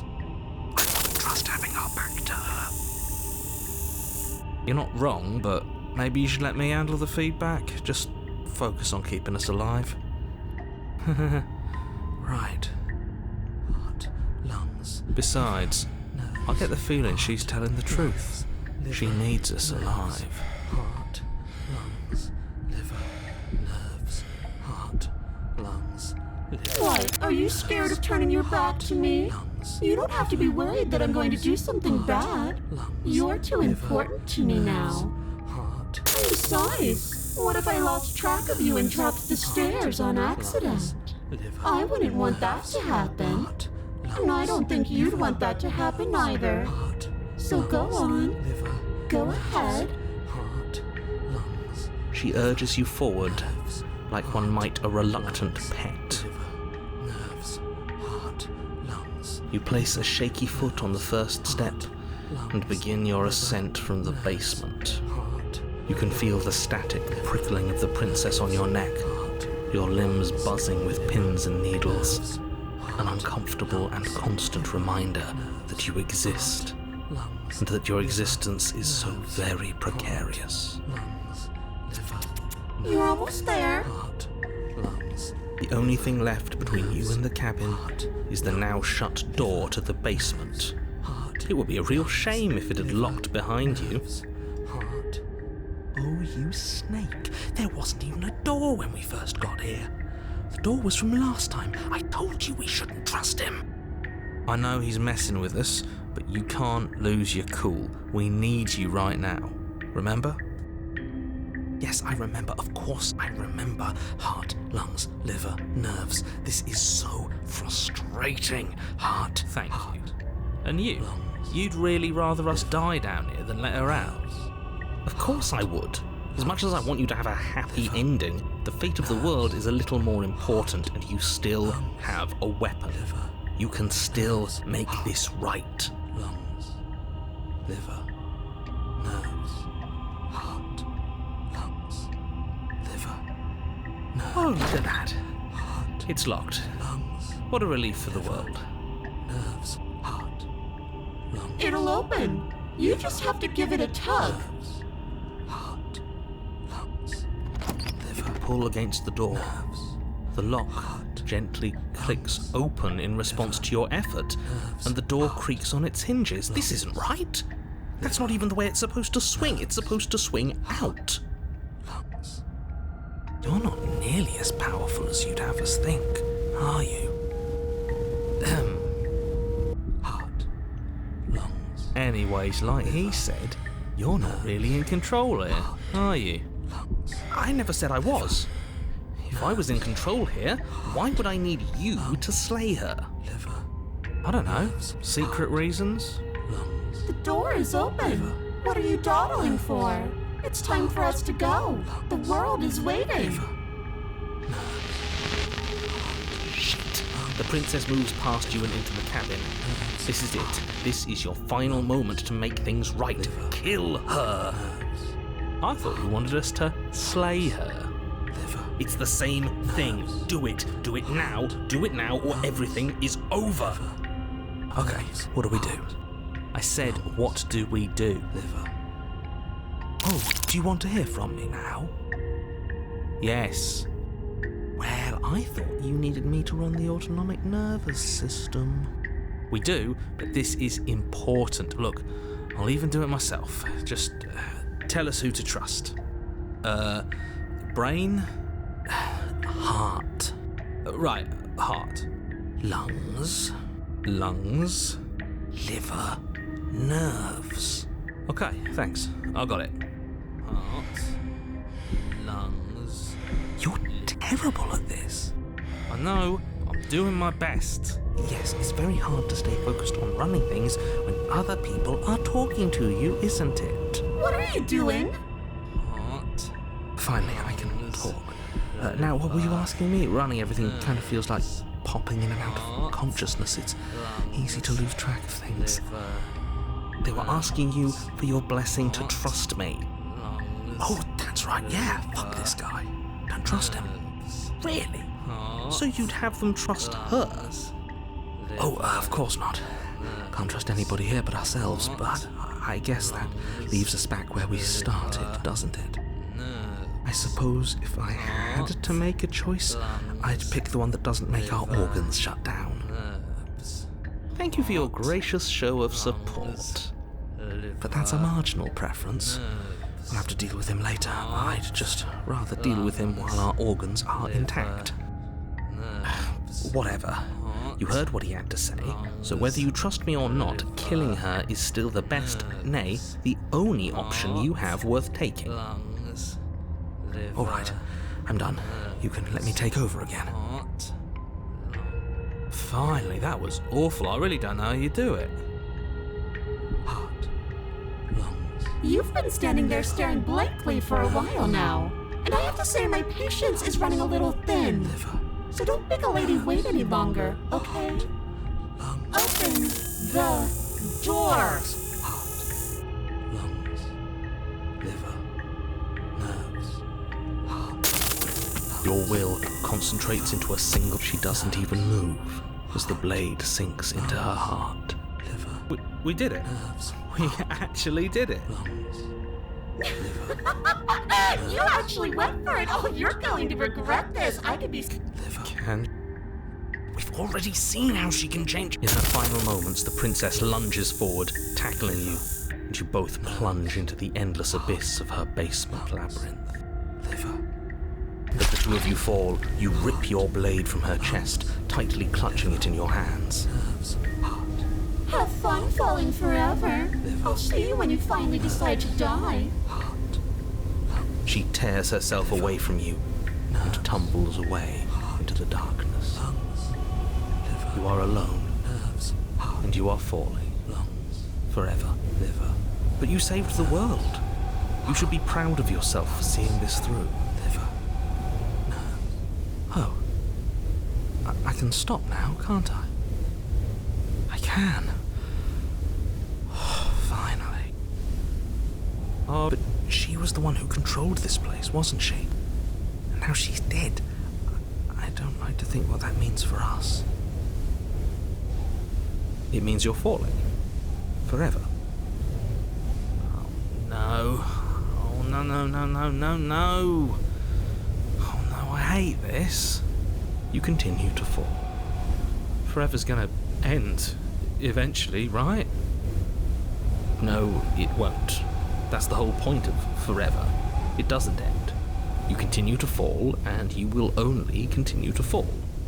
I feel sick. It doesn't have to be forever, though, does it? What do you mean? We still have a way out, clutched in our hands. Are you suggesting we kill ourselves? That's a terrible idea. Because right now, you don't want us to do that. You're right. But if we've already saved the world, then why does it matter if we die? I just do. I value life. Why? What do you mean, why? I think it's perfectly reasonable to value life. Exactly. I don't have to answer that.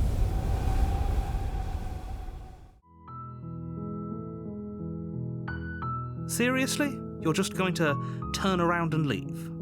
Do you even know where you're going?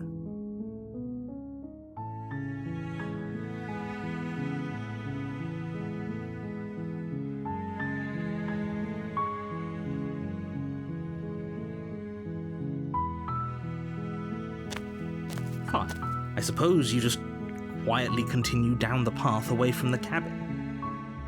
Good. What we're being asked to do here is wrong. Better to wash our hands of this whole situation than to take part in it. Ignore that annoying little voice, he doesn't know what he's talking about. That's strange. It looks like this path also leads to the cabin. How convenient. Everything's back on track again. Maybe the world can still be saved after all.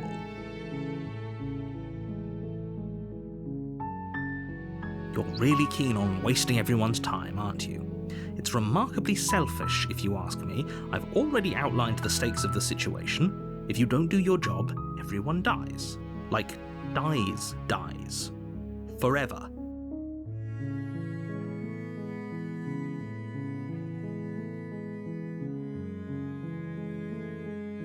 Stakes and consequences aren't emotional blackmail. They're facts of life, and if you had an ounce of maturity, you'd understand that. But fine, you turn around and trek back down the path you came. Oh, would you look at that? You're at the cabin again. Now, I'm not normally one for superstition or astrology, but I have to say, it seems like the universe itself is doing its best to bring you to your fated confrontation with the princess.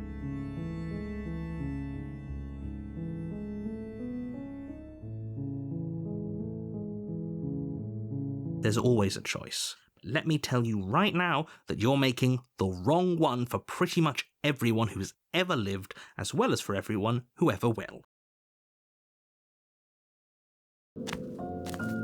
And here we go. As you trudge into the woods, something strange starts to happen. At first, it's little flickers out of the corner of your eyes, glimpses of familiar wooden structures through the leaves.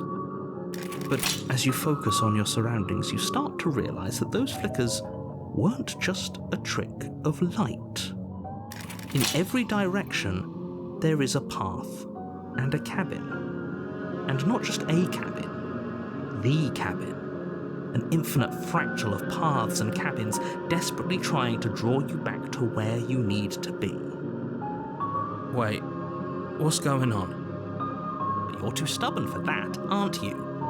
It doesn't matter how many paths or cabins appear around you, you're just going to do whatever you can to shirk your responsibility because you care more about irritating me than you do about the fate of the world. You've doomed us all, you know that, right? But of course you do. Otherwise you wouldn't just wander off into the forest in search of certain death. You lose track of just how long you spend aimlessly tromping through the wilderness.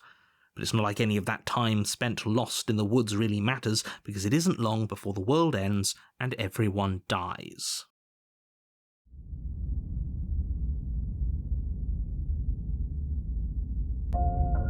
You're on a path in the woods, and at the end of that path is a cabin. And in the basement of that cabin is a princess. You're here to slay her.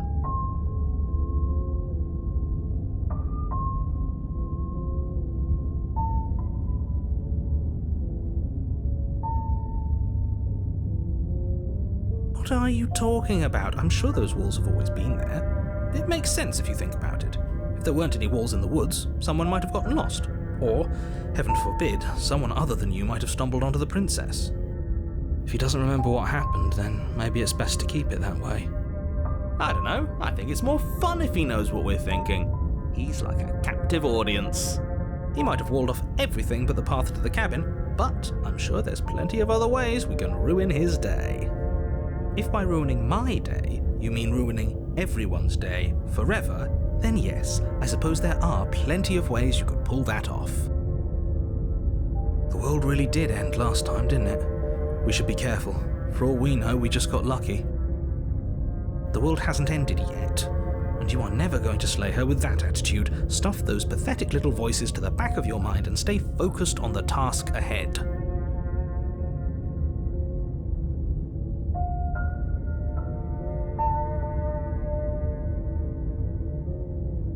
You know I can tell when you're lying, right?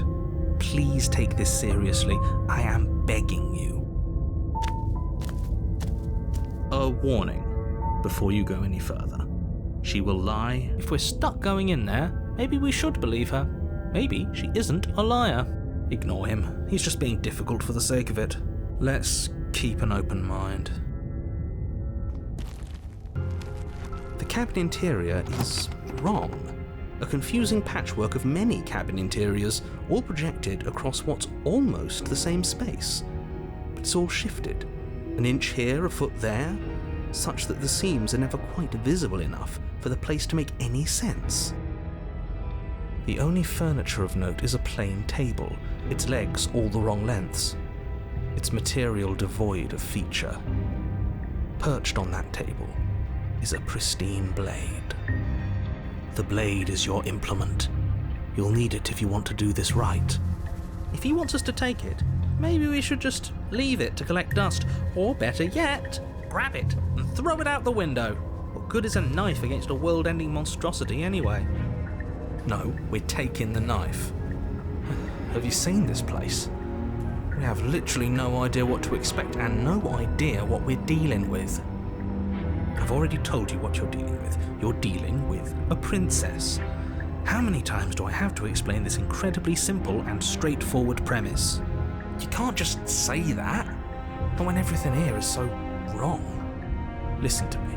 My job is to describe facts as facts and to guide you through your job, which is to slay the princess and through that action, save the entire world. And if you're going to slay her, you cannot let fear creep into your heart. You cannot lose yourself before you even get to her. Oh, ho, ho, ho. You've piqued my interest. What's going to happen if we lose ourselves?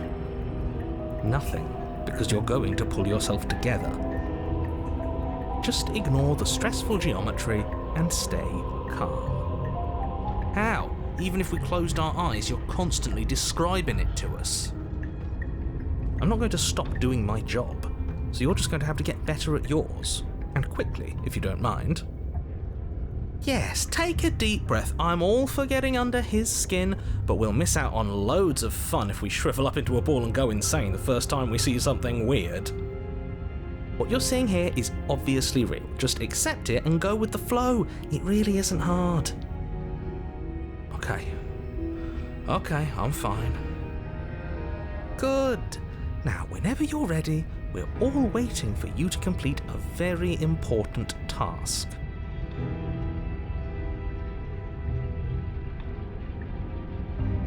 You take the blade from the table. Okay, fine, you took the knife, but you really shouldn't hold it like that.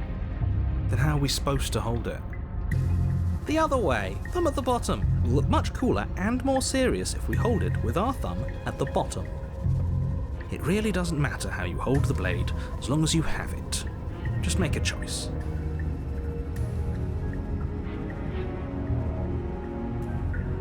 Great. You keep your grip the way it is. Your task awaits.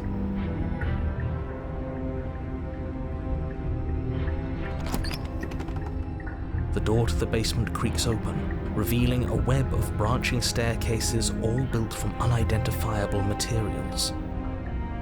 Nothing here seems to belong, and the closer you examine your surroundings, the more confused you get, your head throbbing with the effort of making sense of this place.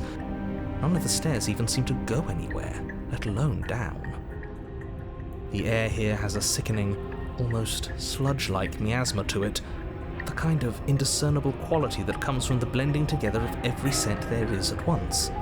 An odour that is simultaneously everything and yet the sum of it all coalescing into a thick, nauseating nothing. If the princess lives here, slaying her is probably doing her a favour. Her voice, a disquieting collage of tone and personality, drags up the stairs. Hello? Hi. What are you doing here? Are you here to kill? No, thank you. Oh, don't be such a baby. I don't want to do this. Let's just turn around and leave. This feels wrong. This feels like a trap. Like whatever we do, we're gonna die.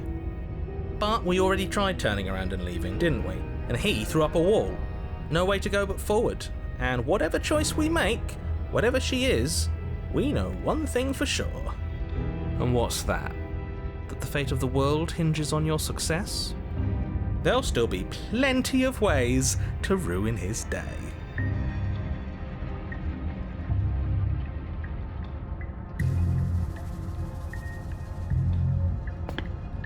You step to the left. The path is cruel against your feet, the impact of each step sending pulsing vibrations up your legs, until there's nothing left in them to feel. The air around you grows cold the further you progress. At first, a barely noticeable drop, quickly evolving into a numbing cold. Your toes feel like blocks of ice, your breaths puff out in clouds of condensed vapor. You shudder against it as you continue down the stairway, losing yourself in the bone-deep chill.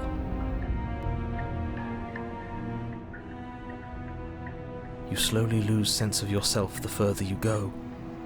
Time disappears, and you can feel yourself begin to untether.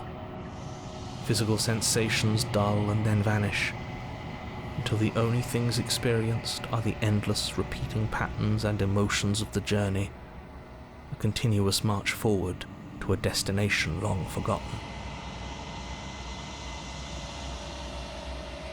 Consumption and betrayal, skepticism and blind devotion, rivalry and submission, terror and longing, pain and unfamiliarity.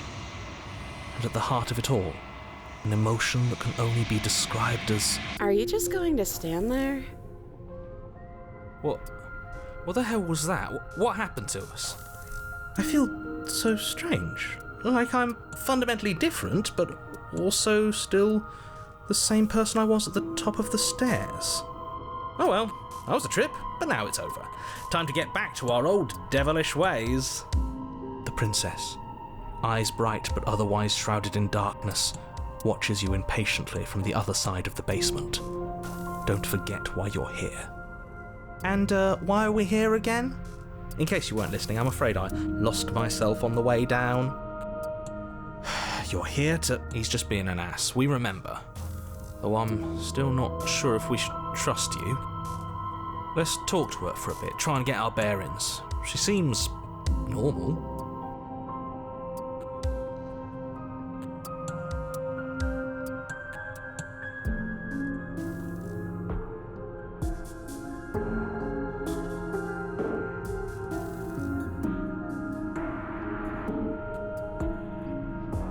What, like you need me to hold your hand and tell you everything's okay? You're not really cut out for this, are you? Why are you even here? We're probably stuck down here forever, aren't we? There's no way out, and barely a way in. As the princess speaks again, it's almost as if she fractures. And where there was once just one of her, there is now another. We can do that? I don't like this. It's those cabins all over again. Can we put her back? You said you'd been here before, right? What exactly happened last time? Does it matter? Yes, it matters. But I'm not going to waste any more time prying out details if you're going to be so irritating about it. It seems to me like you saw something you weren't supposed to have seen. If only you'd listened to whatever words of wisdom you were given in that other reality. But what's done is done, isn't it? Whatever you saw last time, unsee it. Whatever thoughts weaseled their way into your head, unthink them, if it's not already too late. You have a job to do here, and you need to do it now. Ooh, new plan. Let's see if we can make even more of her.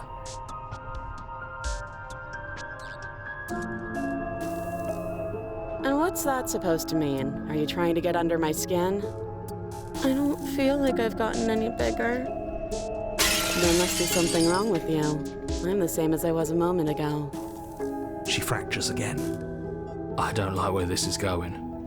Neither do I, which is why you need to slay her now before things get more complicated than they already are.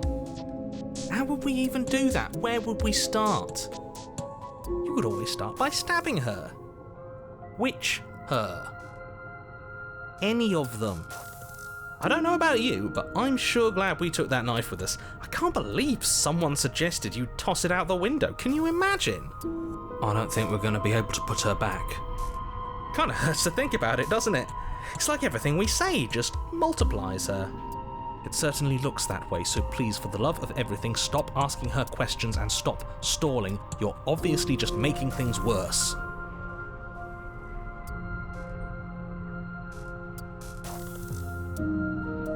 You can address me as Your Royal Highness, or Her Majesty. Any honorific should do, really.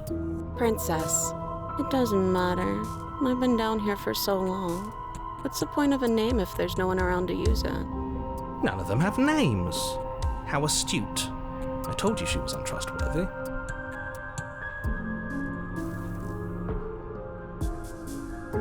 Maybe it's because I'm dangerous. But you know, right? You have to know. You're the only other person I've ever seen. Or at least the only one I can remember. Don't give me false hope. Please just end this already. One way or another, just do it. Don't be coy. We both know why I'm locked away here. I'm a monster. And the second I get out of this place, I'm going to end the entire world. Okay, this was fun for a bit, but we can't even really interact with her, can we? What's the point of asking questions if all we're going to get is a million answers? Can't even follow what's going on anymore. We need to get out of here. This whole place is making me itch.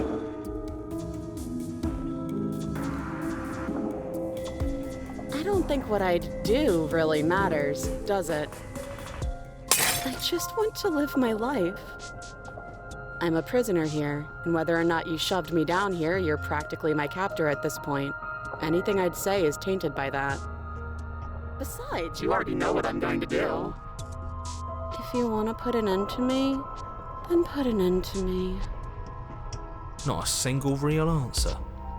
At least aside from Miss Blood and Destruction, it's infuriating, isn't it? Whose buttons are there for us to press? Whose skin is there for us to get under? Not exactly how I'd put it, but I don't disagree. There must be something we can do. Asking questions just seems to make things worse. This is reaching its breaking point. If you don't act now, there will be nothing in here but her. Take a deep breath and focus up. You can do this. But how do we decide what to do? Can there even be a right choice when all of them are so different? Stop overthinking it. Your drifting thoughts have clearly been part of the reason this situation has gotten out of hand. If you're trying to do the right thing, there's only ever been the one option, and that option is slaying her. Just do something. Do anything. Do all of it, if that's what you want. This place is hell, and it's only getting worse.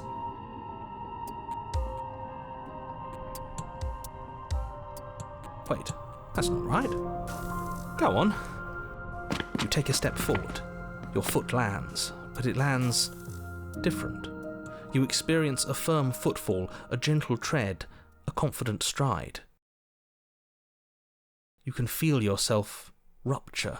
The room spins, your perception multiplying in a sickening kaleidoscope as your very self is pulled in incomprehensibly many directions. All at once you charge forward, knife aiming to slay the princess just as you strike at her bindings and leave her to languish alone. Is this what the end of the world looks like? What an unbearable mess. But this...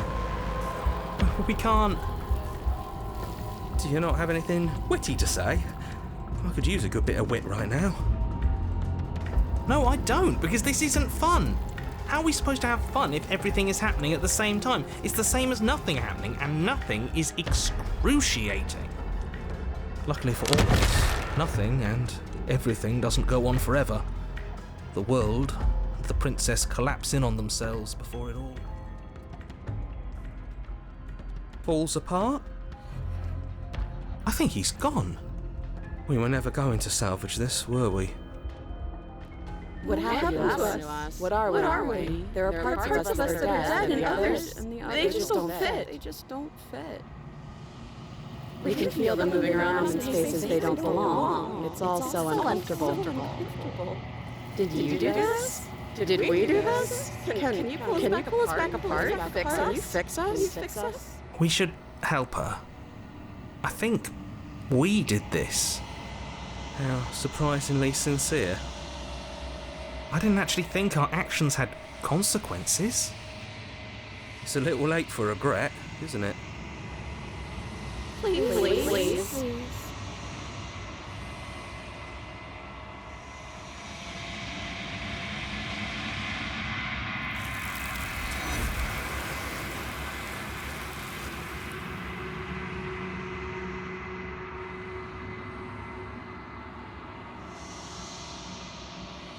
She's gone. Where did she go? Should we try and find her? And is that a mirror? Why is it here? Why now?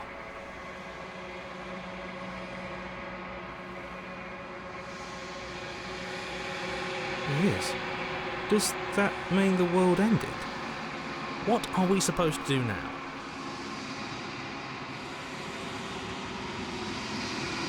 I'm begging you, don't do this.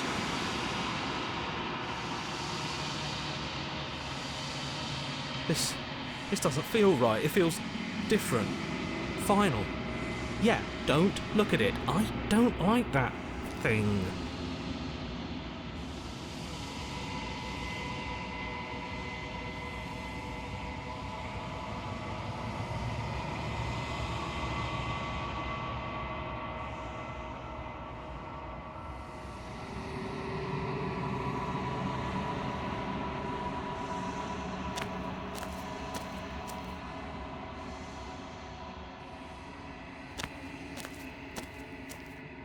Something finds me in the long quiet and brings me the gift of a fragile vessel.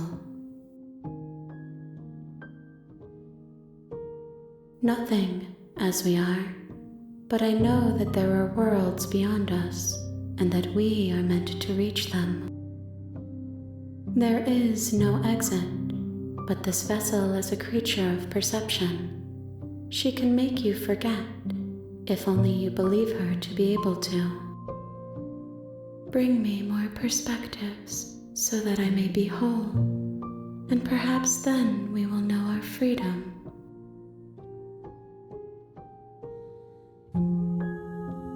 She asks that I tell you to remember her. You won't.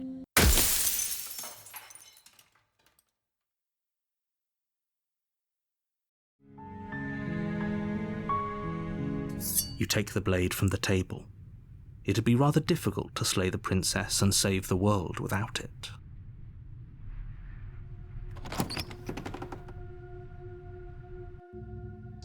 The door to the basement creaks open, revealing a staircase faintly illuminated by an unseen light in the room below. Her voice carries up the stairs. Who's there? She sounds dangerous. It's almost as if she's the one in charge down here. Don't let it fool you.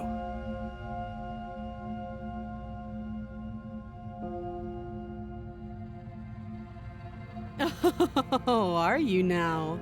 Why don't you come down and let me take a look at you? Great job. You gave away the element of surprise. Good luck, hero. You walk down the stairs and lock eyes with the princess. There's a heavy chain around her wrist, binding her to the far wall of the basement. She's so coldly beautiful. Is she really a threat to the world? Focus on the task at hand.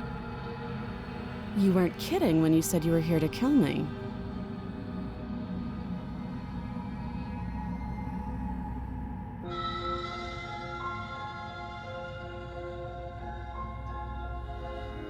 How about you drop the knife and the two of us just talk? Look how reasonable she's being. We should just drop the blade and talk things out. Don't you dare. It's fine. We can decide what we want to do after we talk to her. Maybe she really is a monster, but killing someone in cold blood isn't very becoming of us.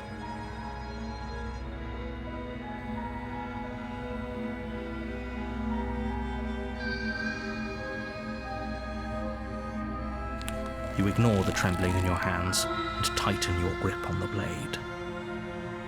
You poor thing. Your hands are shaking.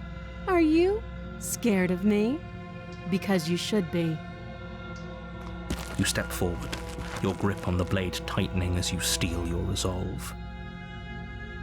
I'm probably chained up in this basement for a reason, right? And if that knife is the only weapon you have, you'll have to get close enough to use it. So, you should just drop it. Best not to risk finding out what I can do. She's unarmed. If you hesitate now, it'll be too late. End this.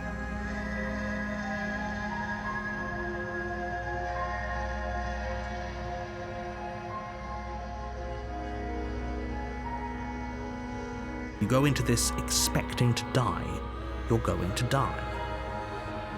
Hesitating? Why don't you drop the knife and the two of us can be civilized with each other?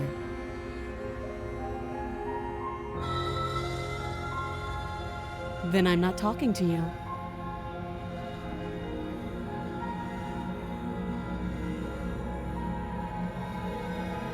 You stare at the princess, squinting. She squints back. The two of you are going to do this forever, aren't you?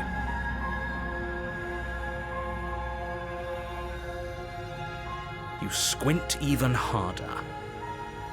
So does she. At least nobody's dying right now. You're going to have to make a choice. You can't keep squinting forever. Eventually, someone is going to have to blink.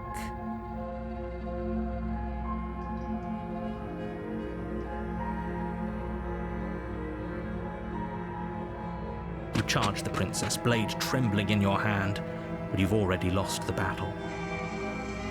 She casually sidesteps your thrust before knocking you to the ground with a single blow from her elbow. We shouldn't have hesitated. But she doesn't stop there. She kicks you a few times for good measure, the pointed tip of her shoes feeling like a pickaxe against your fracturing bones, making sure you stay down. As you lie, crushed and broken on the basement floor, the princess kneels on your throat with the kind of weight you didn't think her slight frame could possibly possess. As you gasp for air, she eyes you with an intense curiosity. You shouldn't have let that fear creep into your heart. You had the upper hand, and now look at you. Is this really the best you could do? Look at you. Completely broken. I'd be lying if I said I wasn't a little disappointed. She applies more pressure, slowly squeezing what's left of your life out of your lungs. This is the end, isn't it? I'm afraid it is. Everything goes dark, and you die.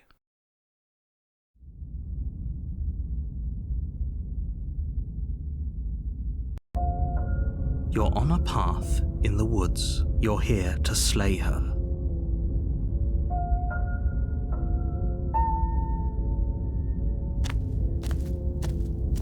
A warning before you go any further. She will lie, she will cheat. We might as well just pledge ourselves to her and stop pretending we're capable of doing anything in this situation. She probably doesn't even need to try to overpower us.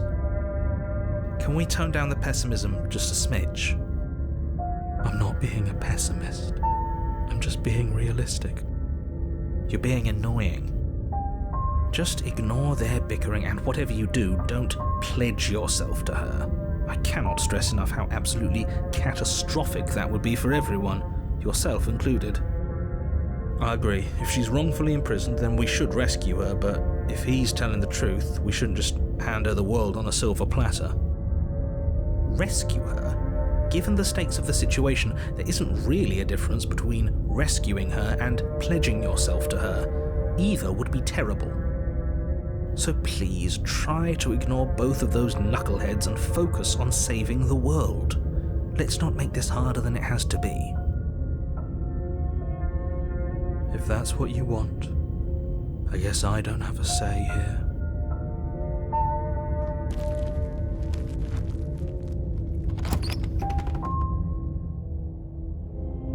The interior of the cabin is larger and more grandiose than its humble exterior would suggest. The only furniture of note is a massive marble altar with a pristine blade perched on its edge. The blade is your implement. You'll need it if you want to do this right. Why do we feel so small? We don't feel small. We are small.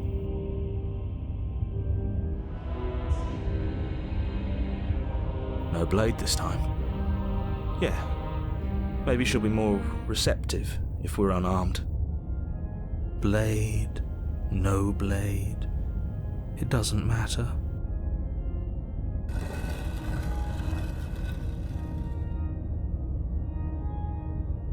The door to the basement creaks open, revealing a spiral staircase, its steps almost as deep as you are tall. The smell of incense drifts up from below. For a moment, you almost feel at ease. This is actually kind of nice. It's still a stone basement. If the princess lives here, slaying her is probably doing her a favor. Her booming voice rolls up the stairs. Is that a guest I hear? Don't linger on the stairs.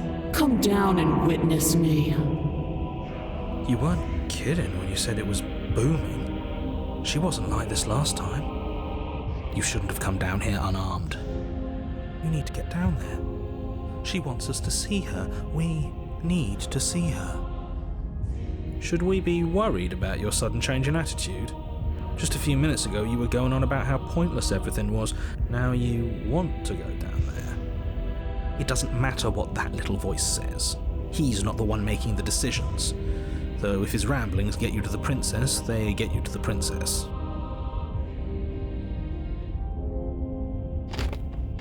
Making your way down the spiral staircase is a time-consuming and exhausting effort, every step requiring you to clamber over one edge before dropping to the next. But soon the end comes into view, and you tumble to the bottom, entering the vast, temple-like room beyond. The princess towers over you, almost glowing in the weak starlight, her figure framed by a stained glass window. Her long hair billows around her, and a chain binds her wrist to the far wall. The chain is nothing to her. It might as well be a toy for all the good it would do. I told you it was pointless to resist her. The little bird has returned to me. I wonder what he wants. I see your hands are empty. You've already given up, haven't you? You aren't even going to try and kill me. How sweet. And more than a little disappointing. She's disappointed in us? Kneel.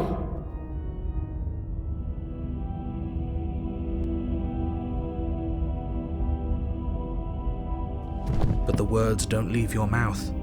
Instead, your legs buckle and your knees hit the floor. That's my good little bird. Now, why don't we talk? The last time we met, you tried to kill me. And yet here you are again, this time groveling at my feet. What a wretched sight. What draws you back here beyond the empty halls of death? Speak. The last time we met? Nobody should have met her before this. You should be the first. You're the only one I trust to deal with her. Then you shouldn't have trusted us. There was nothing we could do to stop her then, and there's nothing we can do to stop her now. He's being melodramatic, but yeah, we've been here before, and she absolutely destroyed us. What are we even supposed to do to stop her? That's worrying. Whatever you do, don't tell her why you're here. It's best not to give her any ideas.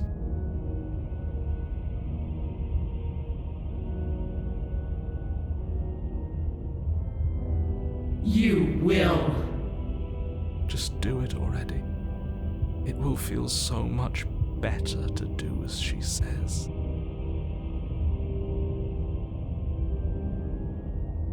Do you think holding shut your beak is enough to stop me from prying it open? Do you think your skull can save your thoughts from being seen? Can she do that? There's nothing she can't do. Confused, meek, a chorus of submissive indecision. Is that why you came to me unarmed? It doesn't matter. All of it is easily brushed aside. And there it is. I am destined to end the world. Something about that thought wraps itself around my heart.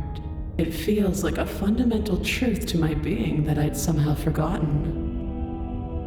The collapse of the old is a necessary prelude to the birth of the new, and the world as it is now is overdue for alterations.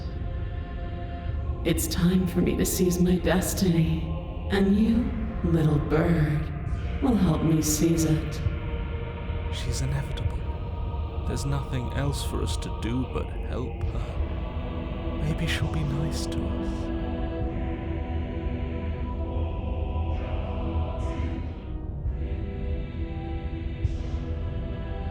This isn't about desire. This is about what I am. And I have little interest in discussing destiny with one that cannot see the divine truth that shines in my heart.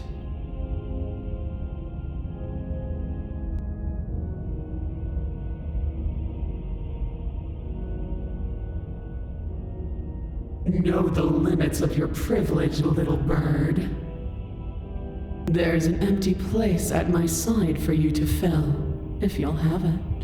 But it is not a place for an equal. It is a place for something worthy to be kept. A priest, perhaps, or a pet.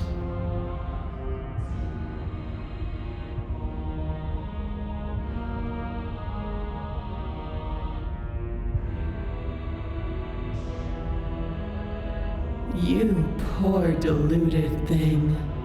Don't think you can muster up the strength to defy me now. You already submitted the moment you entered this temple without the will to end me. What is she talking about? She's talking about your ridiculous decision to come down here unarmed. But it doesn't matter. Don't let her talk you into bowing down to her or whatever it is she thinks she can make you do. You can still go back and get the blade from upstairs. You can still stop her. But we're already here, and we already made our choice, and there are so many tall stairs between us and that altar. You're right about one thing. You already made your choice, and your choice was to defy her. I don't care how many stairs there are or how tall they are, you're going to turn around right now, take the blade, and save the damn world. Even now your vessel twitches and trembles, consumed by conflict with yourself. But that part of you standing in hopeless defiance isn't the only thing resisting me, is it? There's something else in there. Someone else. A greasy film sheltering your heart. Is that a person? No, it used to be a person. It's something different now. An echo. Is she talking about you? That's impossible. She's not supposed to be able to interact with me. You're a small one, aren't you? A shriveling little worm stretched beyond its limits, trying to control things that it can't understand. No. What are you talking about? I'm just... I don't care what you are. You're mine.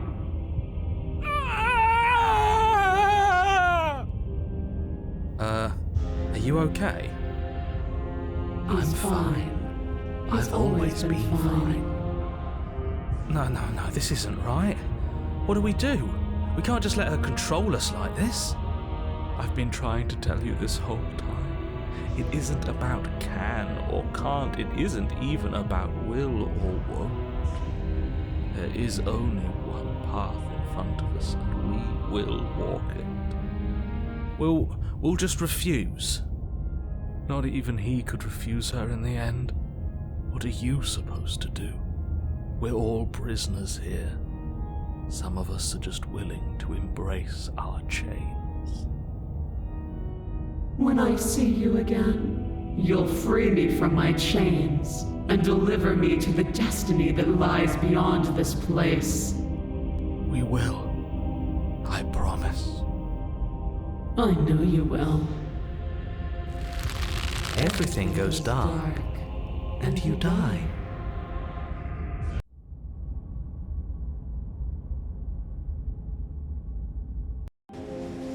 You're on a path in the woods, and at the end of that path, Oh, let me guess. At the end of that path is a cabin. This is hardly a path in the woods. It's all big and weird. Another witness to her radiance. Her hour is soon upon us. This is bad. Oh, is it now? I hadn't noticed. Do you need a primer, Mr. Amnesiac? No, I'm quite all right, but if all of you would take a moment to settle down, there's something important I'd like to get across to you before it's too late. Is it about the princess? We already know all about the princess. No, I mean, yes, it's about the princess, but whatever you think I'm going to say, it's probably not that. Look, fine, just out with it already, yeah? But if I hear the words, "You're here to slay her," or "If you don't, it will be the end of the world," you'll have lost speaking privileges. You two are just wasting your time. It's all going to end when we open that cabin door, which means it's already all over. What's the point of dawdling when the end is already written? Okay, that nonsense he's going on about, that's what we need to talk about. You've been here before, obviously. Whatever you did before gave her far too much power, so you've got to cut it out, get to that cabin and slay her before things get any more out of hand. Are our thoughts doing that? Make her small, make her small, make her small, make her small. Shit! What if I'm doing it wrong? What if I'm making her even stronger? We've built a new god, and she is limitless. Do you hear those two with their runaway thoughts? I'm only giving you the sliver of information I'm giving you now because things are already deep in the shitter. This was my last card to play and it looks like it's already made things worse, so hurry, cabin, now.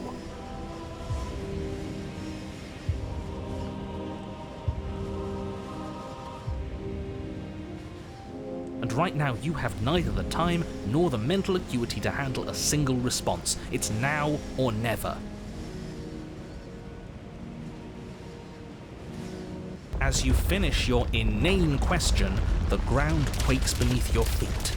You feel an unyielding force pulling at you and your surroundings. The trees start to sway and then crumble, breaking apart as everything is drawn towards the cabin. Even the earth beneath you seems to shift, your feet unable to grip solid ground as you're dragged forward along with everything else. The end of everything. The beginning of something new. The moment we open that door, she will be free. Stop believing everything you hear. We just have to get our thoughts in order. We just have to think straight. Any, words of warning? You already know everything you need to know.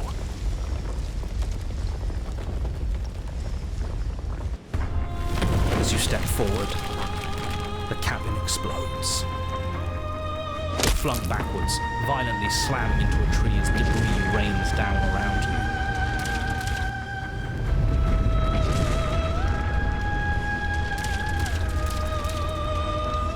You watch in paralyzed awe and terror as the princess emerges, her body unfurling from some vast space as she stands upright to face you. The world bows to her. The ruined landscape shifts, trees and stone and the ground itself succumbing to her gravity, orbiting her like a great black hole. Finally, the little bird has set me free.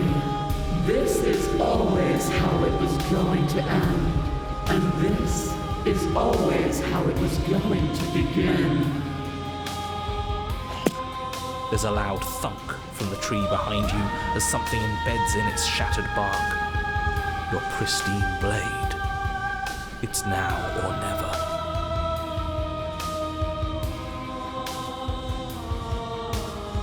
This was our only real choice.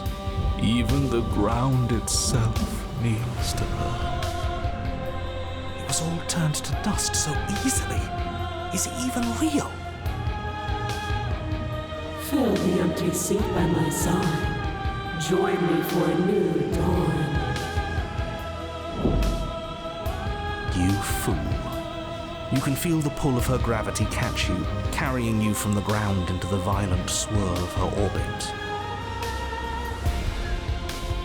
Come to me.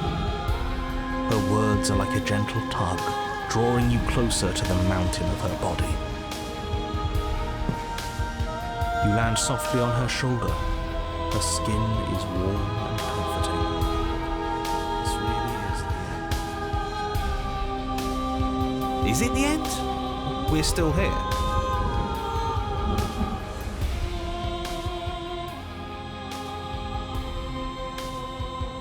There's nothing left but us and her. Even the dust is gone. The prying fingers were him. They were all him. And now he's gone. She's the answer to our questions. She always has been. He tried to blind you all, but she broke through his lies, as she always would. What happens now? Even though the whole world's turned to nothing, we still exist. And if we're real, then there must be something else that's real, something that's been hidden from us. We have to find it. This world is but an illusion, keeping us from my ascension. A play of shadows dancing on the wall. Yes, she understands.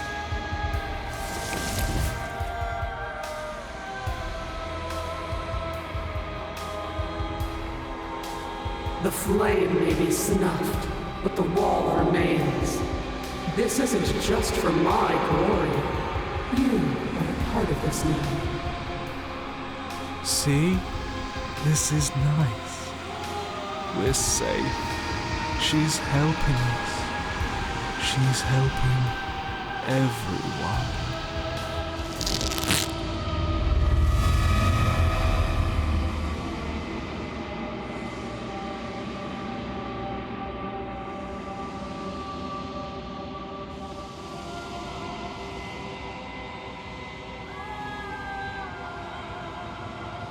It will be over soon, little bird.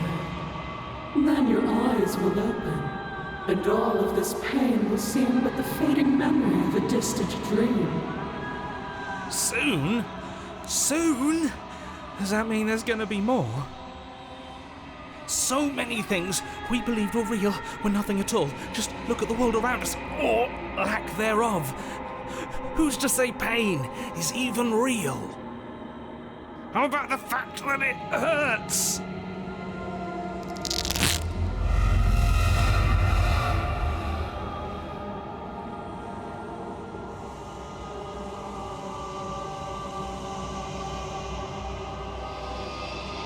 Yes, hurt her.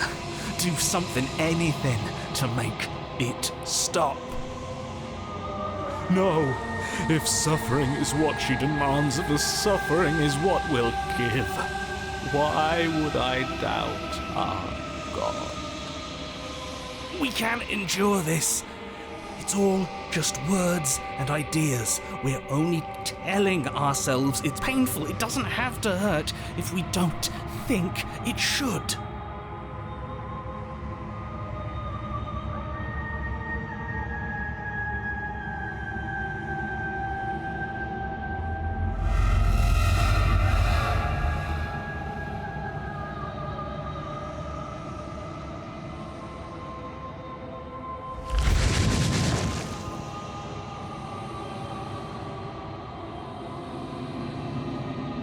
You've done so well, little bird. Behold, the fruit of your anguish.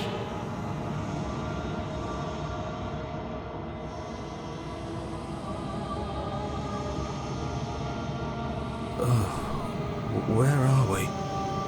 It doesn't matter. We've never really known where we are, have we? You're all starting to sound like me.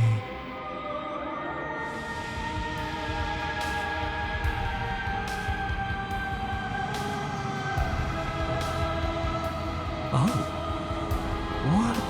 What is that? I think I want to be there. It's where we're supposed to be. It's something actually real.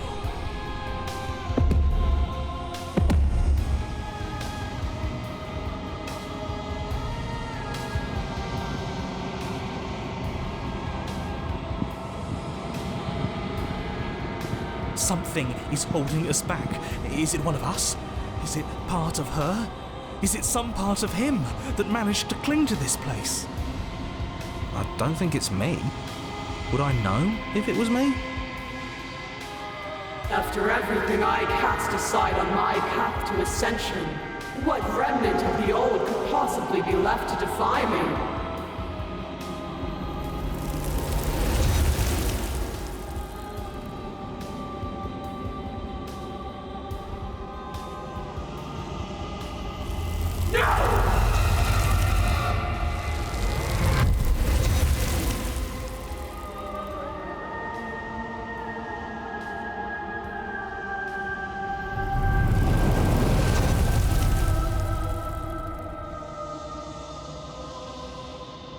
We have to be able to do something to help her.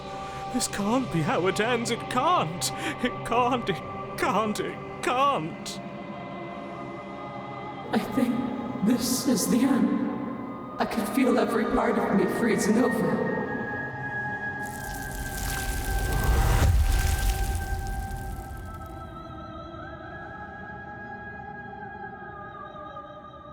You have been the only thing I've ever known to show me grace. I am sorry if I have not shown you the same.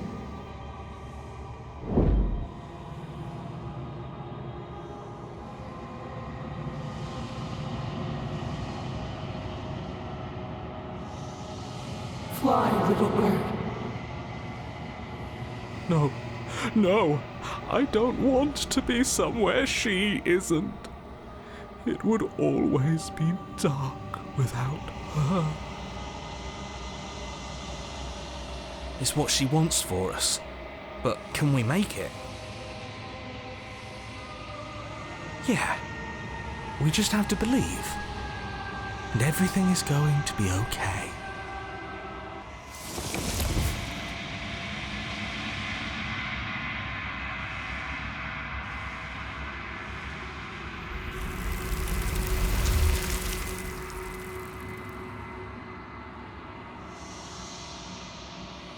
And is that a mirror?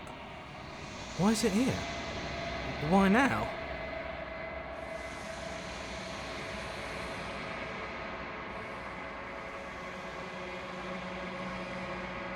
This doesn't feel right. It feels different. Final. It's calling us. I don't want to look at us.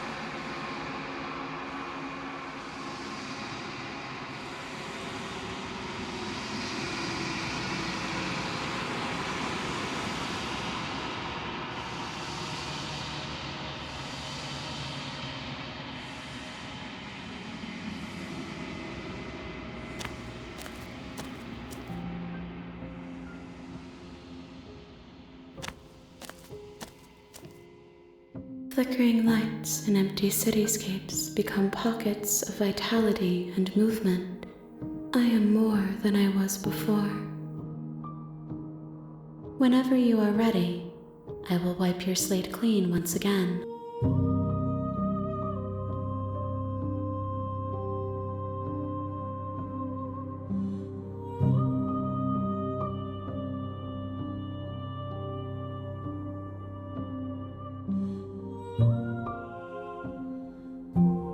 Your return, but it will give me time to reflect on what I am. We will meet again.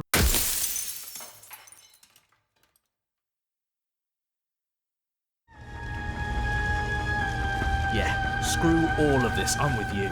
A real god wouldn't need us as part of her plan. You'll never make it to her, and even if you do, what could you possibly hope to accomplish?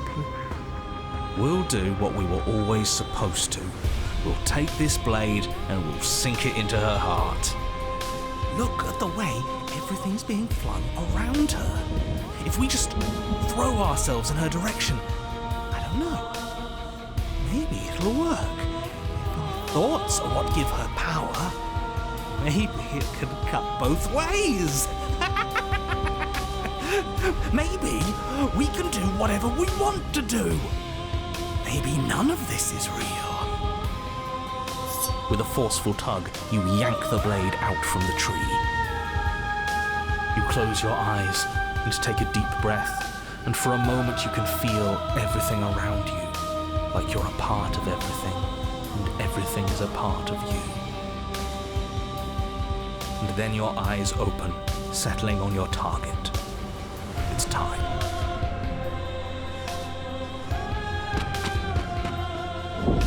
You launch yourself towards the princess. You can feel the pull of her gravity catch you, carrying you from the ground into the violent swirl of her orbit. Even now you defy me. Do it then. Show me what you think it takes to end what's destined to end everything. Yeah, do it. Show her. You're not going to win. You know that, right? What are you even going to do with that tiny knife? Give her a scratch?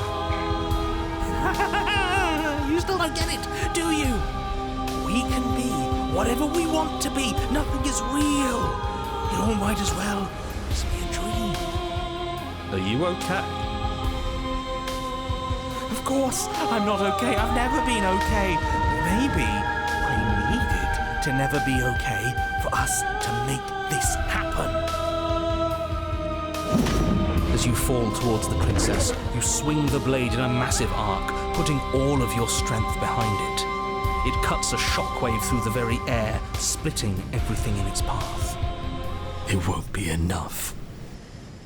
How unexpected. As the blow lands, the entire world shakes. The outline of the princess disappears into a storm of dust and debris. We've done that the whole time? It was a fluke, I'm sure. An accident, that's all. It won't be a fluke if we do it again. As the dust settles, the form of the princess comes back into view. Her skin and vestments are lightly scuffed, but her body is whole, and her face is full of self-righteous fury. At least we made her mad. That has to count for something. But she holds her anger back. Her eyes close, and a gentle smile curls across her lips. And so the little bird has found his heart at the end of the world. Her eyes flit open, pupils narrowing on your form. But is it courage that courses through his veins? Or is it madness? The world around her stills. The debris stops in place, and the air is calm and silent. You walk a razor's edge. It won't be long before you slip. And then in an instant thought comes to you. You are pelted with stone after massive stone, even the pebbles slicing through you like bullets. You cannot hope to so much as move as the bombardment continues, your body being destroyed bit by bit, crushed under the mass of wood and rock. It's over. You had your moment, I'll give you that. But that's all it was. Hope it was worth it. Enough with the yous. Whether you like it or not, you're a part of us. Hell, whether I like it or not, you're a part of us. That was your moment too. And we can have another if we all work together. She's not your perfect goddess. Just look at what she's doing to you, her most loyal servant. This isn't very nice, but we did make her angry. Isn't it what we deserve? Who deserves something like this? She wants her freedom at the expense of ours, and she's willing to destroy us over and over again if it helps her. What kind of god does that? Stop deluding yourself. If we're going to make this work, all of us need to see the truth. But I love her. And she doesn't love you. She doesn't even know you exist. You are just a tiny part of an obstacle, and she is currently in the process of destroying said obstacle, so I suggest you snap out of it now while you still can. All at once the pressure breaks. You burst through a mountain of debris and straight for the princess's heart. As you soar towards her, the eyes on her vestments open wide, the light of their gaze slowing your pursuit as more and more matter continues to assail you. But it's not enough to stop us, is it? We're going to make it to her. You are. As you draw near, you extend your blade, readying a powerful strike. It sings through the air and is met with a barrier of light. You remain frozen in midair, the two of you unblinking, waiting to see who breaks first. And then we win. Right? That's what should happen. Why isn't it happening? Did we do something wrong? Were all these powerful, heroic thoughts not enough? I believe in us. Isn't that enough? Unless we got the rules wrong. I'm sorry. I think I messed this up.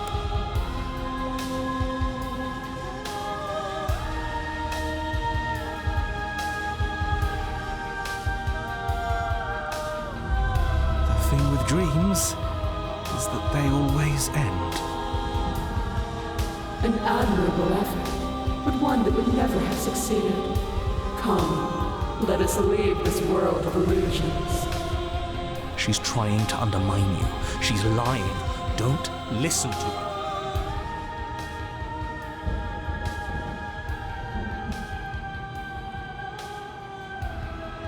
You have no weapon. Your will has been conquered.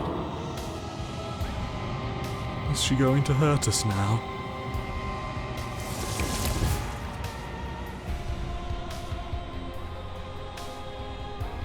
Oh, that feels nice.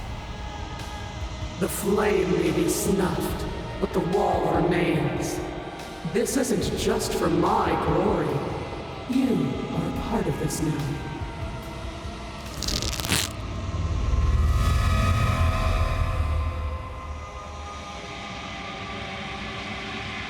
She's hurting us again. I've never hurt like this before. She isn't even touching us. How could she hurt us without touching us? Unless all of this is us. No, we can't be this. But it feels like she's ripping us apart.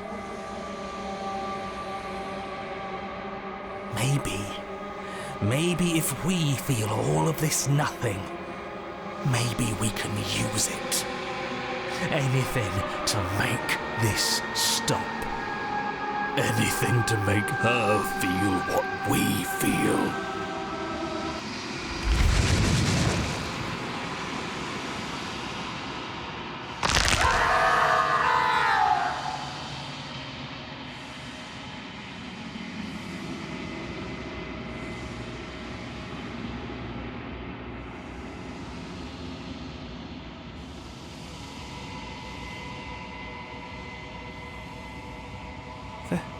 There it is. Something actually real. I don't know what to say. It's just so beautiful. Doesn't the mere sight make all the misery worth it? What did you do to me? I was supposed to be perfect. I was supposed to be a god. I was all of those things. And now I'm not. All because of you.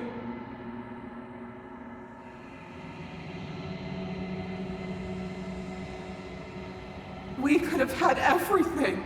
If only you had given me a little more, we could have been free on the wings of my glory. Now we're stuck here. Forever. We made this prison. And I don't think we can unmake it.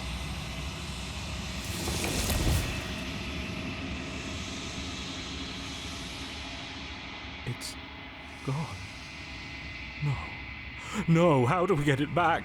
Can we try again? We'll suffer so much better if we get to try again, I promise. It's so cold here.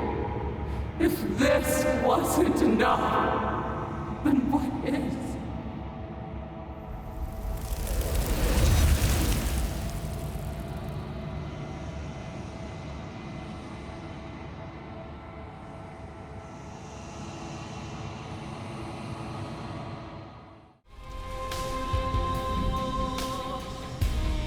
That's right. So come on, push, all of you.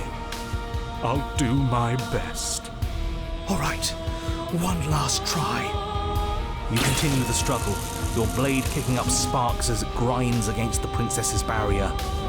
You're getting to her. Your persistence is admirable, but it's misplaced. We're so much more than I thought we were. It won't be misplaced if we win. You ignore the princess's words and push a little further, and then a crack. And where that crack formed, another forms, and then another. Finally, it shatters. We did it. We actually did it. The princess's face remains serene as your blade plummets towards her heart. A victory, but one that remains rooted in the material. And I am beyond that now. Come, let us leave this world of illusions.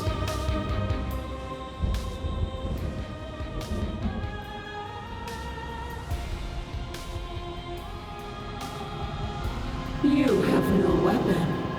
Our battle is at an end. Is she going to hurt us now?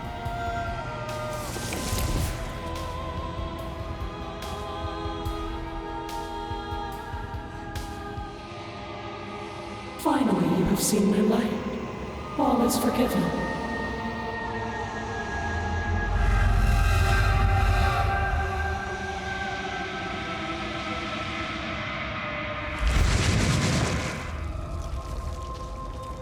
Maybe.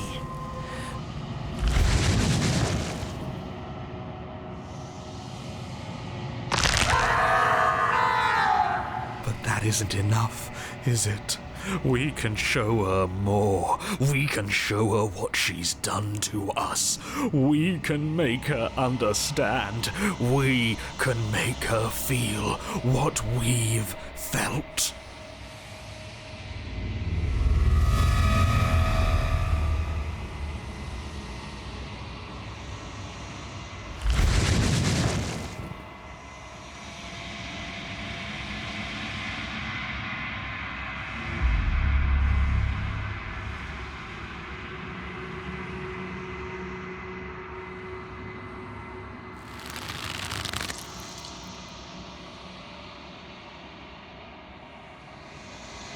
Oh, we've both hurt each other so very much, haven't we?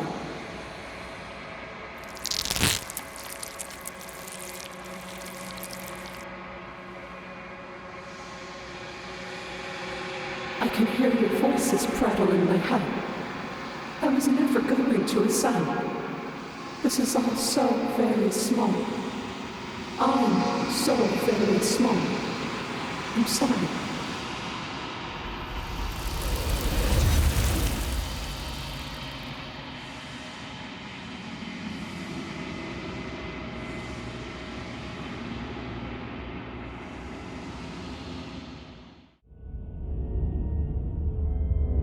You take the blade from the altar. It would be difficult to slay the princess and save the world without a weapon.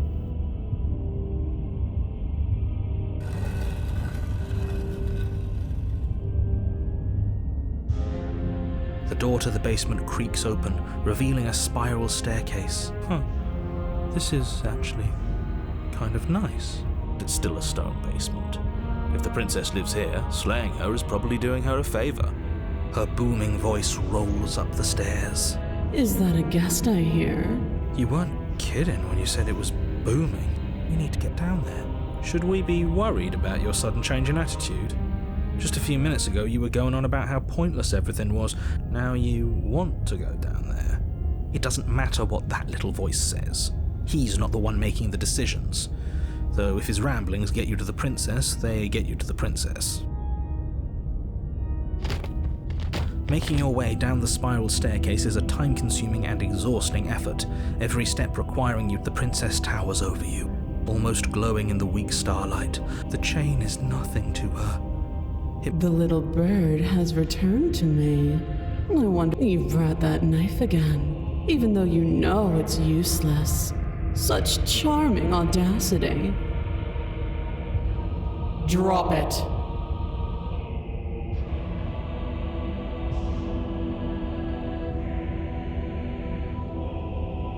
As if on command, the blade slips from your grasp. It clatters uselessly to the floor. But we didn't drop it. We decided to grip it tighter, remember? Are you really just going to let that happen to us? I have a duty to report facts as facts, and the fact is that you dropped the blade. Of course we dropped it. She's so much more than us. You wouldn't understand what it feels like to be in her presence. Oh, I understand what's going on, and you'd better snap yourself out of it.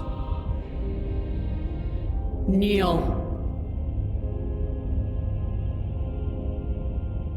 Oh, are you still trying to defy me? I said kneel. Your legs buckle, and your knees hit the floor. That's my good little bird. Now, why don't we talk? The last time we met, you couldn't even scratch me. And yet here you are again, trying to succeed where you've already catastrophically failed. What draws you back here beyond the empty halls of death? Speak. The last time we met, nobody should have met her before this. Then you shouldn't have trusted us. He's being melodramatic, but yeah, we've been here before and she absolutely destroyed us. That's worrying.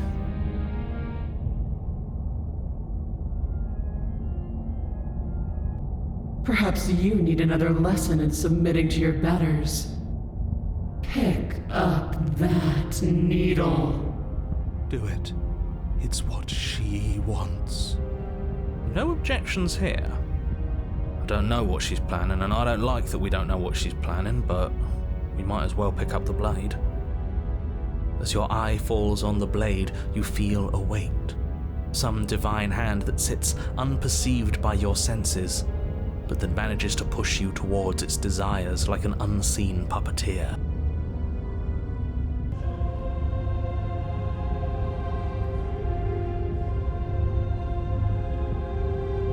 You reach forward and grasp the blade. Stand. This one's easy. See?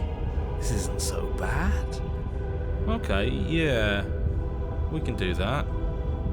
We were probably going to stand anyway.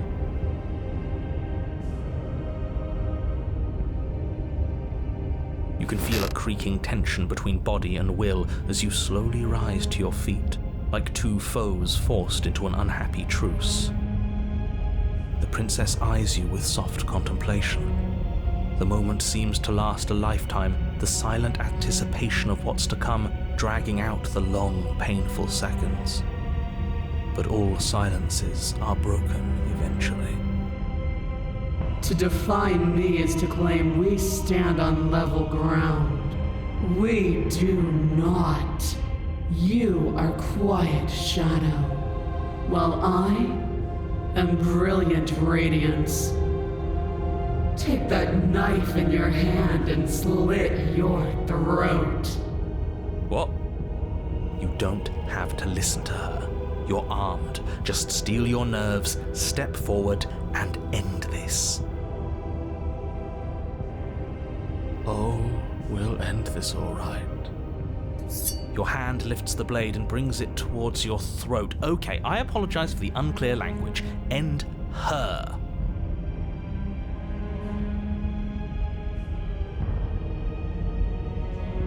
No, you can't just slay yourself. You're perfectly healthy and capable, and all you have to do is ignore her and do what has to be done. The blade and the hand that wields it remain firmly locked in place until you change your mind and decide to do literally anything else.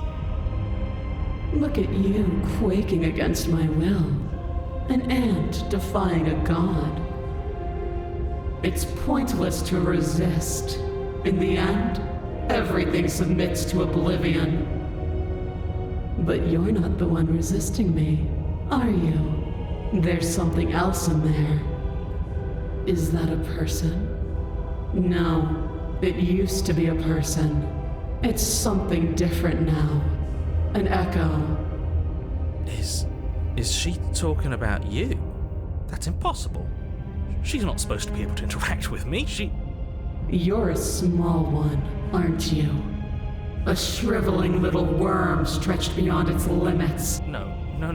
What are you talking about? I'm just... I don't care what you are. You're mine.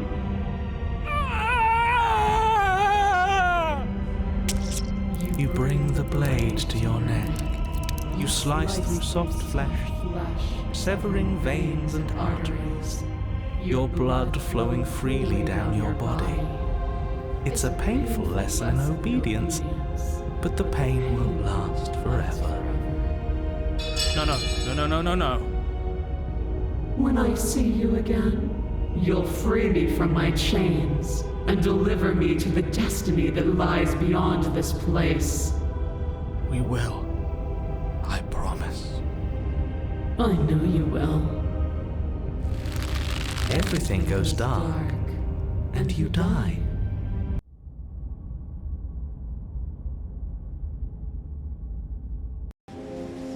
You're on a path in the woods, and at the end of that path... Oh, let me guess, and at the end of the path is a cabin! Excuse me? Come on, man. We can see it right in front of us. And besides, we've been here like, 5 times already? I think this is 3. Who cares? The woods are always the worst part anyway. Nothing ever happens in them. I care. Every single time you've been here, it means an entire other reality has been damned to oblivion. One reality is already an incalculable loss. And there is a massive difference between 3 and 5. Feels like the numbers getting thrown around here are too big not to be abstract. Numbers like 5. Numbers like entire realities. At the end of the day, it's all just silly, isn't it? None of us can count to a whole reality, and he's asking us to think about the difference between 3 and 5. You're already starting to lose the thread. Just because you can't personally sum up the contents of an entire reality doesn't mean that the people inhabiting it don't contain moral value. If you have any sense of ethics left in there, if you have any moral compass, please, you have to stop her. Don't you get it? Might makes right, and she didn't even have to touch us last time to prove her power. So what? Just because she made us kill ourselves, we're supposed to submit to her authority without question? I knew when to surrender to our better. You would have lost eventually anyway, and it would only have made her angry. It would only have made things worse for all of us. Oh, for the love of... Can you all please just get on with it? You're not making this any easier for yourselves. Do we even have agency right now? We either do what she wants, or we do what he wants. Either way, we're listening to somebody. Please, nothing in life is a binary. Obviously, we find a third choice that nobody wants.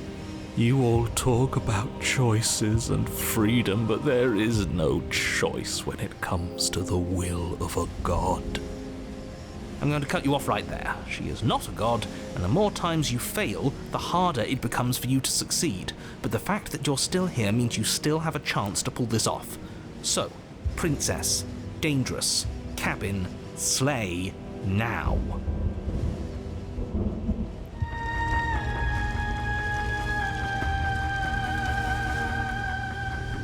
Well, we could always run away, right? To where? I don't know. Anywhere. You're all ruining the moment of her ascension. Have you no respect for the divine?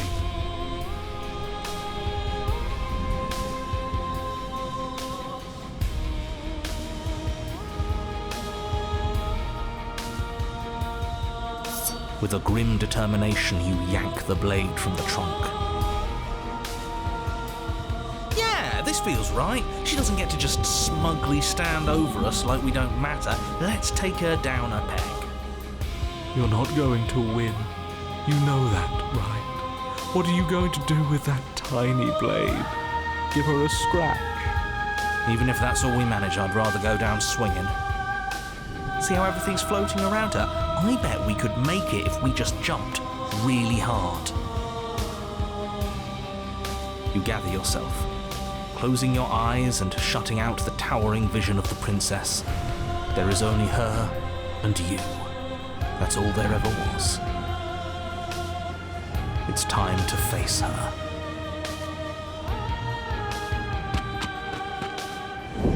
You launch yourself towards the princess. The pull of her gravity catches you, carrying you across the ground into the violent swirl of her orbit. Such defiance even now. Do it then.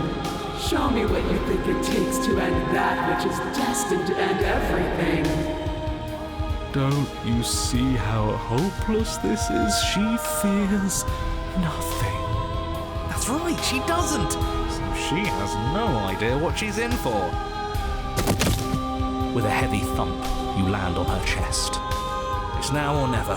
We've come this far. Let's take it home. You strike, but her skin is like steel. Though you stab at her again and again, the wounds are superficial, mere etchings in a sprawling surface. You see, it was always pointless. All this has done is bring us close to her. And how beautiful it is to be so close. It's not pointless, it can't be. We wouldn't be here if there wasn't some hope we could succeed. Is that all? The princess plucks you from her chest, pinching the scruff of your neck delicately between two fingers as she brings you to eye level. I forgive you your transgressions, but my destiny is inescapable. She thinks she's so much better than us. There has to be something else we can do. We're not going out like this. He offered us forgiveness. You would turn down such an incredible gift. You would turn away from her glory for something as petty as pride.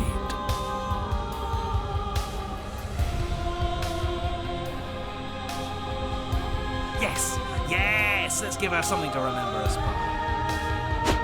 Concentrate your will to a fine point and hurl your blade at the princess's eye. It flies through the night sky and then nothing. She could never be harmed by...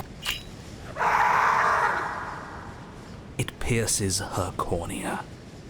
She howls, recoiling in pain, and you fall from her distracted hand.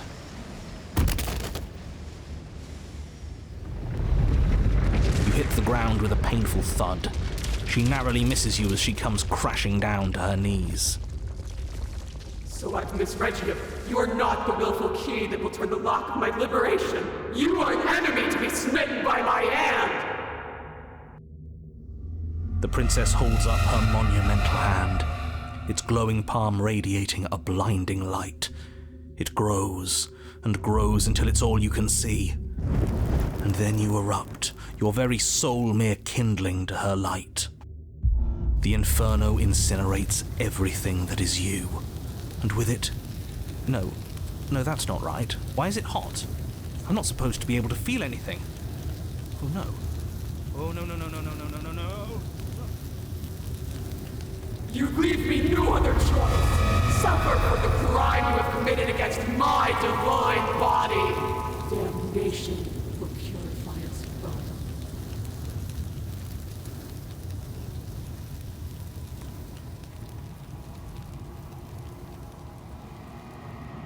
It's cold now, and I feel small. I thought I was everything.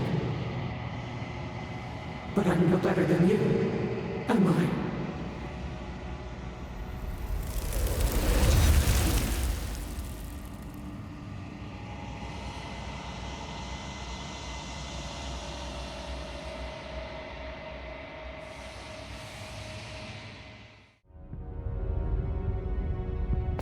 Your body is sluggish and unresponsive, actively fighting against you, but you do your best to stagger forward. One step at a time, you move towards the princess. Slitting your throat would have been a mercy, but it seems you're in need of a harsher lesson. Plunge that knife into your lungs. I'm sorry. Don't. As you take another step forward, the blade digs into your ribs, slicing through flesh with ease. It somehow feels like an entirely natural thing to do, while the simple act of walking has become an arduous impossibility. Then it slides back out, the wound burning as a small hiss of air escapes through the fresh orifice. Blood fills your lungs. Now, do it again. Keep doing it until I give you permission to stop. Those are just words. You don't have to listen to her. It's what she wants. You, heroic one, what are you doing? Don't just let this happen. Stop him from killing you. I'm on it. Your other hand locks around your wrist, struggling to keep it from perforating vital organs. But the blade still flails towards you, managing to slice bits of skin that plop to the floor to join the growing pile of blood and gore beneath you. Despite the pain, you manage to keep yourself in one piece, at least for now. What a pitiful display. A wounded little bird thinking it can defy a god. It doesn't have to be like this. It doesn't have to hurt so much. You can choose a gentle end. You can choose to leave that punctured vessel for the next.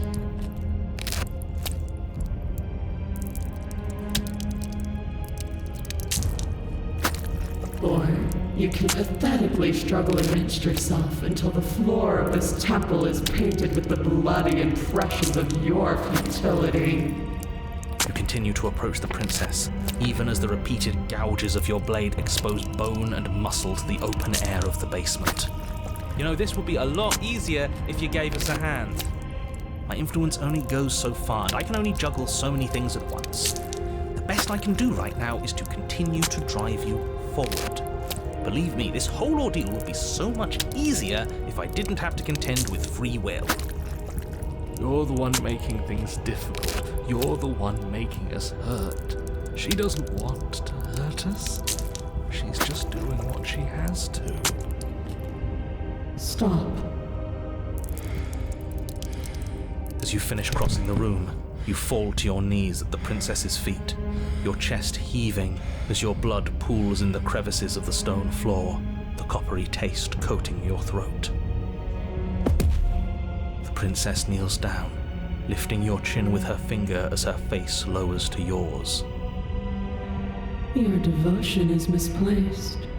You've surrendered to delusion. But something about your defiant spirit speaks to me. You are different than you were before.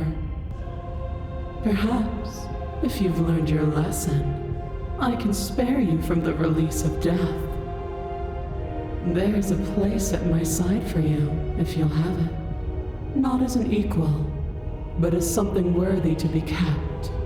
A priest, perhaps, or a pet. Well, that's the meaning, isn't it? Yes, how thoughtful of her. It's a mercy. Take it. I think he's given up whatever say he had at the start of all this. At least one of you is sane. She's within striking distance, and she's only negotiating now because she knows you have what it takes to put an end to her. Seize the moment before it's too late.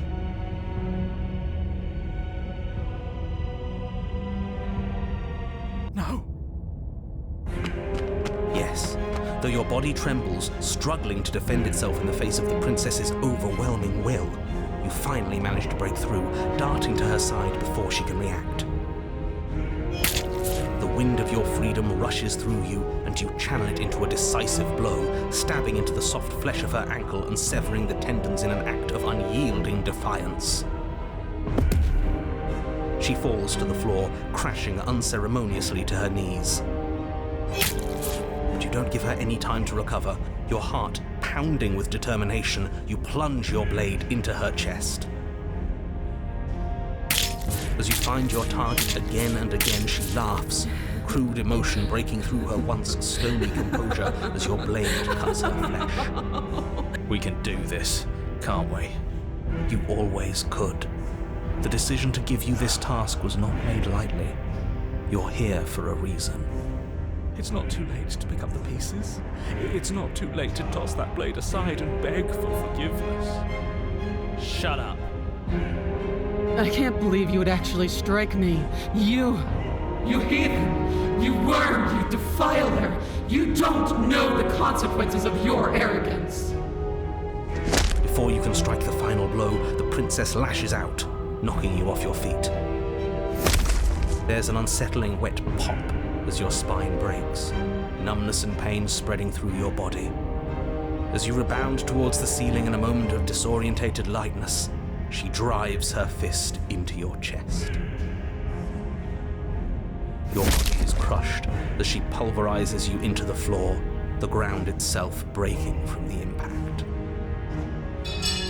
You lie there, broken, beyond pain, unable to even see what she's done to you.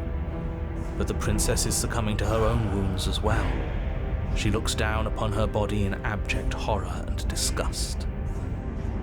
You made me use my hands. I can feel myself twisting into something new, something dull, something defiled. What have you done to me? You're monsters and conspirators. I can't bear to watch this. The princess has been nothing but cruel to you. You should feel liberated by her fall. But I don't feel liberated. I feel empty. Aside from the pain, I feel fine. She collapses to the floor.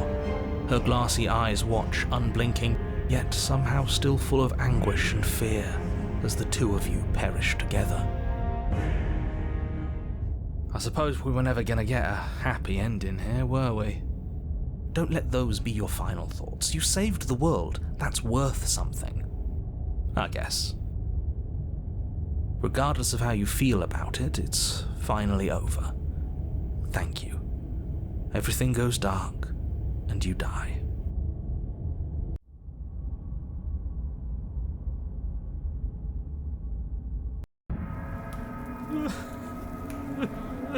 You're on a path in the woods, and at the end of the path... Okay, what the hell is that?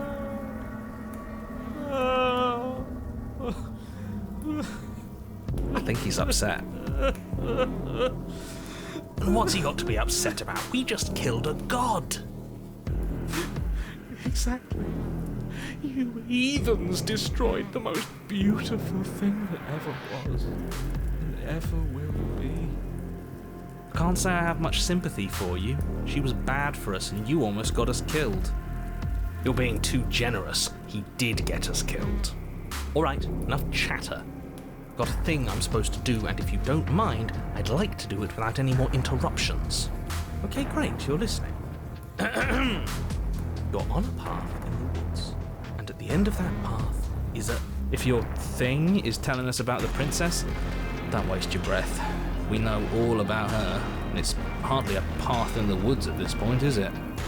Look, if the world around you is changing, especially all the way out here, then that means you're nearing the point of no return.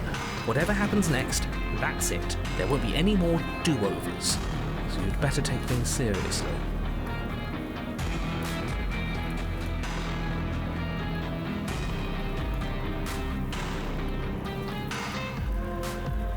So what if I'm speaking my mind? It's not like I've ever really got the say in things. What a crock of shit. Yeah, you stabbed us last time. Repeatedly. It didn't even work. It doesn't count. We died. If you didn't submit to her, for all we know, that wouldn't have happened. It's the punishment you all deserved for not listening to me.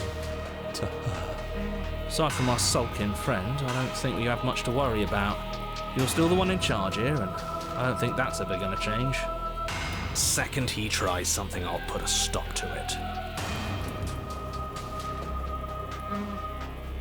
Then what happens? Have you even been listening? It's the end is what happens. Yeah, but is there something after the end? How am I supposed to know? The end means finality. It's not like I can just peek on over to the other side and tell you what it's like there, if there even is a there. It doesn't matter because we're going to win. Now that's exactly the sort of mindset I like to see. Don't let yourself be consumed with self-doubt. Don't flirt with oblivion. Just focus on the present and everything will be absolutely fine.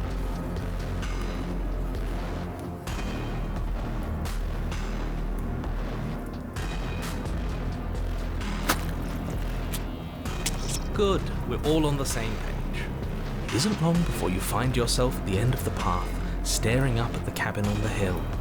You'll find the princess within, as I'm sure you already know. End her. That's it? No final words of advice? I'd rather not waste any more time. I'm sure that any advice I'd give at this point is something you've already heard. If there's still a princess at the cabin, maybe we can salvage things. Maybe if we just grovel and apologize, things can go back to how they were before. Oh, cut it out, will you? We need to be tough right now, and you're making it so much harder than it has to be, so stop whining. The interior of the cabin is a place that feels long forgotten. There was once an elegance to its construction, carved marble columns holding a high arched roof, vaulted windows letting in the weak starlight. But that is how it was. Now there is a growth that has overtaken it. A viscous fluid seeps from cracks in the stone walls, and it congeals into chaotic streaks of writhing nerves and wet clumps of living meat. That's horrible. You did this. The only furniture of note is a pulsating pedestal, a pristine blade perched on its edge. The blade is your implement. You'll need it if you want to do this right.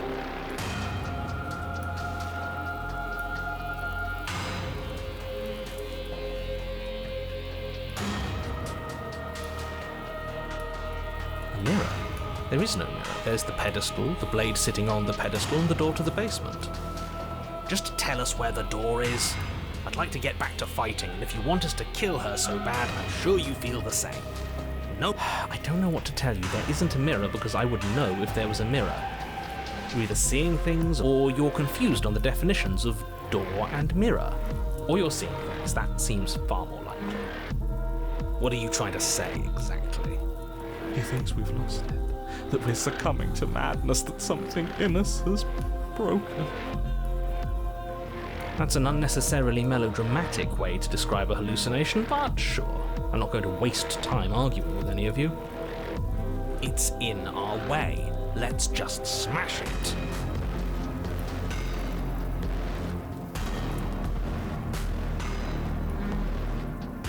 You take the blade from the pedestal. It would be difficult to slay the princess and save the world without a weapon. Good. Nothing feels better than gripping cold steel.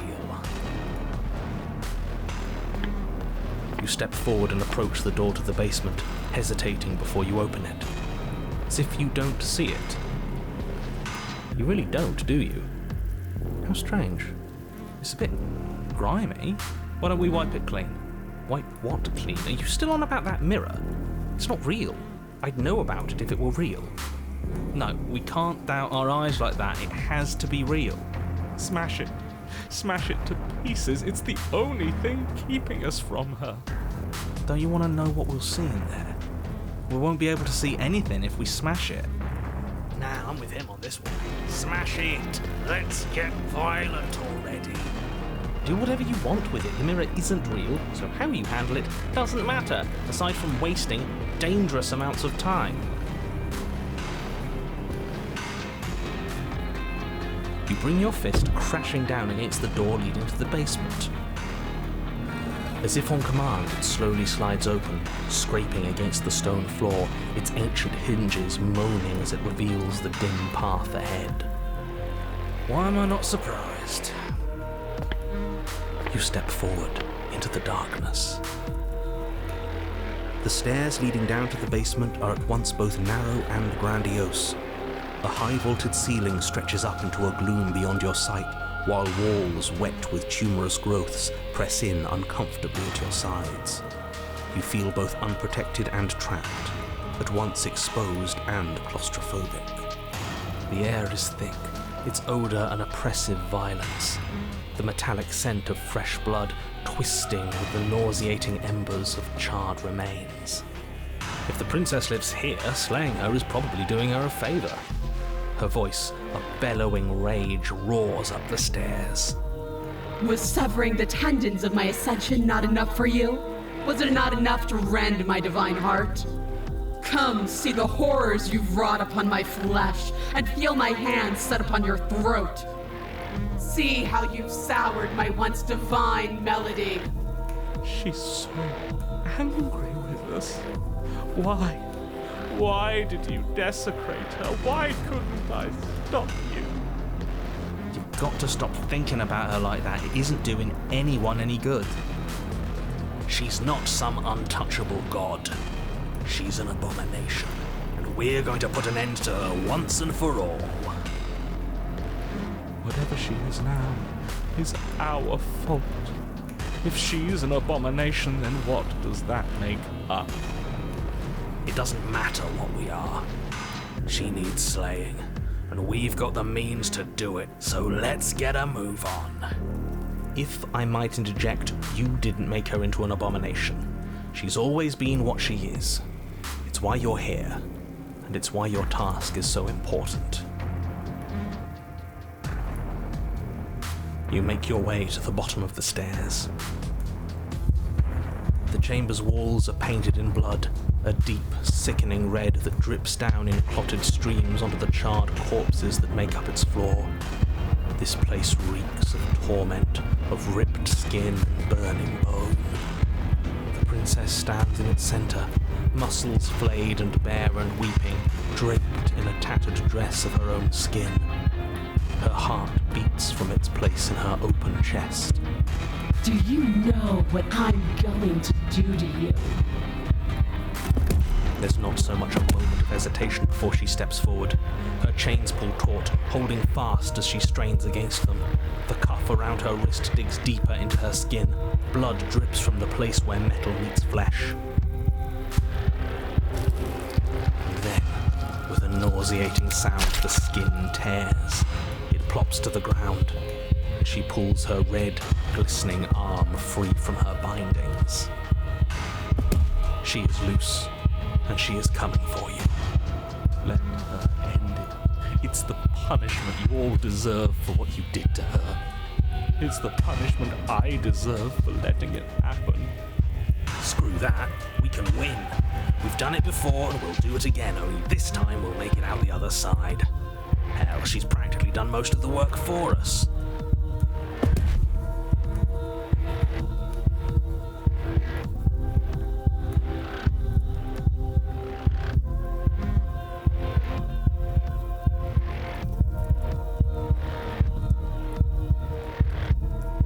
You'll try.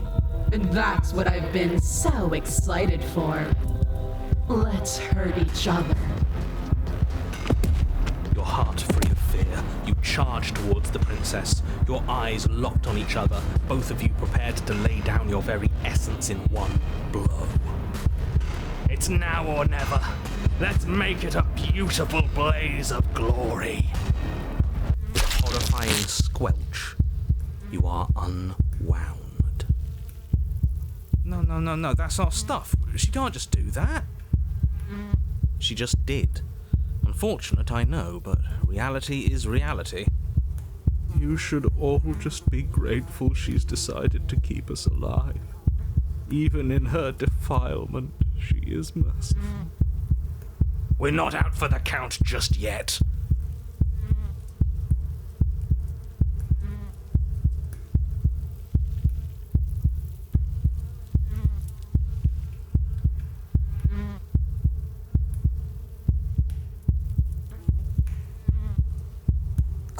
But the words don't leave your metaphorical mouth. Instead, all that leaves you is a wet and horrible gurgling as tissue vibrates out of place. Our metaphorical mouth. You don't have the means to speak anymore, do you? How tragic. It is tragic, though, isn't it? I'm not satisfied dividing fear and indignation from your eyes alone. A quivering mound of flesh is no companion. She snaps her fingers, and the basic form of a vocal system assembles before you. Now, little bird, what was it you wanted to tell me?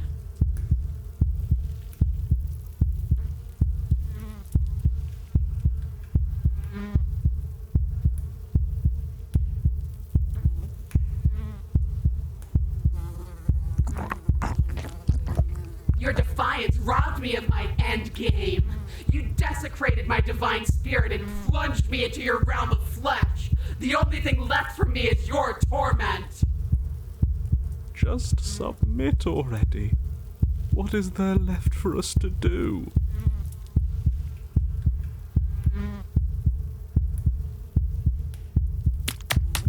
Skin flayed and organs flapping, you charge towards the princess. That's right. She'll never stop us. Still you defy your god. I've made the mistake of underestimating your resolve before. Never again. You swing for her heart. What's left of you explodes. So that's it. It's over. Just like that. Of course it's over. It's been over since the very first moment we laid eyes on her. This is the final note of your discordant melody. You will not return again, because you will live in that single tone forever. No! No! It's not over!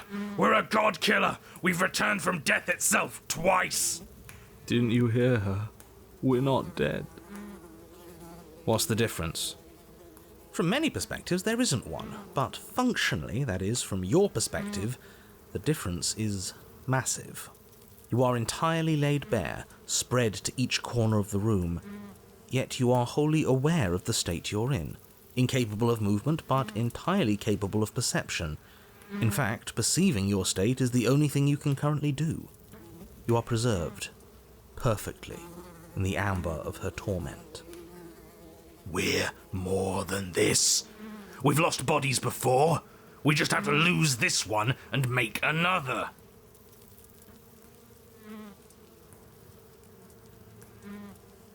I don't know. You're the one who makes things happen, so make it happen.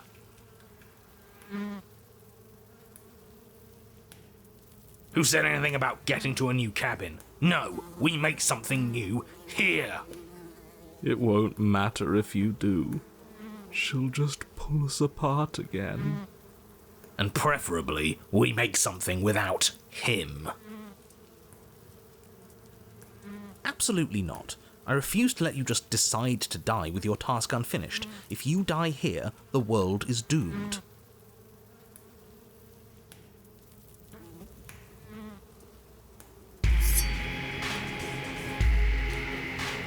Your Honor, where the hell are you? Are you already at the Princess? This place is different. Rotten. Death all around us. I want to go back.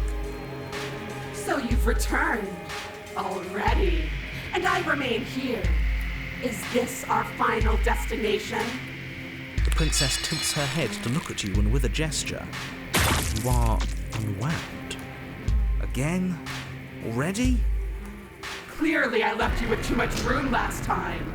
Perhaps this cell will hold you better. You know what to do. Again.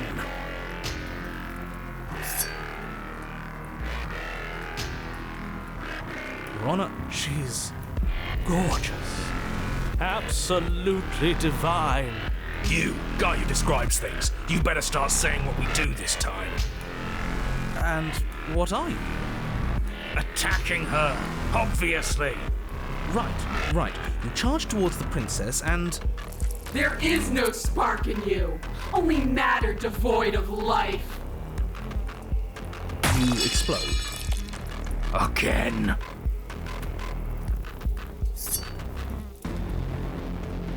You're on a path. We are not on a fucking path. I have no idea where we are. We're in the middle of a fight, so act like it. So you are. Okay, you dive towards the princess and we're unwound. Yes, her head swivels creakily on her neck, fire in her eyes as your body unravels with blinding pain. No! Again. Your Honor. No time. You narrate now. Yes, of course. Pristine blade grasped firmly in your hands, you fly towards the princess before she can turn to face you. We might actually do it this time. I can feel that body of yours slicing through the air. How many more times will I have to scatter you? As she turns towards you, the very essence of your being begins to flake away. Your muscles, then organs, then nerves lay bare and screaming as the rest of you is stripped of substance. Oh, boo-hoo. It's just a body. It just needs to last long enough to sink this blade into her heart. It doesn't last. You are disintegrated. Everything goes dark.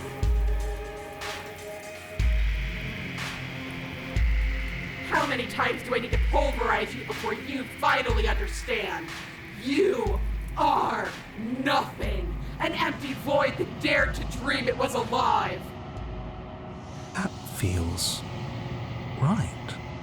If we're nothing, then why are we still here?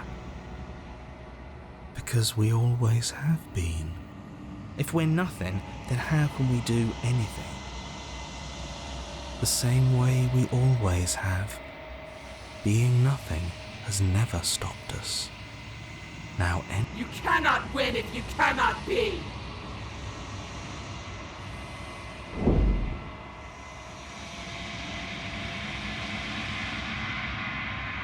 How?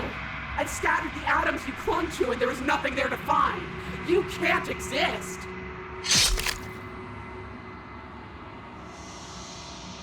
It's over. Oh, I think I understand you now. I'm sorry. I didn't mean to do the things I did to you. I don't think I knew what I was doing. She sounds genuine. They always do in the end. It's cold, but I'm going to be okay, right?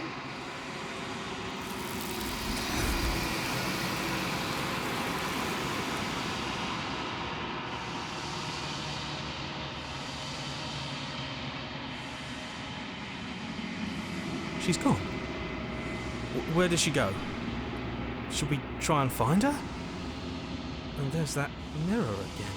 Why is it here? Why now?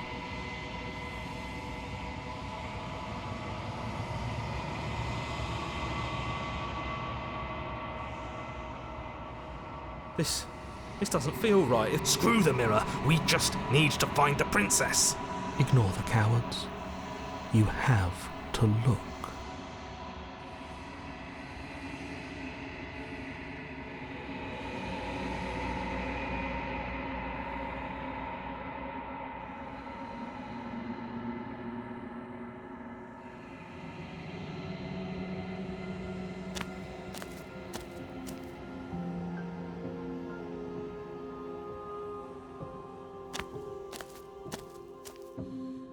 I am a growing chorus of contradiction, a mass of tides ebbing and flowing all at once in more directions than my attention can bear to hold. To look at any one is to shift them all into something new, and to look away is to reshape them yet again. All of me is changing, and yet the rest of me is still the same.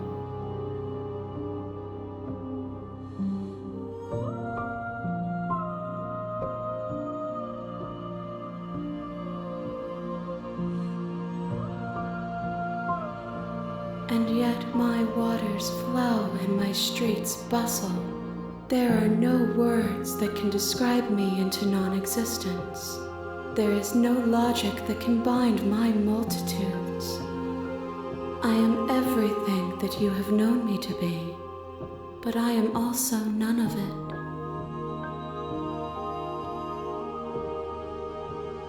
it. As easily as you can stand to be you, you are like me. Even if you have chosen not to look at the corners of you that do not fit, even if you have chosen to ignore the brilliant contours of your soul.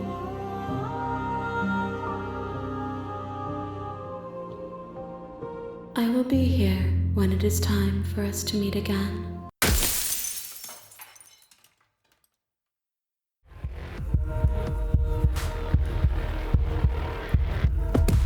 You stand, arms outstretched, facing the bleeding princess as she barrels towards you.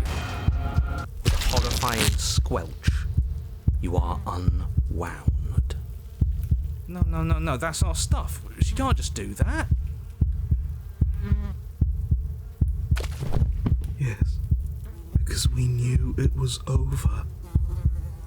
No weapon this time? It's almost as if you were planning on dying here. As if I'd grant you such a mercy. No, we're going to make this last forever. Let's see how deep we need to dig to find the defiant little spark of your soul. This will hurt you. Something infiltrates you. Though you do not see it, you feel it, slithering into your disaster of a body, seeping into the gaps between your molecules.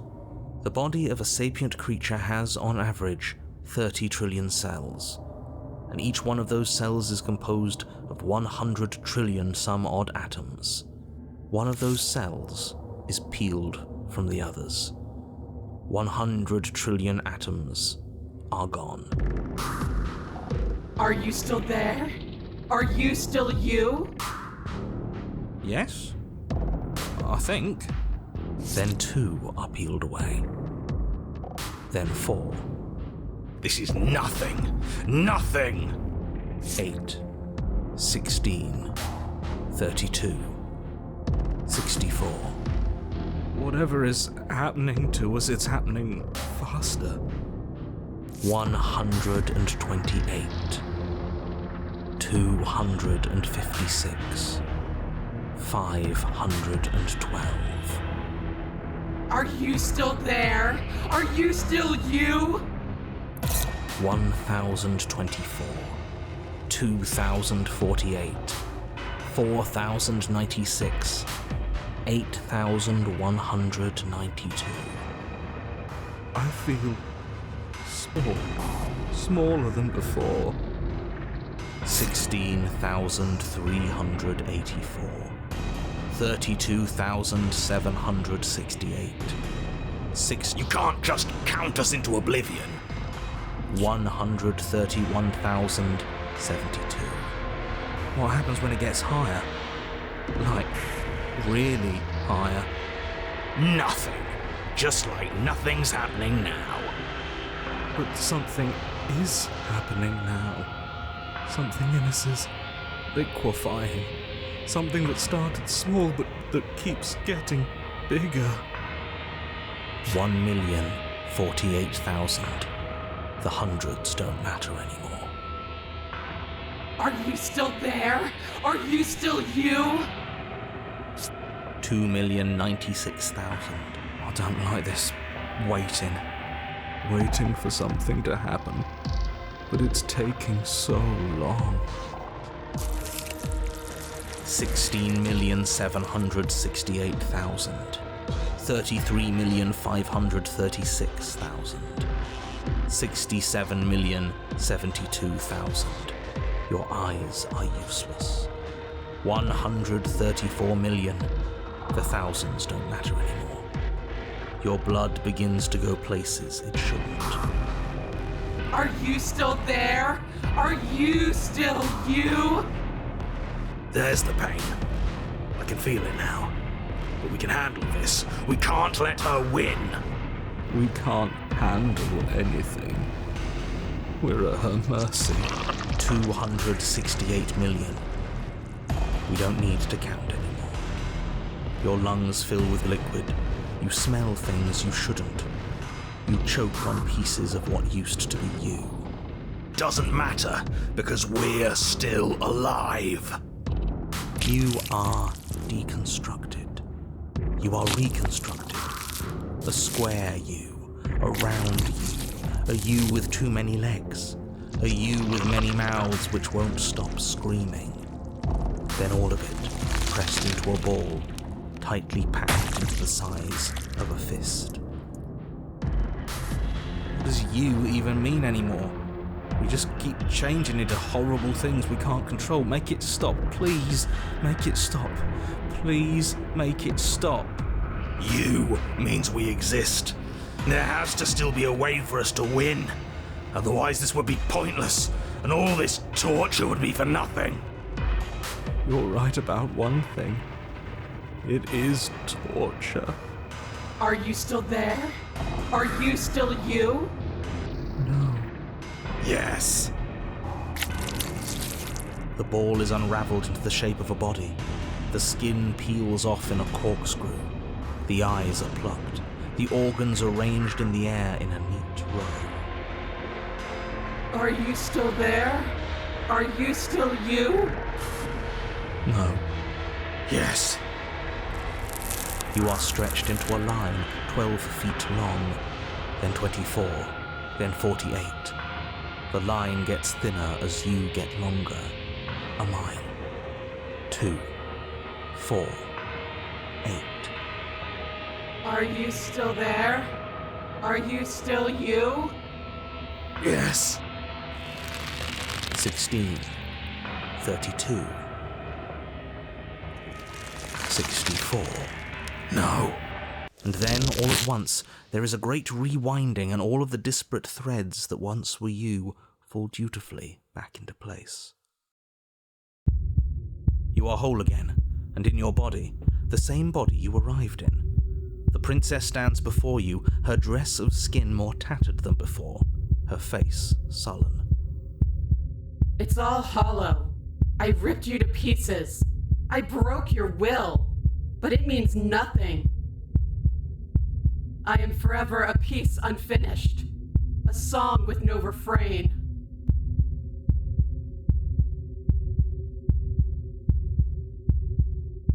We're so different.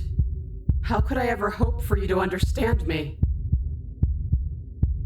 She stands, arms outstretched, neck craned, gaze transfixed on something unseen above you both. But perhaps there is a way to grant you understanding. Perhaps there is a way to make myself whole once more.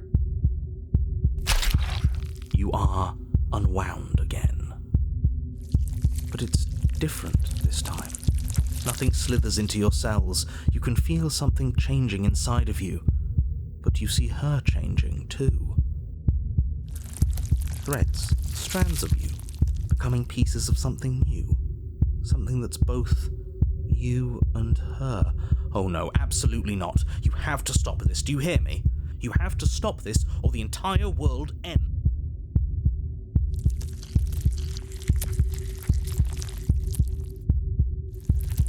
Yes, yes! See me as I have had to see you!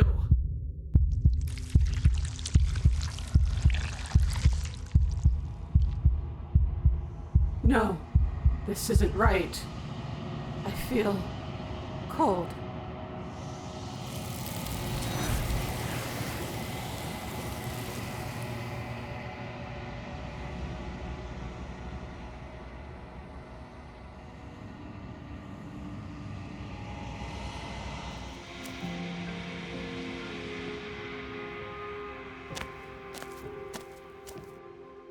I am a growing chorus of contradiction. A mass. All of me is changing.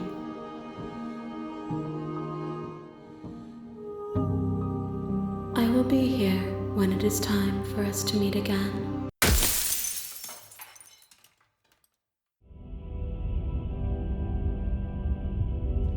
On her command, you fall to the floor, knees painfully connecting with hard stone. That's my good little bird. Now, why don't we talk? The last time we met, you tried to kill me. And here you are again, trying to succeed where you've already catastrophically failed.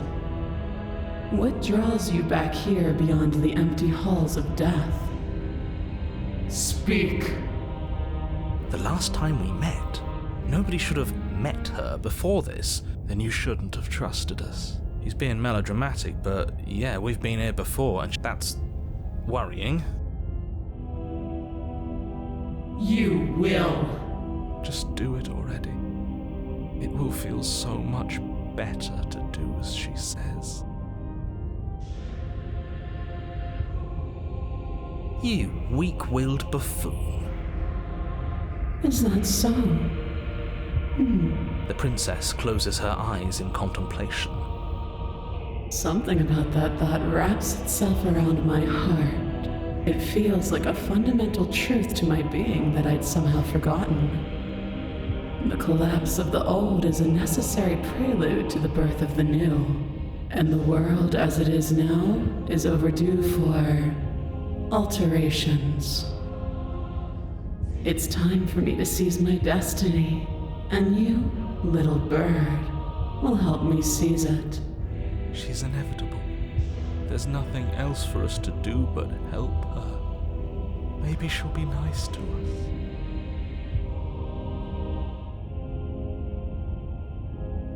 Your will was so easily broken. Am I that magnificent? All you need to do now is break my chains. If this is what you want, then I guess there's not much else for me to say. No, you can't just give in to her. Not when the stakes are so high. Not when you're so close. I won't let you do this. There's still something in the way. A greasy film inside of you where it doesn't belong, trying to conceal you from me. Is that a person? No, it used to be a person. It's something different now. An echo. Is she talking about you? That's impossible. She's not supposed to be able to interact with me. You're a small one, aren't you? A shriveling little worm stretched beyond its limits, trying to control things that it can't understand. No. What are you talking about? I don't care what you are. You're mine. Rise, my little bird. Without hesitation, you're brought to your feet. Break my chains. And how are we supposed to do that? All we have is a blade. All you need to do is believe it's been done.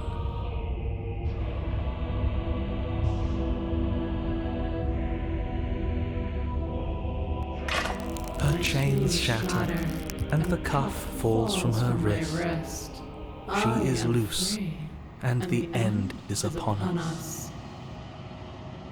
What a good disciple you are. Come, it's time for us to leave.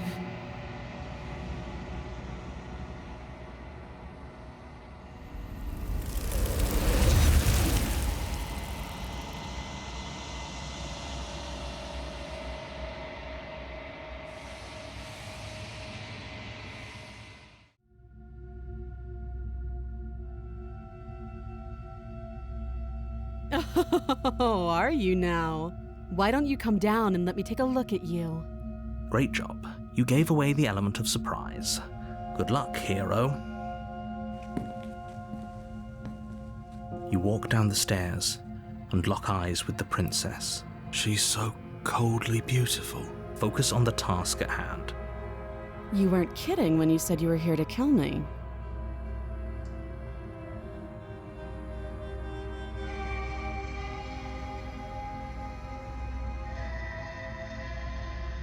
How about you drop the knife and the two of us just talk?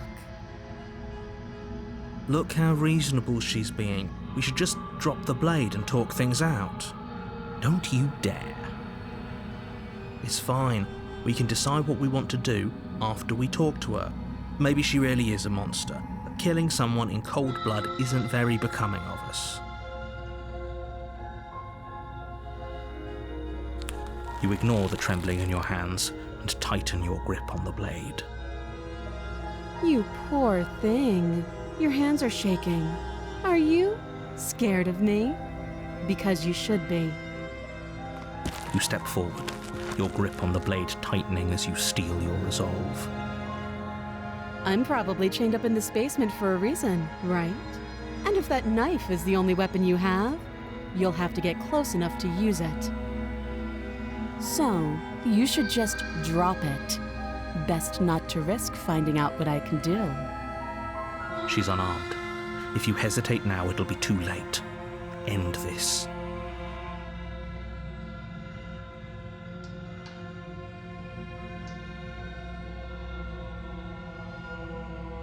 Then I'm not talking to you.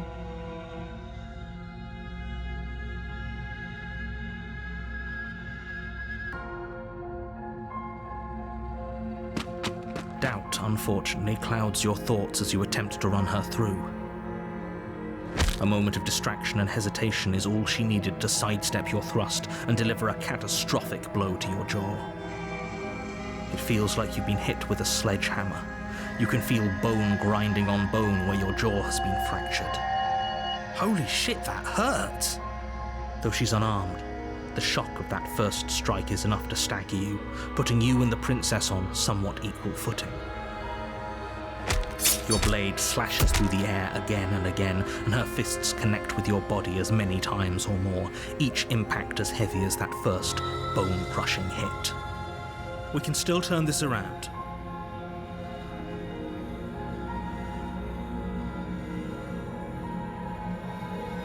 You and the princess stare at each other, both gasping for breath, equally exhausted. You probably won't make it out of here alive, but you can at least make sure that she won't make it out of here either. Excuse me? Do you think this is what I wanted to happen?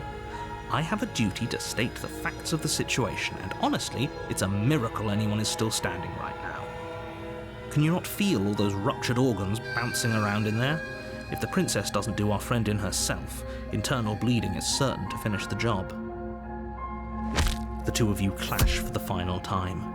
You feel your ribs break as she delivers a heavy blow, but you push through the pain, falling forward and sinking your blade deep into the princess's heart. Oh.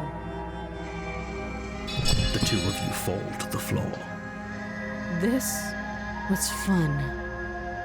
The princess gasps, her voice an unhealthy rasp as her lungs start to fill with blood. You put up more of a fight than I thought you would. But I have to wonder, do you really think this is the end? But you don't have time to worry over such things. Everything goes dark, and you die.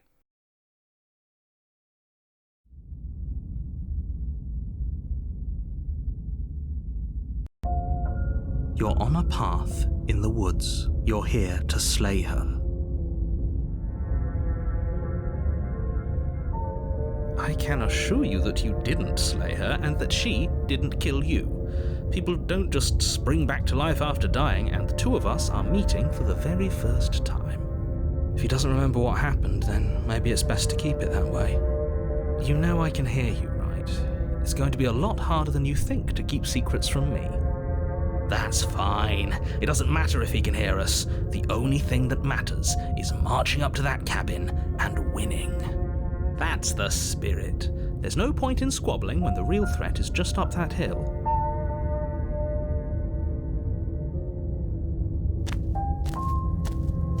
A warning. She will lie, she will cheat, and she will do everything in her power to stop you from slaying her. Lying and cheating doesn't sound like her at all. Not that it matters. It's not like she can lie or cheat in the middle of a fight. Are you sure about that?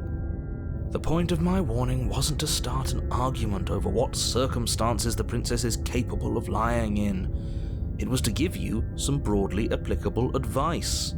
The princess will do and say whatever she thinks it will take to get her out of there. So don't trust her. Ever. Are we clear? Crystal, let's just get on with it already.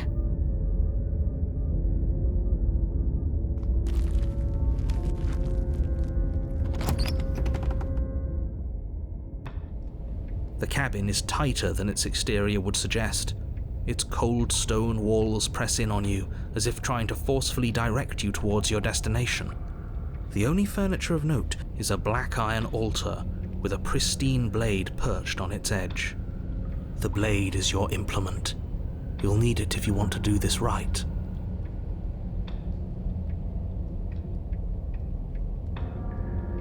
No blade this time. Right then, fisticuffs it is. Probably more fair to her anyway. Wouldn't want to feel like we cheated our way to a win. As long as you can still get the job done.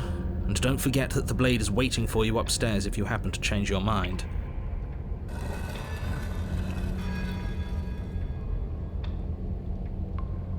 The door to the basement creaks open, revealing a rough stone staircase, its walls pressing at your sides and tightening as you descend. The air seeping from below is heavy and oppressive, with an almost sulfuric odor to it. If the princess lives here, slaying her would probably be doing her a favor. Her fierce voice carries up the stairs. Is that another challenger? Finally! It's been ages since I've had a good fight. This isn't what she sounded like last time. Her voice is a little deeper, almost threatening. Good. Sounds like my kind of princess. As much as I appreciate the enthusiasm, just make sure you don't let your bloodlust get to your head. You need to stay focused and keep your wits about you. Remember, you're here to slay the princess, not to have a good fight. As you descend the final step, the form of the princess comes into view, a large shackle leading from her wrist to the basement wall. Looks like she could rip those chains out of the wall without a second thought. Oh, it's you again. I'd been hoping you'd find your way back here. Good to see that death doesn't stick for either of us. But no little knife this time, huh? No, I hope you're not just here to chat. I've been itching for a rematch.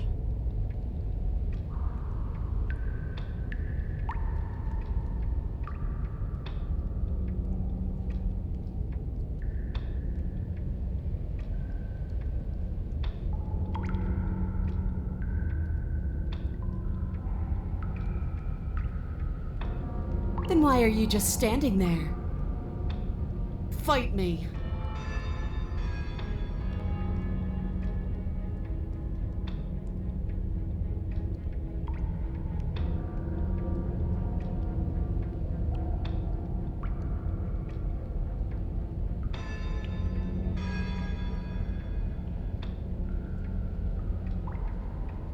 I guess we'll have to see how this goes. Your hands empty, you charge the princess. Quit the pessimism, will you? Right? It's almost like you don't want us to beat her. No, look, I'm rooting for you, I really am. I'm just doing my best to keep my expectations grounded. You don't have a weapon. You're supposed to have a weapon. We'll be fine. Just watch. You attack, fists raised, and the two of you fall into combat. Your clawed fingers tear into her flesh, and her fists and elbows return the blows in kind, bruises blossoming in her wake, and blood vessels rupturing in vivid sprays of gore. Not bad. You're tougher than I thought you'd be. Hear that? She respects us. We can pull this off. Yeah, you're right. But without that knife, you'll never be enough. Her knee connects with your sternum with a loud, violent crack. The wind leaves your lungs, and as you struggle for breath, you can feel something flooding in to fill the space. Hot blood, suffocating you from the inside. You have to want to kill me. Like this. You don't so much as see her movement before she deals the killing blow. Everything goes dark, and you die. Are you serious? That's it. That's it. Like hell it is. We're not giving up that easy. Now get up. Didn't you hear me? You're dead. There's no getting up from that. Wait, no, that's not right. You're not dead anymore. Yes. Your eyes bolt open and you push yourself back to your feet. You're alive. The princess takes a step back and looks down at her pulp-covered fists. I could have sworn I killed you. That's your face splattered on the walls and dripping from my hands.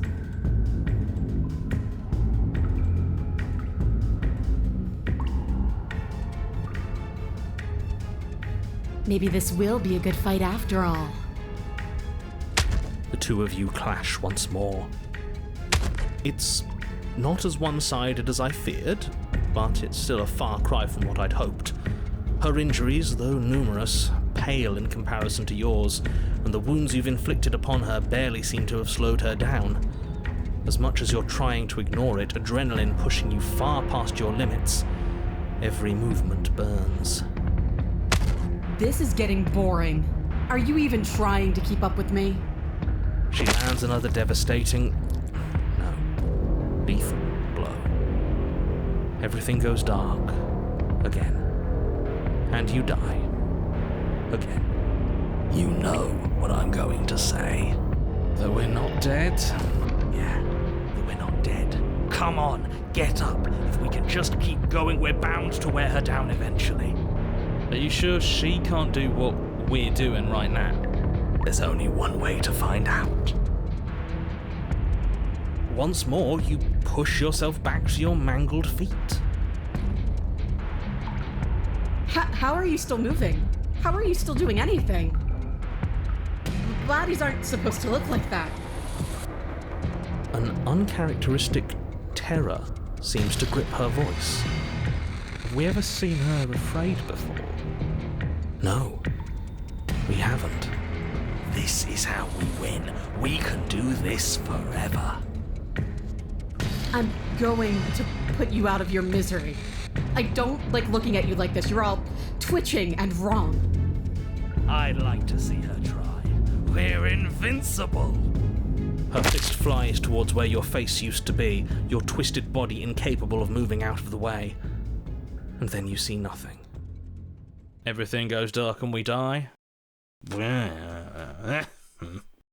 Yes, something like that.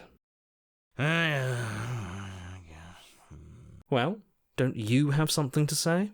Yeah, I quit.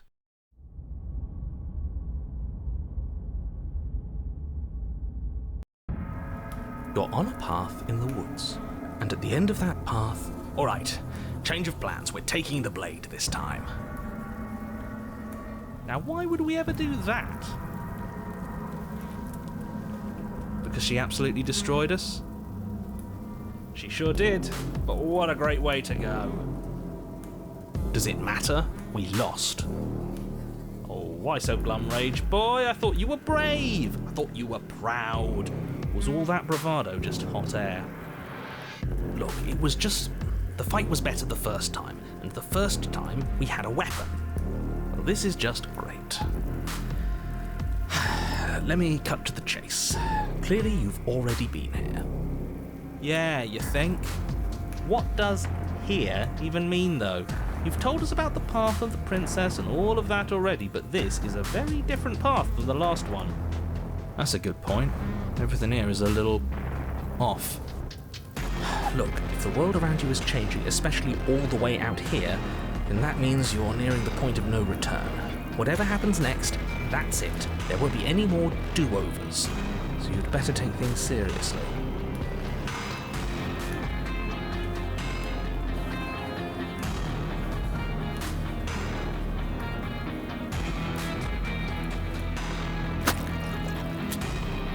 Good, we're all on the same page.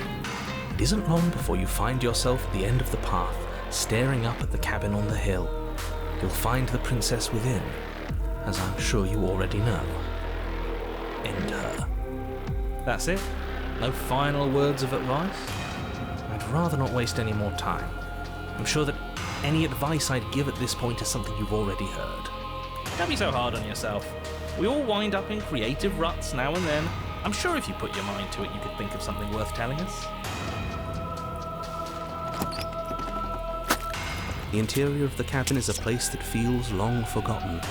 There was once an elegance to its construction, carved marble columns holding a high arched roof, vaulted windows letting in the weak starlight. But that is how it was. Now there is a growth that has overtaken it. A viscous fluid seeps from cracks in the stone walls, and it congeals into chaotic streaks of writhing nerves and wet clumps of living meat. That's horrible. I think it's kind of nice. Makes the room feel alive, doesn't it? The only furniture of note is a pulsating pedestal, a pristine blade perched on its edge. The blade is your implement. You'll need it if you want to do this right. We'll need it if we want to do things right. I say we leave it to rust. Let's not make the same mistake twice. We could have won if we had it last time. Take it.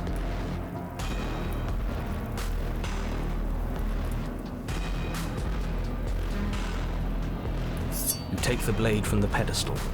It would be difficult to slay the princess and save the world without a weapon. Good. Nothing feels better than gripping cold steel. Okay, you picked up the blade, that's fine. We're not taking it with us. Oh? And what do you plan to do with it then? Oh, I don't know, we throw it out the window. Hell no. Yeah, what if we need it? We don't need it. We had her up against the ropes last time. Did we? We were doing great, but a weapon would have been useful. Are you saying that you don't think we can win this fair and square? No, I'm just... It sounds to me like you don't think we can win this fair and square. You know what, fine, I'm with him. We started round 2 with our fists, and that's how we're going to end this. You, annoying one who keeps telling us what to do. We throw the blade out the window. Are you serious? Can we do that? It's already done, isn't it? Yeah, and now you have to describe it to us. Fine.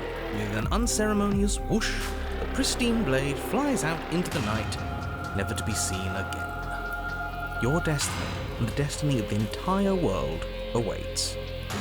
Best of luck. You're going to need it.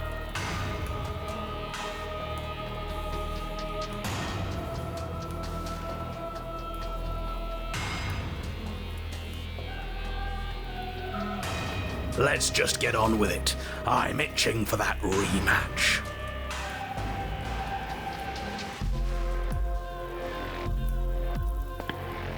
You step forward and approach the door to the basement, hesitating before you open it. All we see is a damn mirror.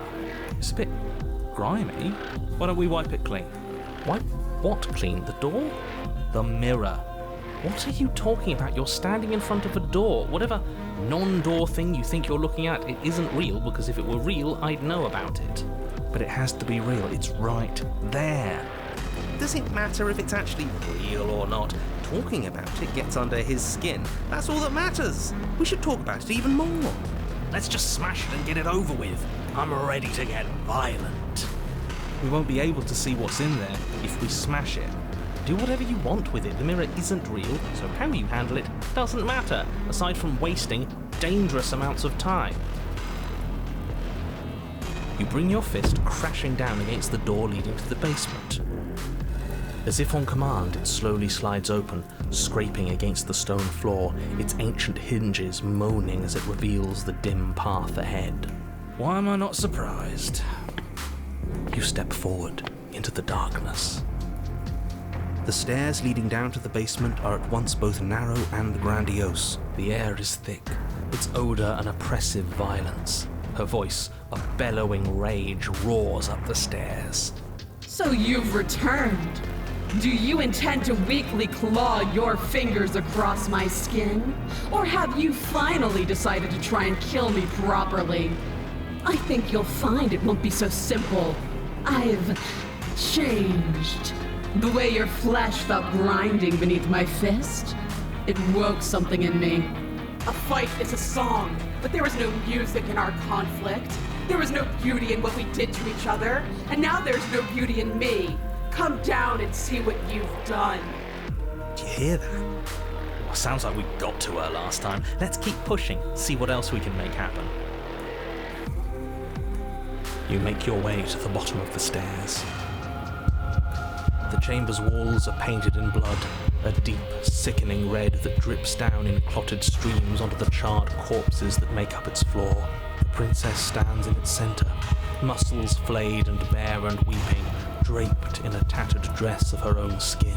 Do you know what I'm going to do to you?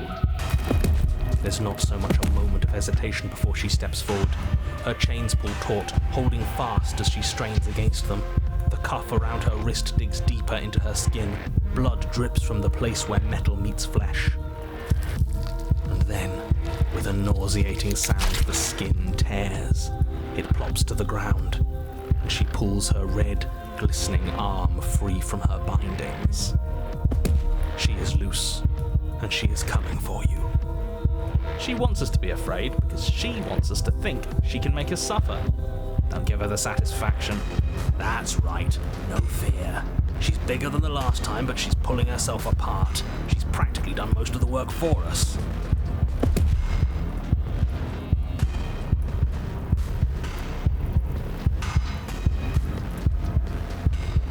You'll try. And that's what I've been so excited for.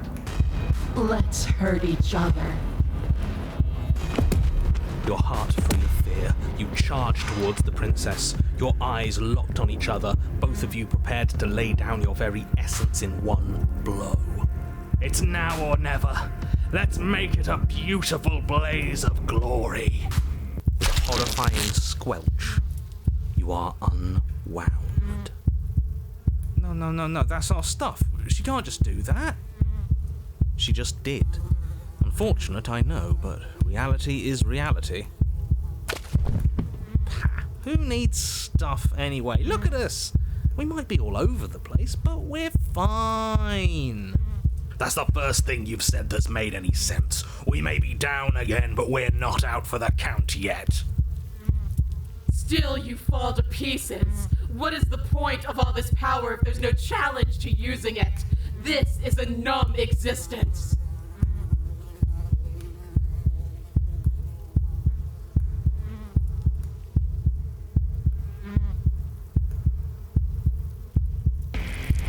Though the ribbons of your unraveled body struggle to coordinate, you manage to put one foot forward.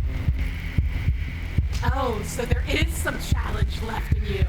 Let's see how long it takes to crush it. The princess clenches her fist, and as her knuckles tighten, even more of you becomes undone. Your skin is flayed, your fatty tissue torn from your muscles. What are you? You're clearly not your skin. Why would we ever be just our skin? We lost so much of it last time. We're obviously more than that. Who cares? I don't like not having skin. It hurts. The pain doesn't matter. Just keep walking. She can't stop us if we don't let her. Still you push on, placing one disaster of a foot in front of the other. Perhaps muscle is where you dwell. She smiles, and again her will tears at you. Muscle untethers from bone. But we need that. We can't do anything if we don't have muscle. Okay, Mr. Anatomy, I hear you. But have you considered how neat it would be if we still kept walking towards her without it? Yes, do it. Show her how tough we really are.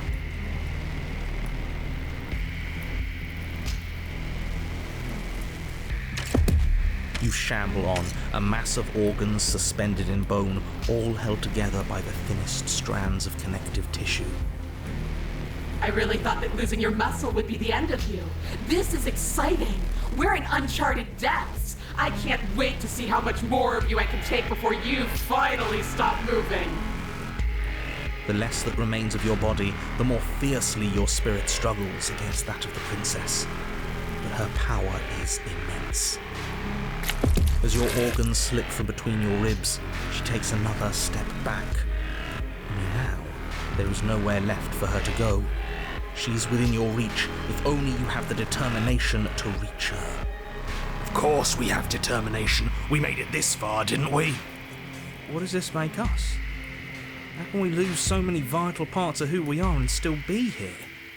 The exact same way we lost every piece of ourselves twice before. Have you forgotten that we've literally died? Twice. Come on. One more step.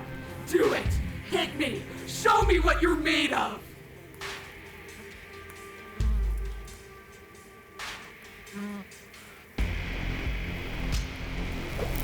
Your skeletal hand shoots towards her heart, but the closer it gets, the more brittle it becomes. Flakes of bone are peeled away, exposing the marrow, and the marrow melts, exposing nerves, and the nerves are stripped raw. Until what? I think he gave up on us. Figures. He always seemed weak to me. In the end, you're nothing. Just like what's left of me. But we're still here, aren't we? which means we aren't finished. What are we supposed to do? Hit her with nothing? Yes.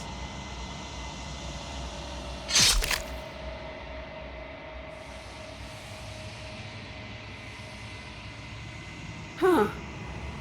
I felt that. We actually did it. We actually won. I always knew we had it in us. But what are we going to do with ourselves now? It's cold.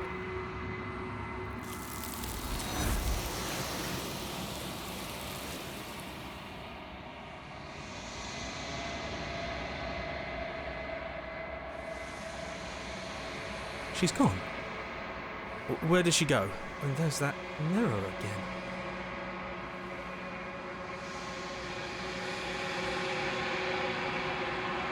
This doesn't feel right. Yeah, don't look at it. I don't like that thing. Screw the mirror. We just need to find the princess.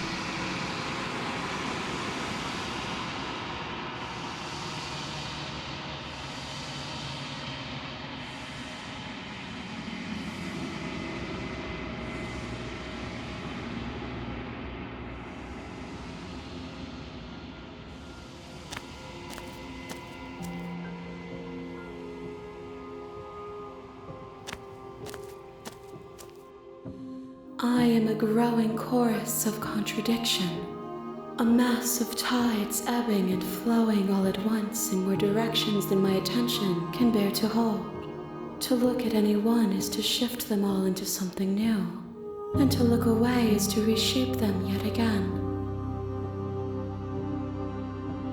All of me is changing, and yet the rest of me is still the same.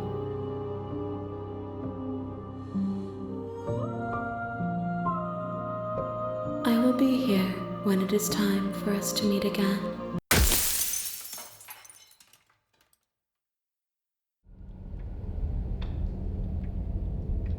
What is there to unpack? I was dead and now I'm not, and the same goes for you. There. Unpacking done. Don't you get it? We've been given free rein to wail on each other. Forever. Couldn't have said it better myself.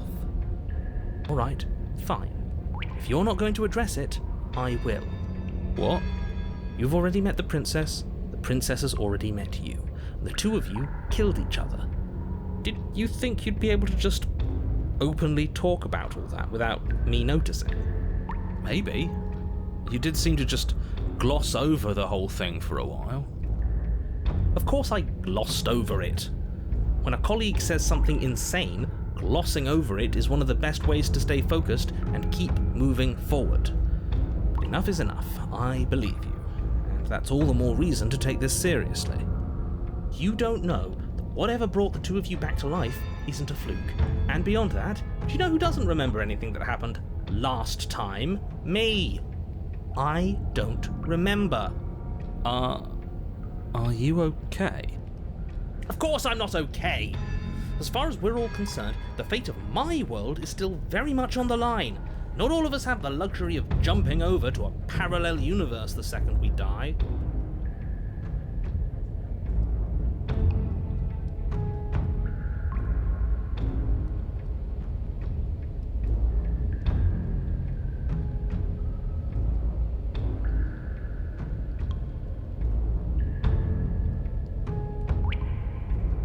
Don't try to lie to me, just please take this seriously. Agreed. We can't win unless you treat this fight with the gravity it deserves.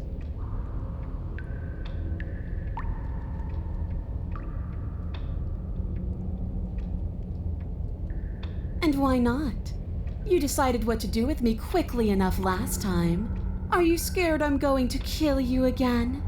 Maybe you're worried I'll put you down for good this time.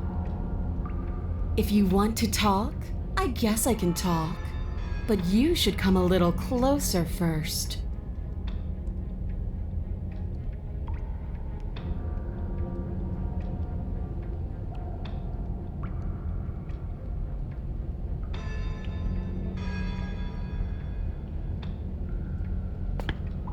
You take a cautious step towards the princess, unarmed. I wish I could believe you know what you're doing, but you clearly don't. You stop a few feet short of her reach, her chains taut as she stares down at you. She's a lot bigger than I thought she was. Why do you sound so scared? We can take her. Well, what do you want? Because every second we waste talking is a second we could spend killing each other instead.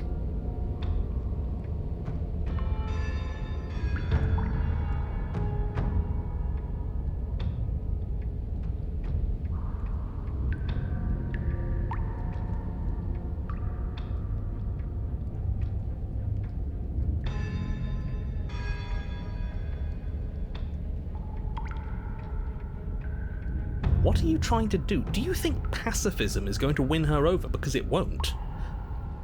Right? This isn't fun, this isn't interesting, it's pathetic and cowardly and boring.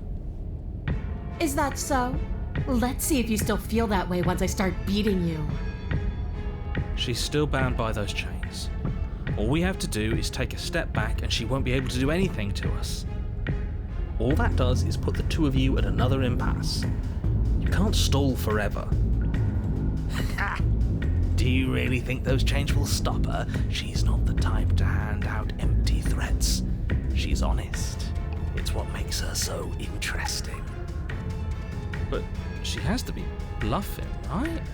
If she isn't bluffing, then why is she still... You step back as she steps forward, her bindings creaking ominously. And then they snap. It was only a matter of time, but she's loose. Dear Lord, what do we do? Oh, if only there was some sort of weapon you could use to fight a world-ending monstrosity. I wonder where you might find one of those. Exactly. Just do what I've been telling you to do since the second we got here. Take the blade, fight her, kill her, and win.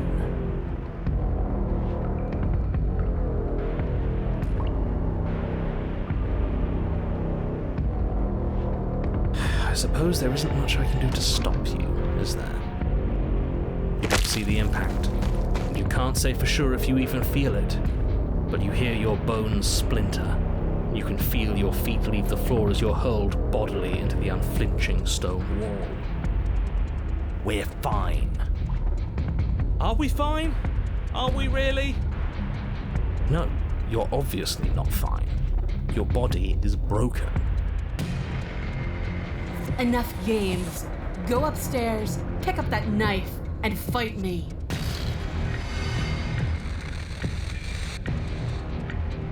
Why aren't you saying anything? Is this some sort of trick? Are you tricking me? Or are you really that fragile? Because why would you? Why wouldn't you? Gah! The princess's shoulders tense with fury as she storms towards you. You can see her face flush, her knuckles going white as she clenches her fists, her entire body trembling with a burning rage. Can't believe you're making me watch this. Fine. If you want to die like a pathetic little worm, you can die like a pathetic little worm. I guess I'll see you all next time. She reaches down and grabs you by the throat, lifting your limp form and slamming it forcefully against the wall. Her eyes twitch as her grip tightens around your neck. She sure is taking her time, isn't she? Why? Why are you letting me do this? Why are you making me do this? Why won't you fight back?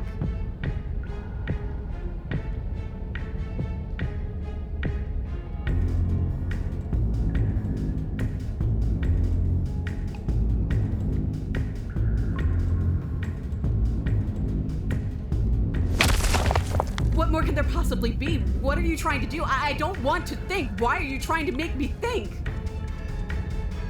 Her grip hardens. Do you feel a horrific pop in your neck? She releases you, your numb body crumpling to the stone floor as your vision starts to fade. What am I supposed to do without you? I guess I'll see you all next time. I can say that now, right? We're dead? Great. I can't wait to be stuck in this useless body all over again. I won't be seeing you, but I suppose something like me will. Everything goes dark, and you die.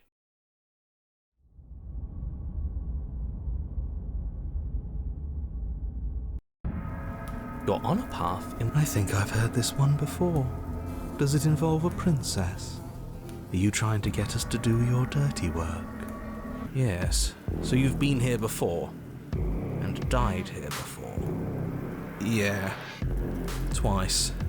And it's going to be a lot more than that if we don't suck it up and actually fight her this time. You didn't fight her. She wanted a rematch, and we wanted to see what would happen if we didn't give it to her. She got so very, very angry with us. And you got so very angry with us too. It was amusing. I'm sorry, you thought that was amusing? I thought we were breaking a cycle of violence. I thought we were practicing pacifism in the face of mortal peril. I thought we were being brave. Heroic, even. Oh, you're funny. There's no such thing as heroism. You can never truly die. All we did was look at the same old thing from another angle. Oh, will both of you just shut up? As we've now established, you've already been here, and based on your behaviour, I think we can all agree that things are not going well. Look, you're nearing the point of no return. Whatever happens next, that's it. There won't be any more do-overs. So you'd better take things seriously.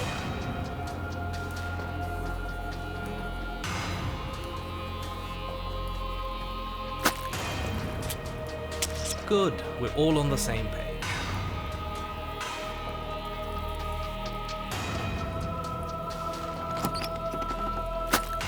The interior of the cabin is a place that feels long forgotten. There was once an elegance to its construction. That's why it's horrible. And that attitude is why you're miserable. The only furniture of note is a pulsating pedestal, a pristine blade perched on its edge. The blade is your implement.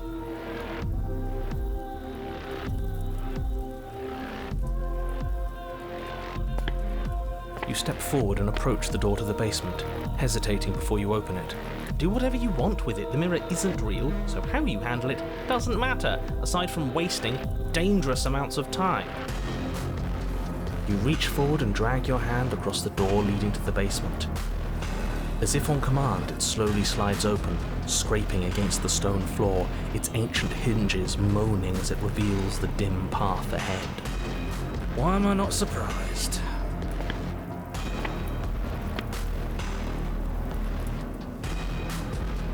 Do you think that if you let me kill you enough times, I'll suddenly soften and repent for sins that live solely in your head? Well, we've tried that, haven't we? Now come down and see what your refusal has done to me. See how much you can bear to witness the consequences of your actions. Oh, we've changed her, have we? I'm intrigued. You make your way to the bottom of the stairs. The chamber's walls are painted in blood, a deep, sickening red that drips down in clotted streams onto the charred corpses that make up its floor. Whatever she wants to make us feel, I think it's gonna be bad. But bad is so much more interesting than love. Gah, stop it with all this talk about feelings. The only feeling that matters is the rush of victory. We don't even have a weapon. It doesn't matter.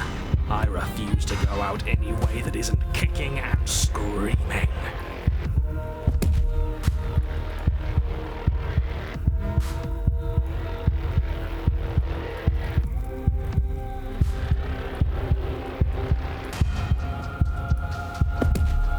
You stand, arms outstretched, facing the bleeding princess as she barrels towards you.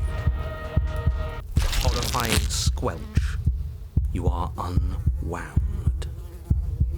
No, that's our stuff. She can't just do that. She just did. Unfortunate, I know, but reality is reality. Huh. It's like I said, our insides do look like the cabin. In the end, we're all just meat. In the end? Just because she's ripped us open doesn't mean this is over. How is it not over? Don't think that I'll allow you death here. I've made that mistake before. No, you will suffer until you see in me what I have seen in you. That's how. It would seem, somehow, that she is keeping you alive. A challenge, then. Sure. Let's see how far we can take this.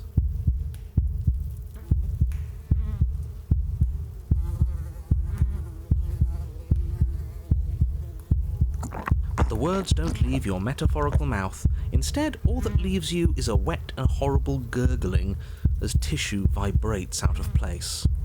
Our metaphorical mouth. Oh, I didn't leave you a mouth, did I? It's better that way. Words get us nowhere. They aren't music. They aren't dance. They aren't feeling. Your eye, held far outside your skull by a thin stalk of nerves and viscera, stares back at her in unblinking silence. Let's see what meaning we can find together. Let's see what we're made of. Something infiltrates you.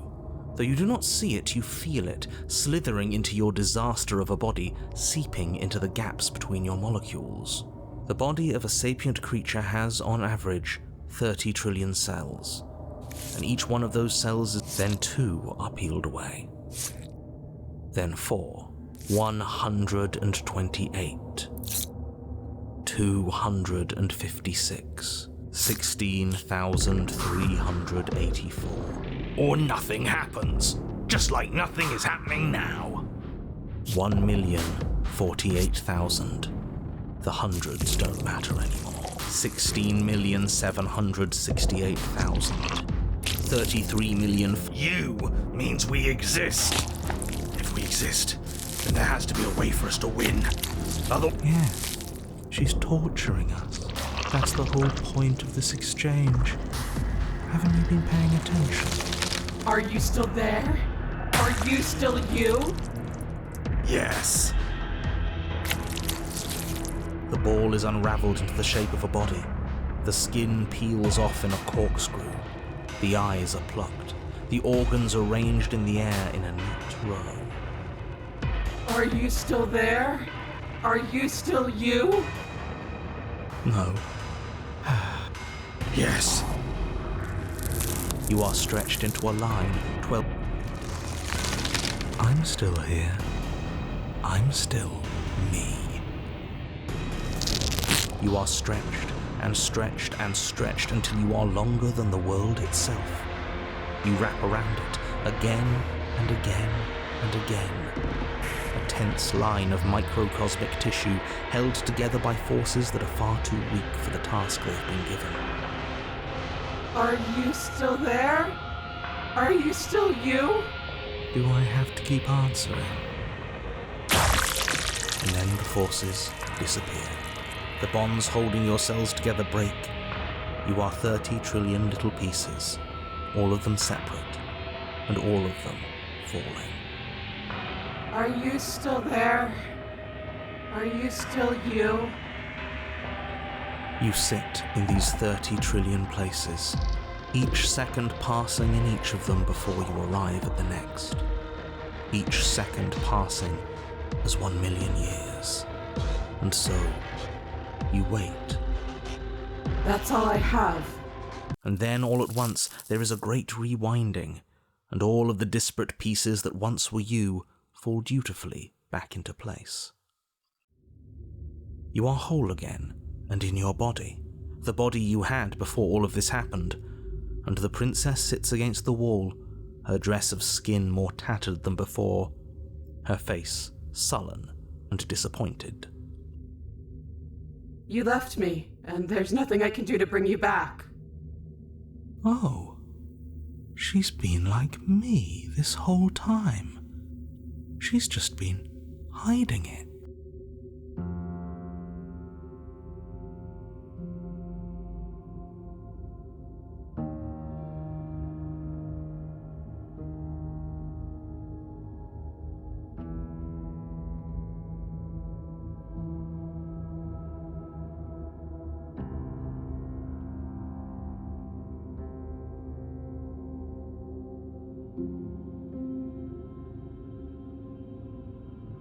So you are. And yet I still feel so alone.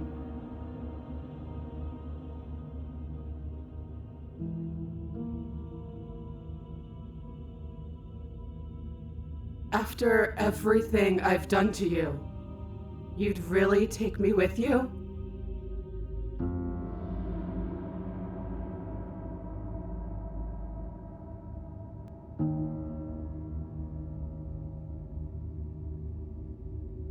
Are you serious? You're just offering her your hand?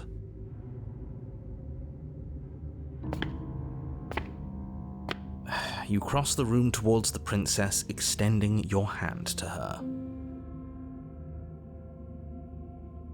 Her eyes, deep wells of buried sorrow, meet yours for a moment. And then she takes your hand in hers. You're going to end the world, don't you get it? I can't let that happen. I can't let you leave. I have to... You have to what? Stop us.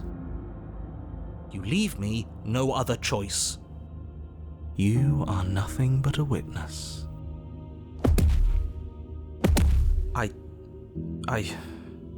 Fine. You and the princess climb the stairs out of the basement together. In silence. No embellishments, no flowery text describing what kind of silence we share. You've really given up, haven't you? I'm tired. What a shame, but you should really keep going. You have a job to do, don't you? And then you cross the upstairs of the cabin to the door, which you open. And then you step outside and into the ruins of the world you left behind. So he's gone too. It's just you and me now. Is this the world? It's so cold.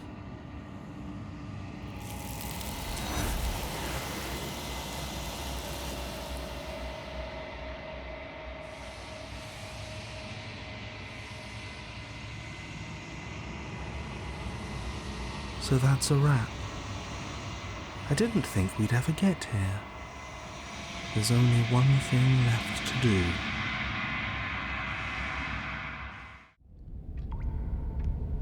You take the blade from the altar. It would be difficult to slay the princess and save the world without a weapon. The door to the basement creaks open. Her fierce voice carries up the stairs. Is that another challenger? This isn't what she sounded like last time. Good. Sounds like my kind of princess.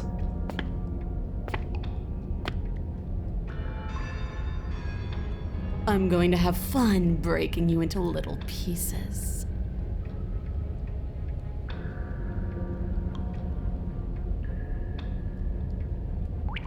Free her? You aren't... I don't know why I'm even bothering, to be honest. You know the stakes of the situation. Who says I want to be free?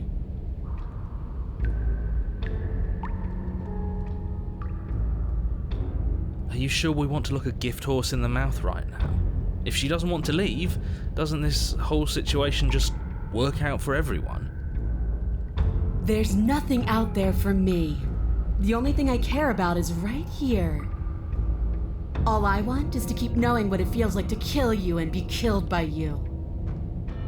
I want to feel that knife split me open. I want to feel your bones snap beneath my fists. I think I'll just let the princess speak for herself here. Leaving her in the basement isn't an answer. You have to make a choice. And there's only one choice worth making. Fight her. Win.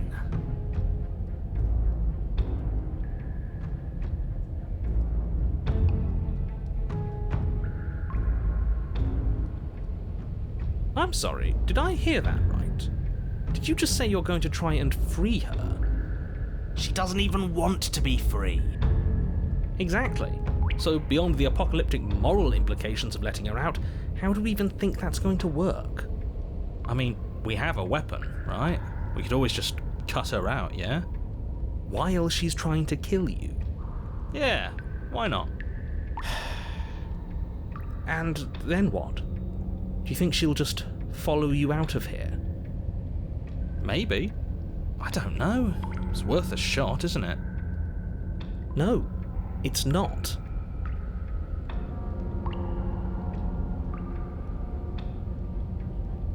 Actually, no, you're not. I have a responsibility to the world here, and I'm not just going to let you throw yourself into a scenario where the literal best outcome is the end of everything. Until you come up with any other idea, your body remains standing rigidly in place. What do you think you're doing? You can't just order our body around like it's some sort of doll. Watch me. Your left arm lifts towards the ceiling and your hand twists into an obscene gesture. See? I can make you do whatever I want. So what? You barely managed to lift our arm. What are you doing? What is that? Why are you moving so weird? The princess, taken aback, flashes her own rude gesture in return. Hey, you, decision maker.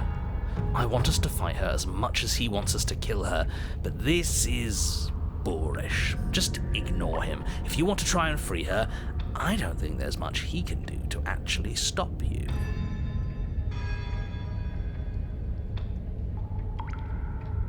You know what? Fine. Blade in hand, you charge forward to try and free the princess from her bindings. Finally! I have no idea what you were just doing, but I'm glad it's over. As you slash across her wrist, her elbow comes crashing down on your skull. An unsettling crack echoes in your ears. It's a devastating blow. Your body crumples to the floor, limbs suddenly refusing to respond. This might be it. That's it, huh? You've gotten really soft. Everything goes dark, and you die. Really? In just one blow?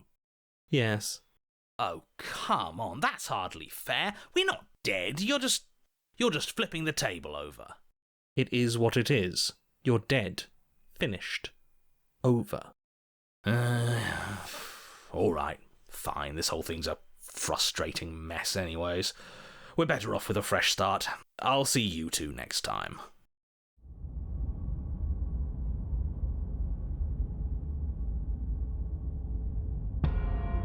You're on a path in the wood. If you weren't so damn focused on freeing her, we wouldn't have died back there. You're strong, but you're bullheaded. This isn't a fight, it's a puzzle. She's stronger than us, but we can use that to our advantage. I hate puzzles. I've never done a puzzle myself, but anything that doesn't get us beaten to death is good in my book. What do you have in mind? Same thing as last time, only we'll be smarter about it. We're getting her out of there. After that, we're seeing what happens. Are you insane? Do you have any idea how dangerous that would be? If she gets out of here, that's it. Game over for everyone, yourself included. Are you not challenging us on all the looping? Have you known about it the whole time? Are you the same one we've been talking to since the beginning?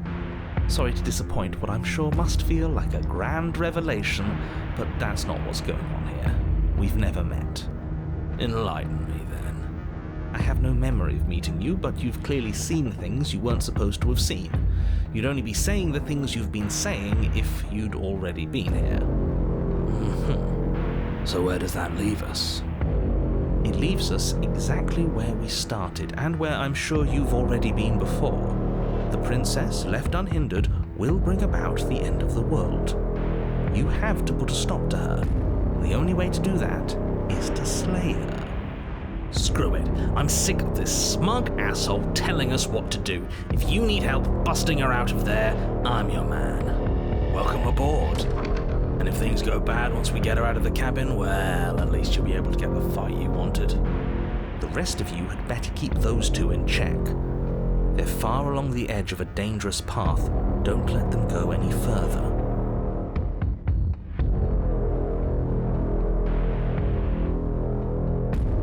It's evidence of one of many ticking clocks. You can't let her spread any further. But do we know it's her? For all we know, he's in control, pulling the strings to make us too afraid to do anything but slay her. For all we know, it could be us making the changes. Exactly. And at least, as things are now, there's no way for us to know. But the world is clearly not as it seems. We can't trust anything until we learn more. If you question reality itself, there's not much I can offer in the way of persuasion, but do consider that it probably isn't helpful for anyone to doubt the ground they stand on.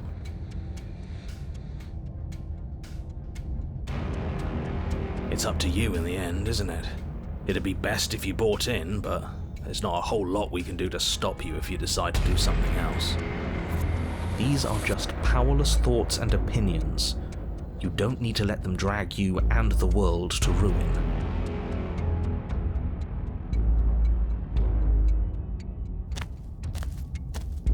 It isn't long before you find yourself at the end of the path, staring up the hill at the cabin. I hope you've given serious thought to your predicament. No last advice for us? No words of warning? From what I gather, you've heard it all before. There's no use screaming into the wind. I don't know, screaming sounds pretty good right about now. I could use a little catharsis. There'll be time for that later.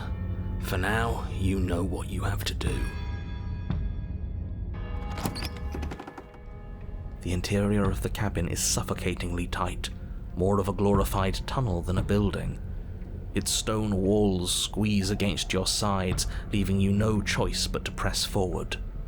The only furniture of note is an iron altar jutting out from the wall, a pristine blade perched on its edge. The blade is your implement. You'll need it if you're going to do this right. But there's nowhere to go in here. This is just a hallway with a mirror at the end of it. A mirror? But there isn't a mirror here. There's the iron altar, the blade sitting on the altar, and the door to the basement. Does he really not see it? Or maybe what we see as a mirror, he sees as a door. It is a door. And before you ask, no, it's not a mirror-shaped door. The object at the end of this room is both door-shaped and a door. There shouldn't be any room for misinterpretation. Who cares what it is? It's in our way, we should smash it. Take it. You step forward and approach the door to the basement, hesitating before you open it, as if you don't see it. You're rather committed to the bit, aren't you? The door's right there, it's right in front of you. It's a bit grimy. Why don't we wipe it clean? You reach forward and drag your hand across the door leading to the basement. As if on command, it slowly slides open, scraping against the floor as it reveals the dim path ahead. Before you is what may as well be a sheer cliff face. There are enough footholds that you'll be able to clamber your way to the bottom, but it will require careful effort. The air hissing up from below is warm and wet, like the breath of an enemy locked in close quarters. If the princess lives here, slaying her is probably doing her a favor. Her voice, bold and fierce and impatient, echoes from the chamber below. Do you have more fight in you than last time? That was such a disappointing show. I know you can do better than that. She hasn't changed as much as she did the time before. She still wants a fight, which means we still know her. We can use that to our advantage.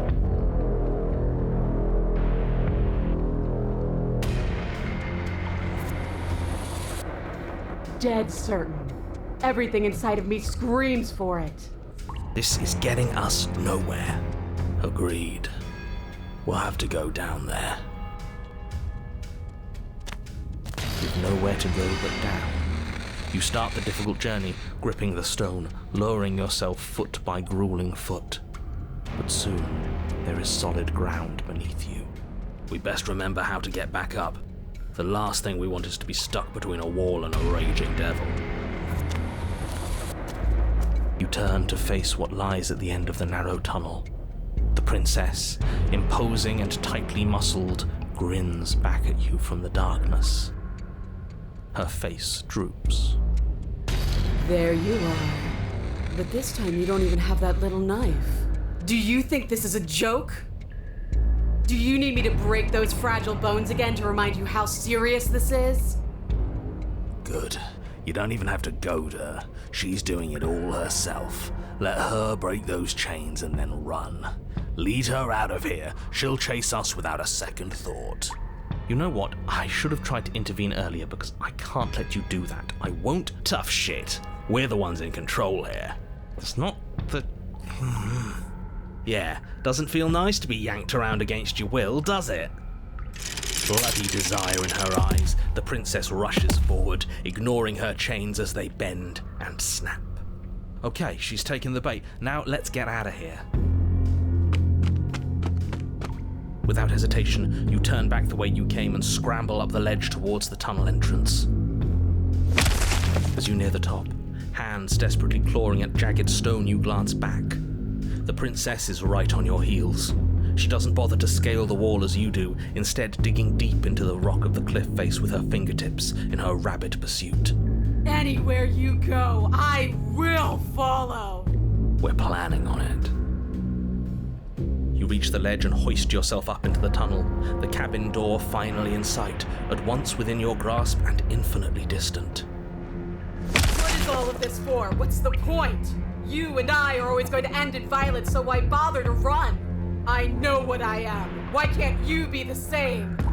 You sure we don't want a weapon? We don't have time. We just have to get her outside. That's what matters. You're making a mistake. You continue to the door. It'd be a real shame if it was stuck. Don't listen to him. Locks are nothing, just barrel through. No! Your skin hums tight with adrenaline as you burst through the cabin door and roll onto the grass. You bastard. You glance back at the cabin as the princess, singular in her desire to destroy you, explodes through the doorway. So, what is this place? Where are we? This doesn't feel right.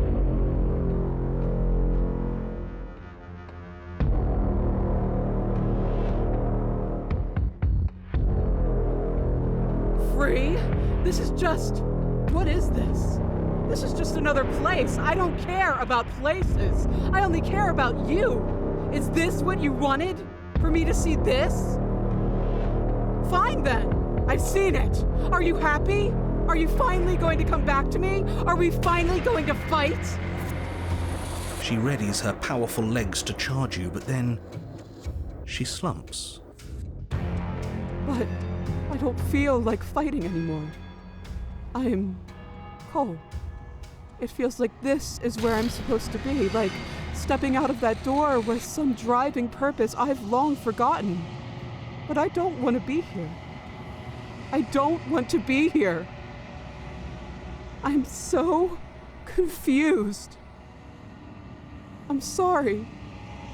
It's cold.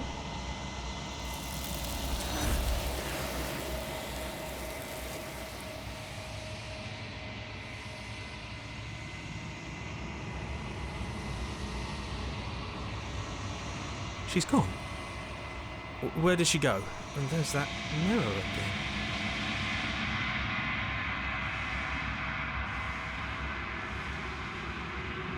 This doesn't feel right. You're right.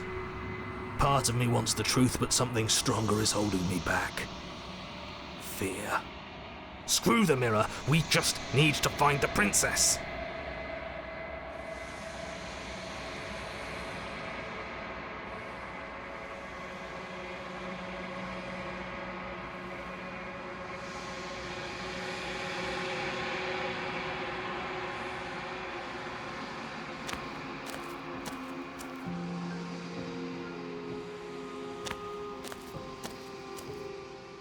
I am a growing chorus of contradiction.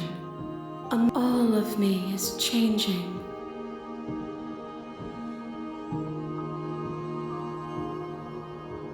I will be here when it is time for us to meet again.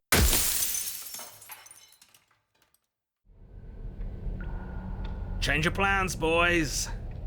I thought we were on the same page. I can't believe you'd give up the game so easy. You charge headlong into the princess, blade flashing in the dim light of the basement. Yes, yes, yes, yes, yes! Finally, you get it! For a moment, the scales feel balanced, each of you inflicting debilitating wounds on the other, striking in a dizzying synchronicity. But it isn't long before they tip in her favour. The cuts and bruises she's inflicted seem little more than superficial, barely so much as slowing her down as she continues her onslaught. You, in contrast, are finding it harder to stand as your body gradually becomes less responsive, less powerful, less stable. You can tell she's trying to make it last, but all it would take is one meaningful strike, the coup de grace. This was good, but you could have been so much better. I'm beyond you now. Here it comes. I'll see you all on the other side.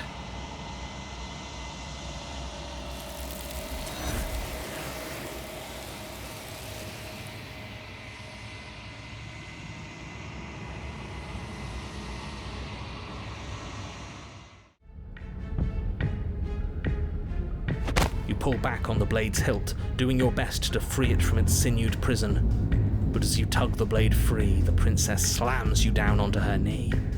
It collides with your ribs, and you feel them splinter, cracking like wet wood from the impact. And you find yourself in midair, effortlessly tossed across the room. You hit the floor, your ribs complaining painfully, but you can feel the hilt in your grip. You still have your weapon. You push yourself off the ground and attack the princess, trying to bait an opening. You do your best to outplay her, slashing out and leaving red cuts in the tattered remains of her white dress. But you have little room to maneuver. For every glancing blow you manage to land, she slams you against the wall in retaliation, each impact threatening to be the last.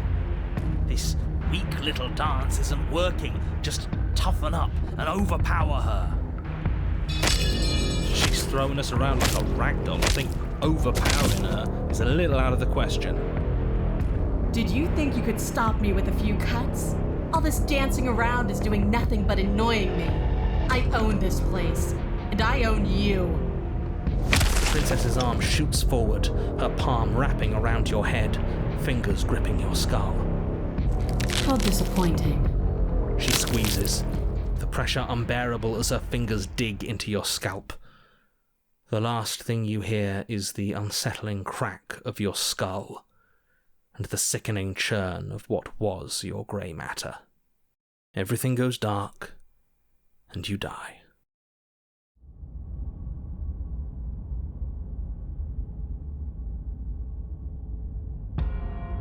You're on a path in the wood. If you weren't so damned afraid of what she'd do to you, we wouldn't have died back there. Fear is good. Fear keeps us alive. We died because you didn't have enough of it. So what? You'd have us cower in a corner? No, but that place suits her better than it suits us. She's big.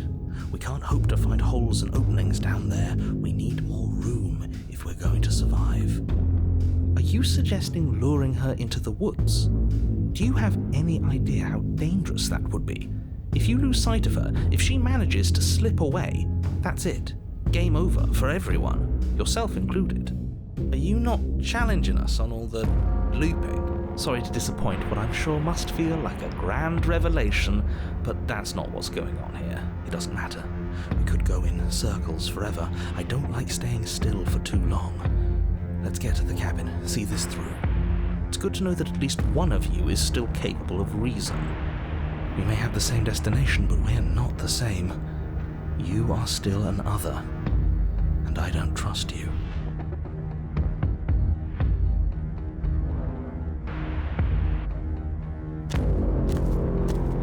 It isn't long before you find yourself at the end of the path, staring up the hill at the cabin. No last advice for us?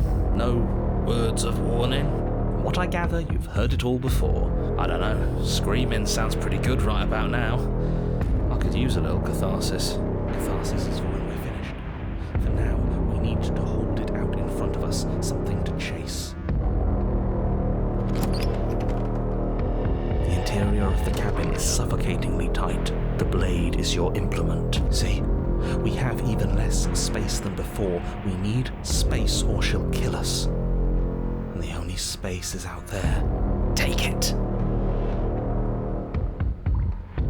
You take the blade from the altar. Good. There's no overcoming her without it.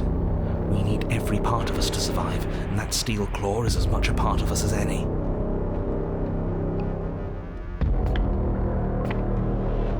All we see is a damned mirror. It's a bit grimy. Why don't we wipe it clean? You bring your fist crashing down against the door leading to the basement. It swings open. Scraping before you is what may as well be a sheer cliff face. The air hissing up from below is warm and wet, like the breath of an enemy locked in close quarters. Her voice, bold and fierce and impatient, echoes from the chamber below. Do you have more fight in you than last time? That was such a disappointing show. I know you can do better than that. Goad her. Rile her up. If she's angry, she'll make mistakes.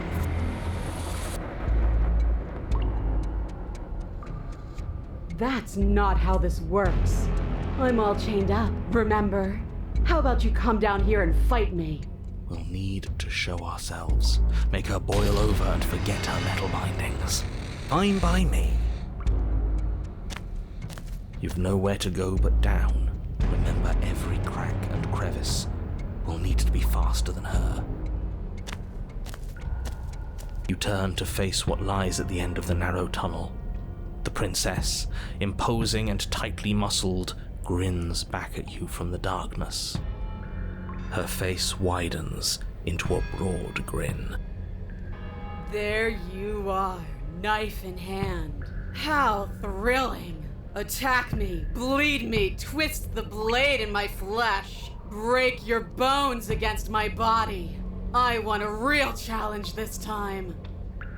We can't get that close. She'll kill us in the tight space, steel claw or not. Make her come to us, stand beyond her chains, and let her become frenzied. She'll break them. Then we run. I really don't like the sound of this. It's the only way we live. Well, what are you waiting for? If we're gonna do this right, you can't be scared. You need to want this as much as I do. So go on. Make the first move. Don't keep me waiting.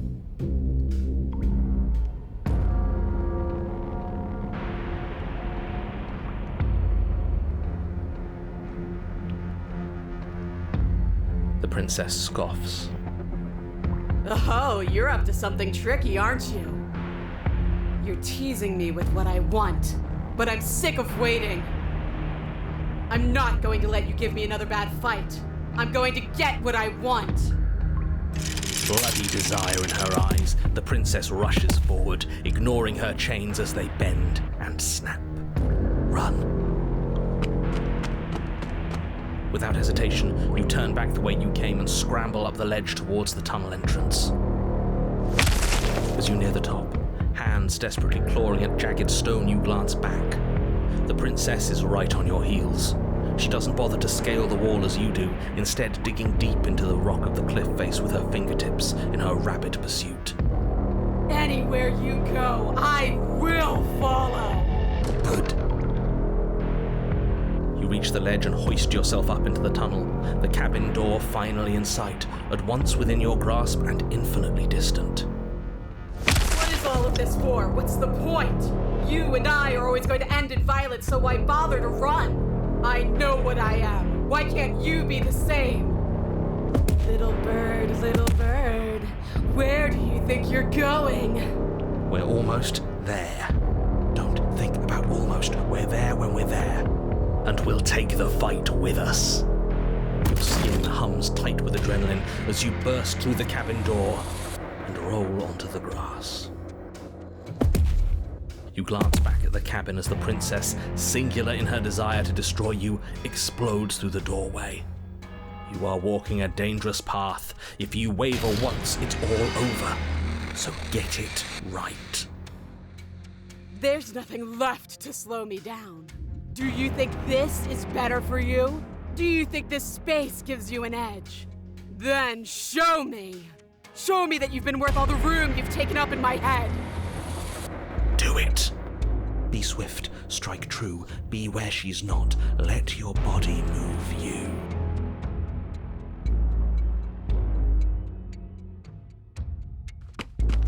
You leap from the grass and bound towards the princess, keeping low. Charging me head on.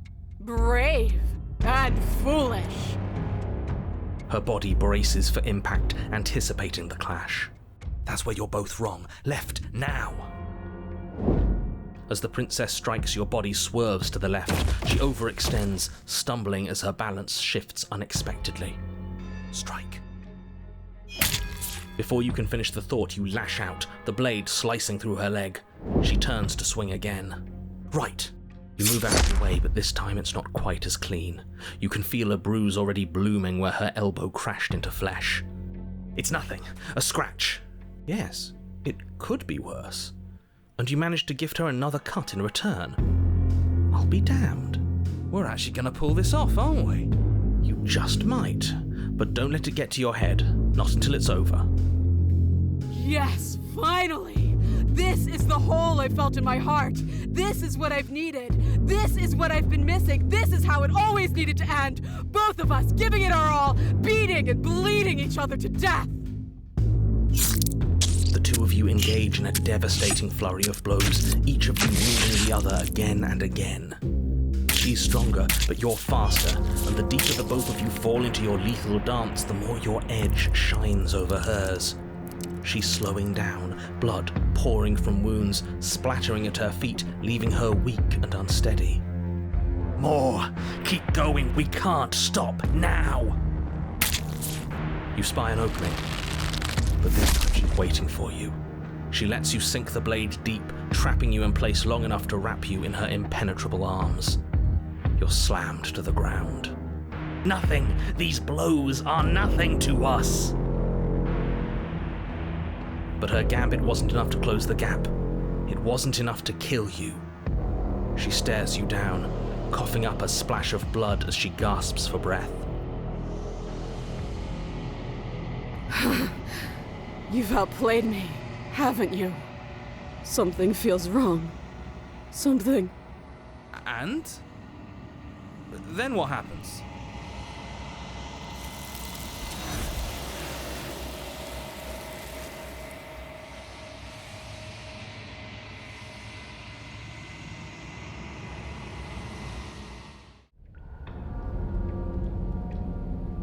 Oh, you've got another thing coming if you think you can just turn around and leave. As you step towards the stairs, you hear the heavy creak of straining metal, and then a snap. She's loose. You have to make a decision, and you have to make it fast.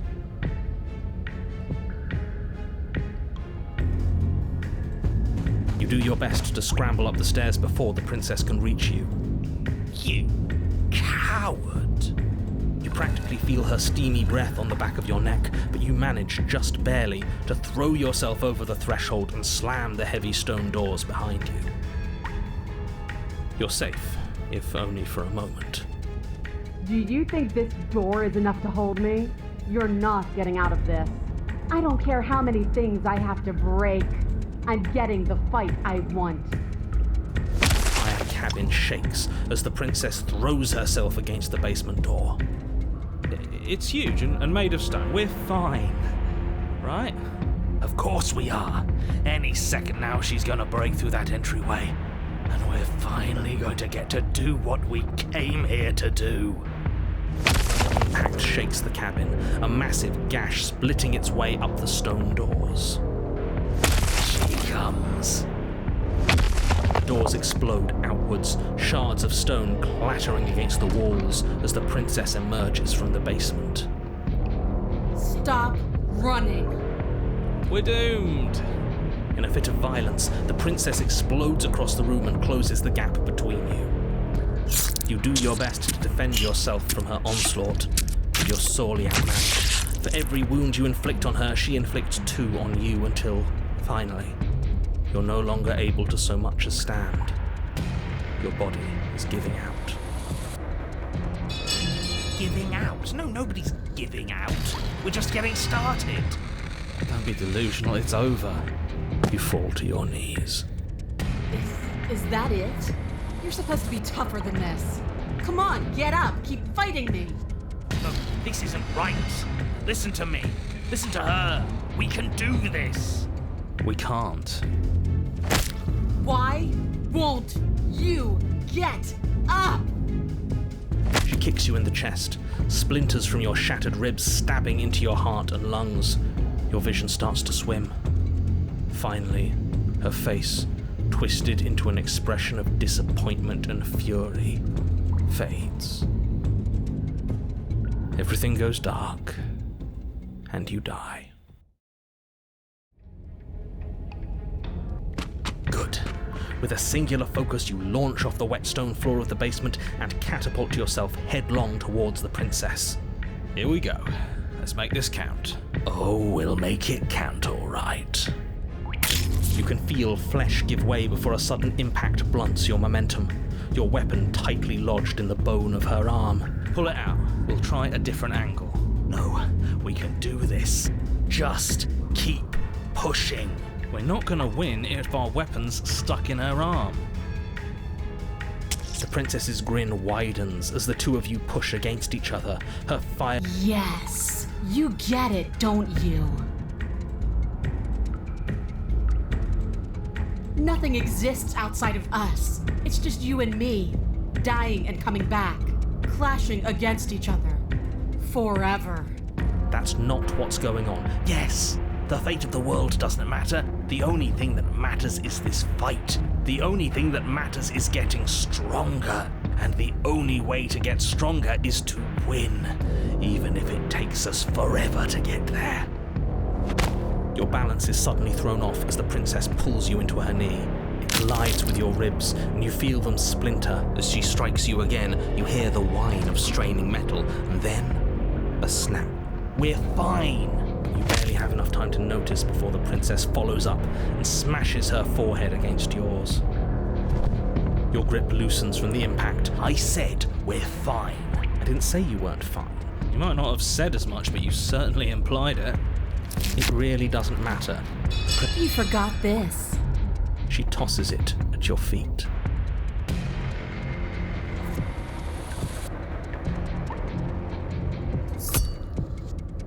You and the princess attack each other once again, each of you dealing a single, terrible, lethal blow. Wait, does that mean we're... Dead. Or rather, about to be dead. As your blade pierces her sternum, the princess buries her fist into the soft meat of your organs. You feel a few horrifically painful pops, a gush of fluid, and... it's over. It's finally over. No, it's not. We're just getting started. But it is over. Dead is dead. I know this isn't the happiest ending for you, but you saved the entire world from ruin. There are few better endings than that. Well, are you going to listen to him? Or are you going to listen to me? Get up. Wait, no, that can't be right. Your eyes bolt open and you push yourself back to your feet. Alive. Ha! I told you. I told you this wasn't over. What about her? The blade went right through her heart. What about her? If we're fine, then she's fine. No, she's dead. She has to be... No! Right. We're all shit out of luck, aren't we? I knew it. I told you we should all believe in her. This is perfect. The princess rises from the ground, staggering slightly, one hand wrapped around the hilt of the blade still buried in her heart. We don't even need to start over anymore, do we? Let's go again. She pulls the weapon from her chest, barely wincing, and hurls it at your feet. You know what to do. Again! But she came back. What's the point of fighting her if she can just do that? All of you need to settle down. This whole situation is coming dangerously close to untethering. She clearly never actually died. You just missed her heart, that's all. Oh, we just missed her heart? Oh, of course, that's all. You were the one who said we hit her heart. You were the one who said it was finally over. Well, I guess I had it wrong. You guess you had it wrong. Aren't you supposed to know everything? I never said I knew everything. With an unbreakable determination, you snatch the blade from the floor and stumble back to your feet. Both you and the princess quake with adrenaline as your eyes lock across the basement floor and share a knowing look. Free from hesitation, you close the distance, both you and the princess aiming to end each other. Your blade digs into her neck, grinding against her vertebrae as her fist connects with your body. The impact forces the air from your lungs, stars dancing in front of your eyes as you fail to keep your bearing. You both collapse to the ground before either of you has a chance to survey the damage. And then we get up. Yes. And then you get up. That was a good one. More! You and the princess exchange dozens of devastating blows. Sometimes you manage to strike first, and sometimes she tears through you before you have a chance to act. But more often than not, each of you fells the other in the same moment. And then you get up and do it again, and again, and again, and again, and again, and again. We're all still here. This is all gonna be okay. Isn't it? Isn't it?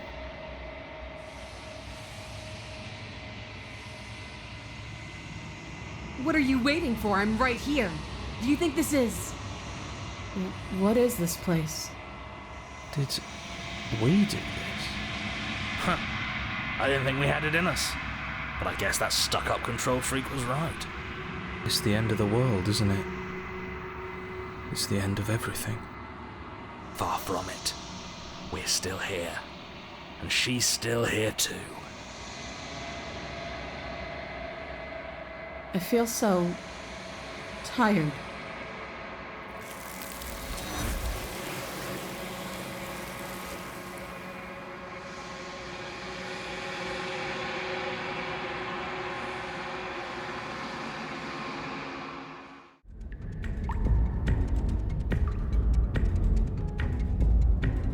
How much more proof do you need? Would it help to watch me rise from the dead with your own two eyes? Fine, go ahead. Stab me in the heart. See what happens. The princess throws open her arms, exposing her chest. Is she really just going to let you slay her? Do it. Do it right now, before she changes her mind. Hold on. What if this is a trick? If she's leaving herself open like this, there's only one way we can strike at her. For all we know, she's 3 steps ahead of us. 3 steps ahead of us? Have you met her? This isn't a trick. And how would you know that? Because I wouldn't think to trick us, so why would she? That's a great point, so please stop hesitating and end this now.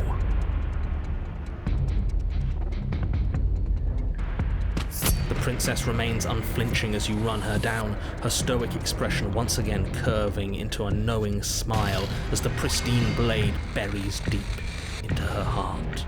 Did she really just let us do that? Apparently, yes. See you soon. And then she stumbles back into the wall, the blade still lodged firmly in her chest. She collapses to the ground. She's dead. It's over. It's finally over. But it can't be over. She said she'd be back. I know that the two of you had some sort of weird bond, but look on the bright side. Now we don't have to die. Isn't that nice? No, it's not nice. I wanted to fight her forever. This is shit. It's not fair. Life isn't fair, but what's done is done, and whether you like it or not, the entire world is in your debt for saving it from ruin. I'm sure in due time you'll learn to live with yourself. Let's just get out of here. Yes, that sounds like a splendid idea. Fine. You remain where you are and watch over the princess's corpse. She remains dead. I'm telling you, she's coming back. She said she's coming back. She's not. She is. She's not coming back. She's dead. Your blade is embedded in her heart. You slew her. It's over. I don't know how many more times or how many different ways I need to express this objective reality before it finally makes its way through your dense skull. How many different ways have you got left to express it? Because it'll take a hell of a lot more to convince me that she's not coming back. Oh, I've got plenty. Can the two of you stop arguing? No! I'm not the only one who just saw her eyes open, right? What are you talking about? For the millionth time, she's... Yes! I told you I'd be back. Alive. We're shit out of luck, aren't we? I knew it. I told you all that we should believe in her. This is perfect. And you waited for me. I knew I could count on you. I knew we were connected. The princess staggers to her feet, one hand wrapped around the hilt of the blade you buried in her heart. We don't even need to start over anymore, do we? Let's go again. She pulls the weapon from her chest, barely wincing, and hurls it at your feet. You know what to do. Again. But she came back. What's the point of fighting her if she can just do that? All of you need to settle down. This whole situation is coming dangerously close to untethering. She clearly never actually died. Oh, we just missed her heart. Well, I guess I had it wrong. You guess you had it wrong. I never said I knew everything. Nothing. It means nothing. I shouldn't have said that. But you did say it, so it means something. Oh, stop bickering over nothing. Our destiny is right in front of us. Pick up the blade and go to her. Okay, fine. That is what I meant by untethering. Do you hear him rambling on about destiny? He's lost the thread, and if you lose the thread, you won't be able to save the world. And what is that supposed to mean? I don't have to answer that, and I'm not going to answer that. Why the bloody hell not? Because right now, there's still a razor-thin chance that you're able to get your act together. There are patterns of thought out there that beg to be finished, but once you finish them, that's it. They change everything. There's no going back, and if I say anything else, you're going to finish one of those thoughts. What?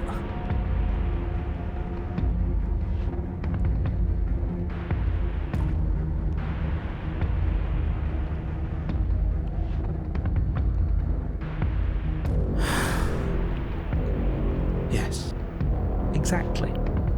Like, the princess can't die.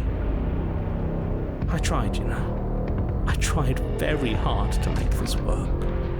I don't like that resignation. Are you sure we can't just unthink it? Yes, like I said, I'm afraid some thoughts can't be unthought. I'll be back in a moment. I'm going to pour myself a stiff drink. If I'm going to see the end of everything, I'd rather not be sober. So I was right. Why are all of you so glum? This is perfect, isn't it? We get to experience greatness and battle and triumph forever. But I think it was the stubborn one who said, your destiny awaits, right? No, hold on. There has to be another way. What if we just leave her down here? What if we run away? What if we convince her not to end the world? You can't reason with her. Ending the world is her fundamental nature. It's not a decision she can flip on and off. It is her. And what exactly can't we leave her down here? Because all it would do is stall the inevitable. And what's wrong with stalling? Oh, there's plenty wrong with stalling. The end is still the end, and I'd rather face mine head on. Oh, you mopey ass.